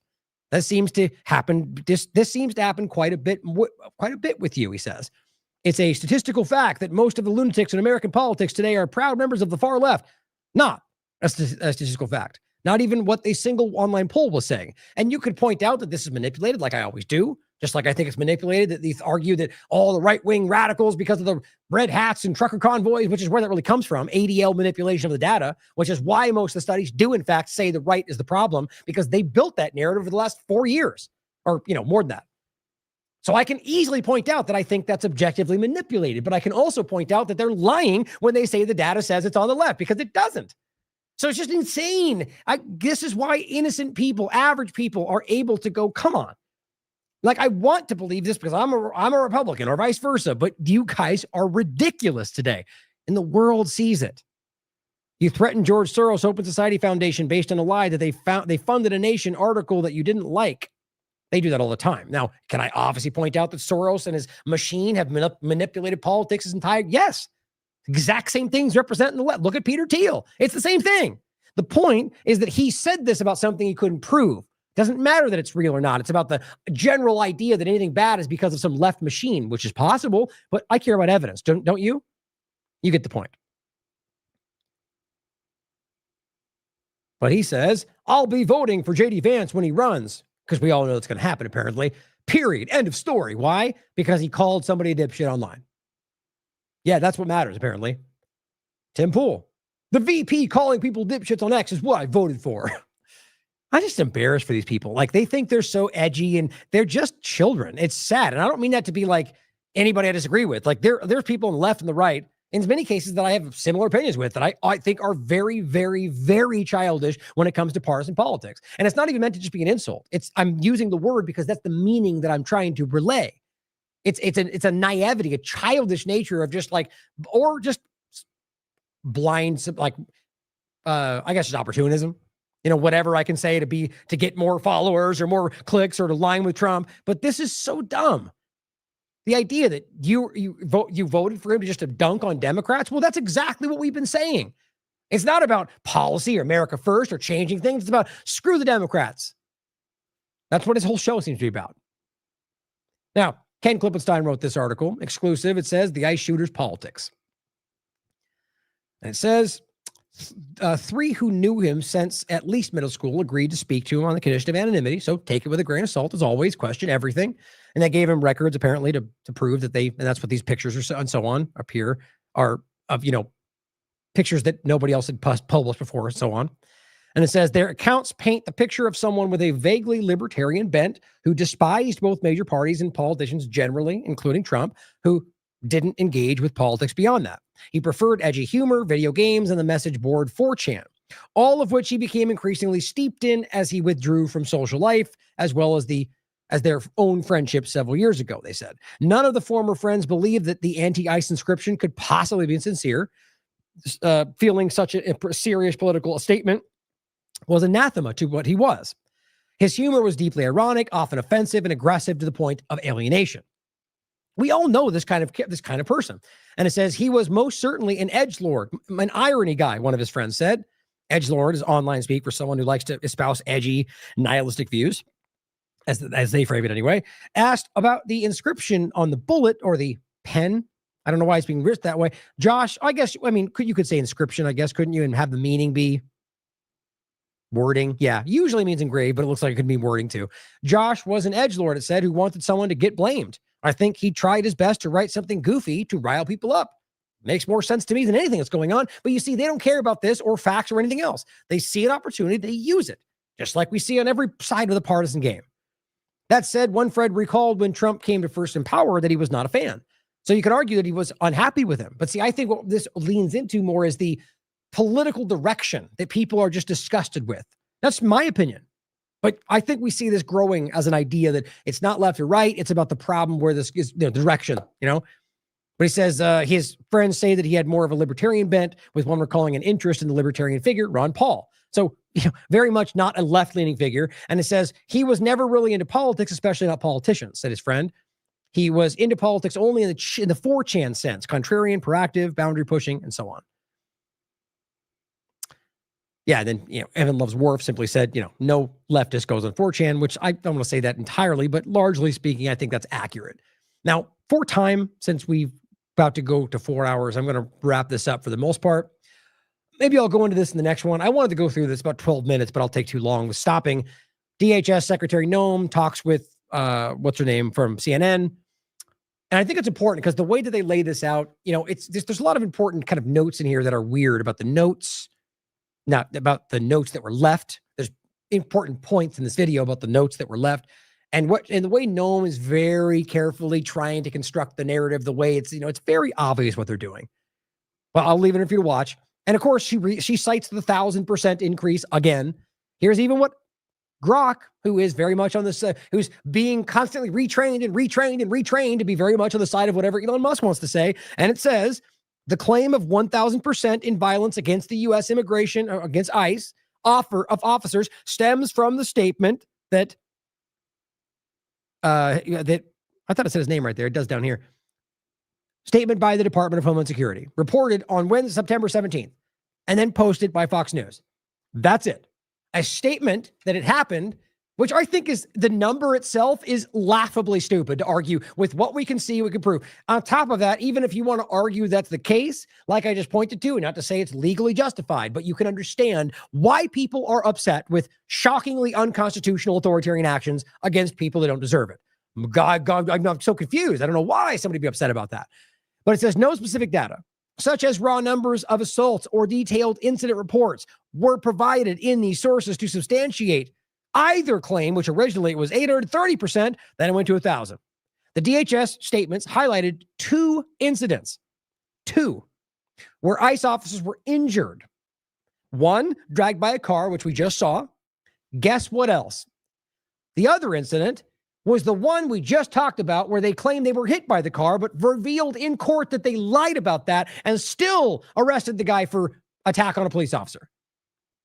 That didn't happen. The video proves it didn't happen. They were forced to admit there was no injuries because nobody was ran over.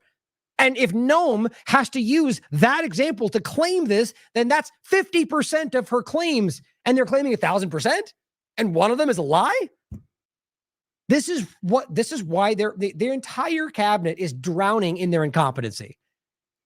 And it says, suggesting these contribute to the reported surge. Additionally, ICE's acting director and officer officials have pointed to crazed rhetoric from gutter politicians. And you're right. So they said bad things. That's why we can prove it's gone up. No, that's you claiming something happened and that your claim, this is still no evidence that the claim is real. Yes, politicians say stupid things, just like you guys do every day. And on top of that, they have a right to say what they want like anybody does. And it says, and media misinformation. Isn't that very similar to what the left was saying before? Rhetoric and misinformation, we have to shut it down. Well, here's Trump and the team Patriot doing the same thing back because freedom, right? But no comprehensive data set or specific assault counts were released to verify the claims. No other sources, including ICE's own reports or independent analyses, directly corroborate the 1,000% figure. You know why? Because they're lying to you. Lack of data on violence against ICE officers. It doesn't even exist. They're not even keeping track other than what they tell you. In conclusion, the evidence for 1,000 increase in violence against ICE officers is limited specifically to statements by the DHS, lacking detailed supporting data. Don't you think if they could prove that, they would be banding that about? They're not. Now, just briefly, just the same thing. Here's Benny Johnson talking with Tim Pool about a left-wing radical transgender attacked a Catholic school. This is about 3 terrorist attacks in a month. So 2 of those are things you can't prove are tied to either side of the paradigm. But here they are going, left's dangerous, all the left. 60% of leftists under 40 believe political violence is something. Where is this coming from? 60% of leftists under 40 believe violence is good. I imagine that's a right-wing poll put together, right? Aren't you guys the ones that would rightly point out that polls are manipulated except when they work in your favor? I mean, this is the thing that's so insulting to average people is how they're so offended by what all the left does, and then they come back and do exactly that. And I mean, like identical. Because they started it. Because that's not a childish thing to do, right? Tim Pool, if you're wondering why a leftist just opened fire on ICE vehicles, because they lied about this story. That's what he wants you to think. And that's why they fired on him, because somebody lied. I mean, these people are literally trying to convince you that people saying things is leading to violence. Isn't that exactly what Tim was calling out about the left? You are a walking, talking contradiction. You're a clown. And the point is, they're also lying. Here's Homeland Security lying for like the 50th time in the day. These smears are sick. Our ICE agents never used a 5-year-old girl as bait, because that's what the article says. ICE held 5-year-old girl, autistic girl, to pressure her father to surrender. He's saying, we didn't do that. Oops, except for that's on video. And you can quite literally see it's in Spanish, but you could quite literally watch it. Watch them as they hold the girl. And people ask him, what are you doing? Why are you holding the child? And they use the child to coerce the person. But you see, this is the problem, is that they come out and just go, you're a liar. And people who are blind followers will go, they're a liar. And that becomes Fox News. They go, they're lying. And that becomes Tom Homan that goes, they're lying. And Noam jumps out and goes, we're outraged because they're lying. And look at that rapist over there. As if that somehow proves that they didn't lie about this. That's what they do every single day.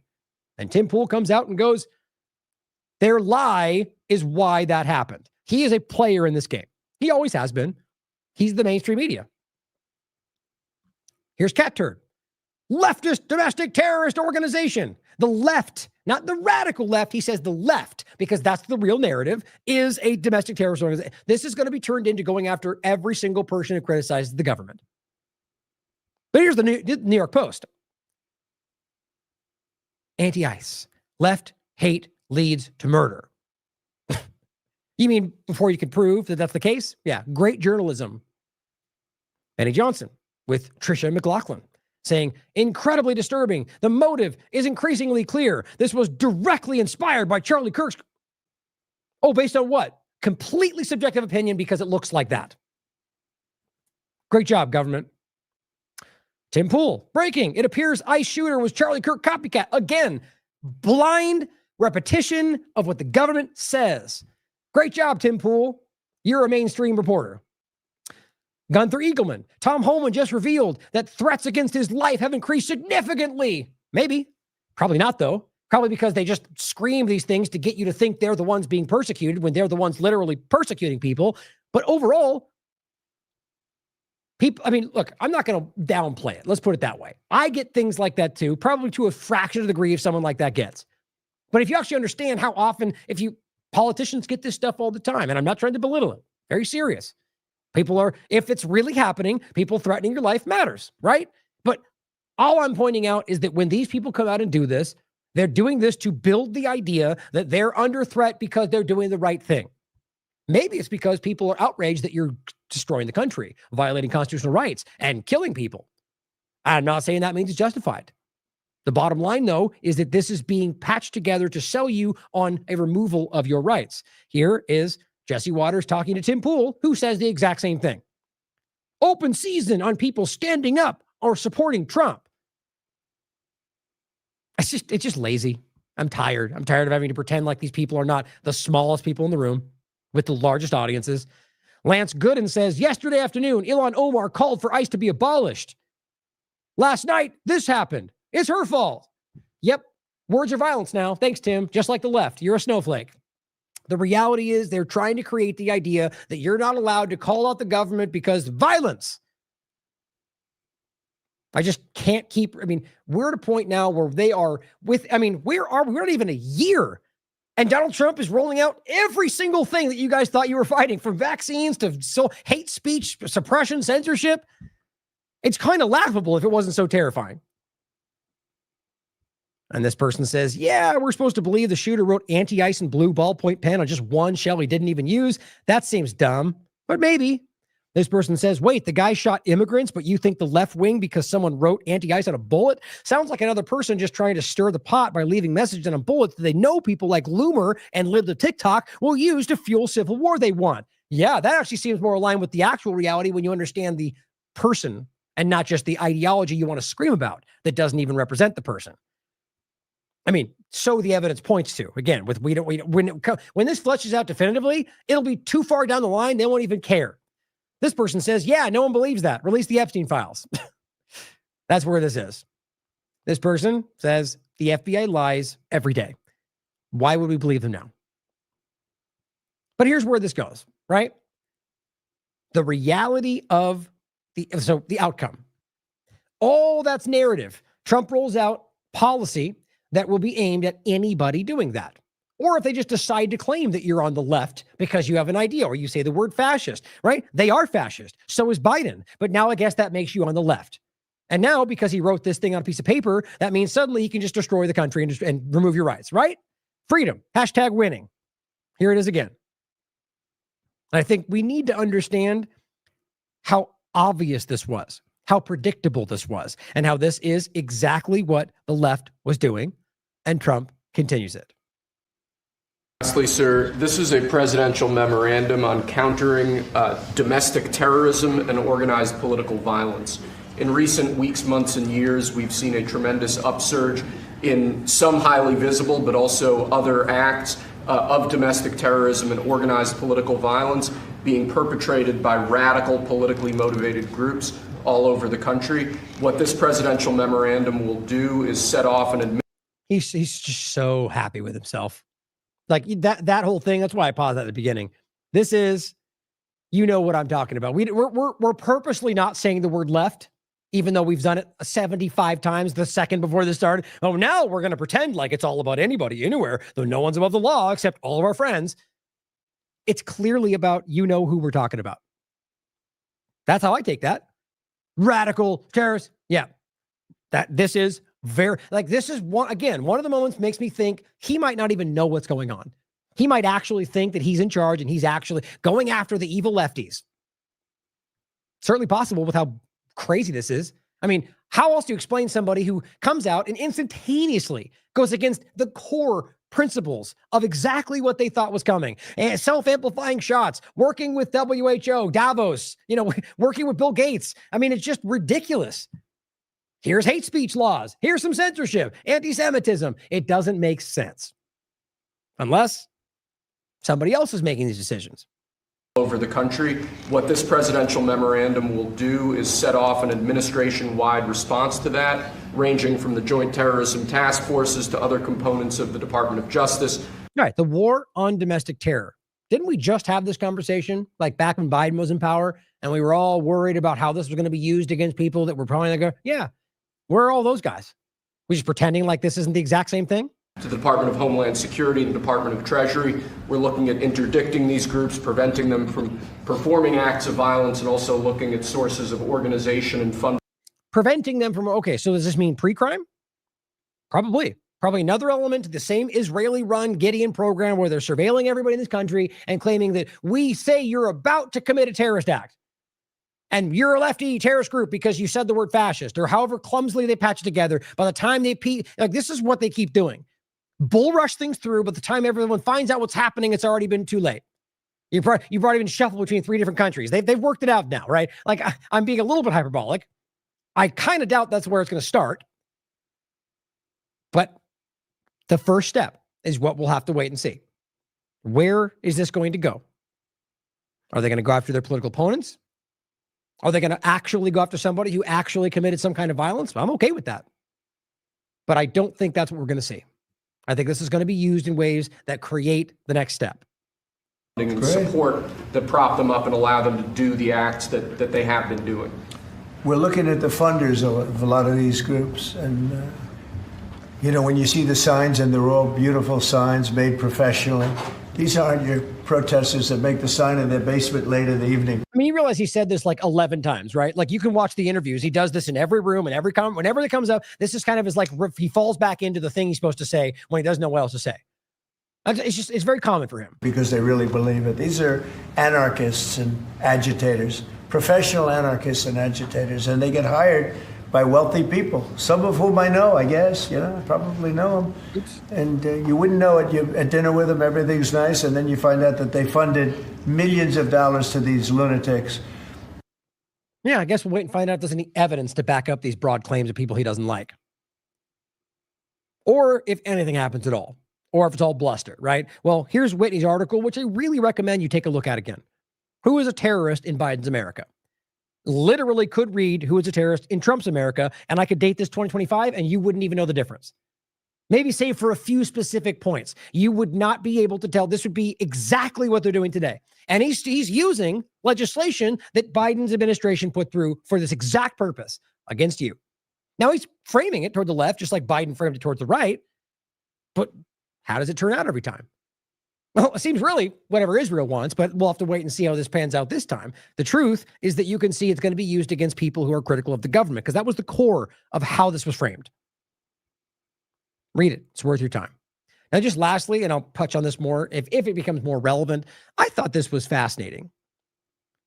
This person's name is Desmond Hawley, 16-year-old who shot 2 classmates in Colorado on the same day as the Charlie Kirk assassination. FBI reports he had neo-Nazi views and was radicalized online. You can, whatever you think about that, that's not the real point for me. I'm surprised, just like he is. How in the world this didn't get talked about? I said, odd that this school shooter from September 10th, 2025, with pretty obvious political leanings, has gotten basically zero coverage in partisan media. Either side, right? It's not trying to make someone, if you could make the point about why the right would ignore this, because clearly it doesn't fit their narrative, just like they would make the point about the left. But then you also have to be like, why would the left not scream about this? See, if you're of the mind, as always, that the left and fighting the right, and they're all back and forth, one's the other, okay, then why wouldn't they go, oh my God, look at why? Does that not make sense? Wouldn't this be a huge point of contention to be like, look, you only care about, why isn't that happening? I think it's because both sides of the paradigm are aware of how much this works for their seizing of power. But this person says, and this is his dad. Read the first comment on the original post. Okay. And I said, so your point is the right ignored this because he's liberal? Do you guys ever stop and consider the difficulty of the mental gymnastics before you jump? Really? So you could prove he's a liberal, and that's why they didn't talk about it? Come on, guys. I don't know why it didn't get talked about. I've seen some people talking about it, but doesn't this seem a little bit odd to you? It certainly does to me. I think what I'm getting at is that it's obvious what is useful. It's obvious what can be used and what can't. And this doesn't fit into the narrative right now, just like it didn't fit into the narrative when the left was in power, when they didn't like the color of the person, or they didn't like the political leaning, just like they're doing now. And it also shows you that things like this are happening when they're not all necessarily part of some grand scheme. It's because they're driving people crazy. What they're doing with their schizophrenic policies, with their forced medications, with their injections, with all of the mixed information, and people are going crazy. And it's not brand new. It's been a long time where you can recognize people are just snapping because they're putting them in positions which drive them out of their minds. And then they blame you for telling the truth, for talking about what they're actually doing. You're radicalizing them for pointing out what's going on. Now, I'm not going to pretend that there's not some level of radicalization that happens, largely, I think, because it's kind of by design, but that's irrelevant to the idea that you have a right to say what you want, and people have a right to think what they want and look at what they want. That's the reality. The game we got into where they start going, but that leads to this. That's what the right used to call about the left. And now they're doing it too. Because if you're aware, you can see that both sides are playing the game toward the government control, like they always have been. Now, this is just the ADL post about it, where they go over all the information and tell you he's a neo-Nazi and, basically show you the right-leaning conversation. And guess what I found even more interesting? It turns out that he was using the black sun symbol. It's right out of the Azov movement, just like all the other connections to Israel and the United States to tie back to the same conversation. The Patriot Front, the Azov movement, the interaction, what's it called? The base, the Atomwaffen. All of these groups are completely immersed, and they all have connected figures that tie back to intelligence or, authorities or Israel funding or all of them. It's really not complicated. I've gone over this 100 times. But even the Black Sun situation, that was on what? The Buffalo shooter. It was on any number of them. It's just, there's an obvious weirdness to all this, whether that's some kind of coordination or it's because, either way, it's very obviously, in this case, not a left-leaning thing, but I also could argue that I don't think it has to be proven to be a right. I think people can be in this position and see the problems in both. That's the real issue, is that people want to piece this however they, however works for them. Now, last point, Donald Trump is now considering declaring a state of a national emergency. Right? So the left can use COVID, Trump can use immigration. It goes in the same damn direction. Overall, arguing that the states won't let him do what they want. But constitutional rights, though, right? Who cares about states' rights? We're going to do what we want. But freedom, Constitution. It says President Donald Trump has warned that he may declare a national emergency in Washington. Why? Due to the fact that the Metropolitan Police Department won't cooperate with immigration. Now, what they're saying is, what, these people are not meant to be conducting immigration, saying their proper role is not, what says there, he has maintained that immigration enforcement is not the proper role of them, and even with federal coordination. Now, look, you can disagree. You can argue it's because he disagrees with Trump's policies. Well, that's his prerogative. He is in charge of this area. States' rights do supersede the federal control, despite what everyone wants to scream about. Constitutional law, the reality of that is the core point, not some executed executive order about national emergencies that supersede. That's just statist BS. Excuse me. They're using this to go over the Constitution and acting like it makes sense. Nothing does. If you believe in the real core values of this country, if it was repugnant to the Constitution, it's null and void. Supreme Court ruling, Mayberry versus Madison, 1803. So here, he's trying to tell you that they can force them with a national emergency to do what they want because of what their agenda is. Even if what their stance is political, it doesn't really change the reality. This is power. This is about controlling the outcome, and I think this is about far more than what we think it is. As I've been making the case for a long time, about Israel, about foreign influence, about something much more alarming. But even if you don't agree with that, can we just acknowledge this is wrong? Even if you think the guy is acting from completely political standpoint on the left, it doesn't change what Trump is doing it doesn't change that it's wrong, unconstitutional. As well as the fact that what you're doing is rolling out national police forces and national emergencies. That's not something we're supposed to be okay with. If it was Obama, you all know. We saw it. But stand up, call it out. Because my opinion, as it has been for a while now, is that most people see this. Most people are seeing this. And that's why this is getting so hard for them to manage. And that's why, like him saying, nobody cares about the Epstein thing, even though they all do. We can prove that, right? You can see it right now. So why did Trump lie about that? Because he's vulnerable. Because these people see a problem developing where they can't control what you think. They should never control what you think. You should think for yourself. Thank you for tuning in and thinking for yourself, because it's paramount today. And I think we're at this point of momentum where we can keep this going in honest, in positive ways, honest ways, not violent ways, not some kind of destabilization, left versus right, but some general, where truth is the guiding force. Now, you can argue that's naive or wishful. Maybe it is. Maybe it is, but I'm sure he's still going to fight for it anyway. Thank you for tuning in. I love you all. As always, question everything. Come to your own conclusions. Stay vigilant.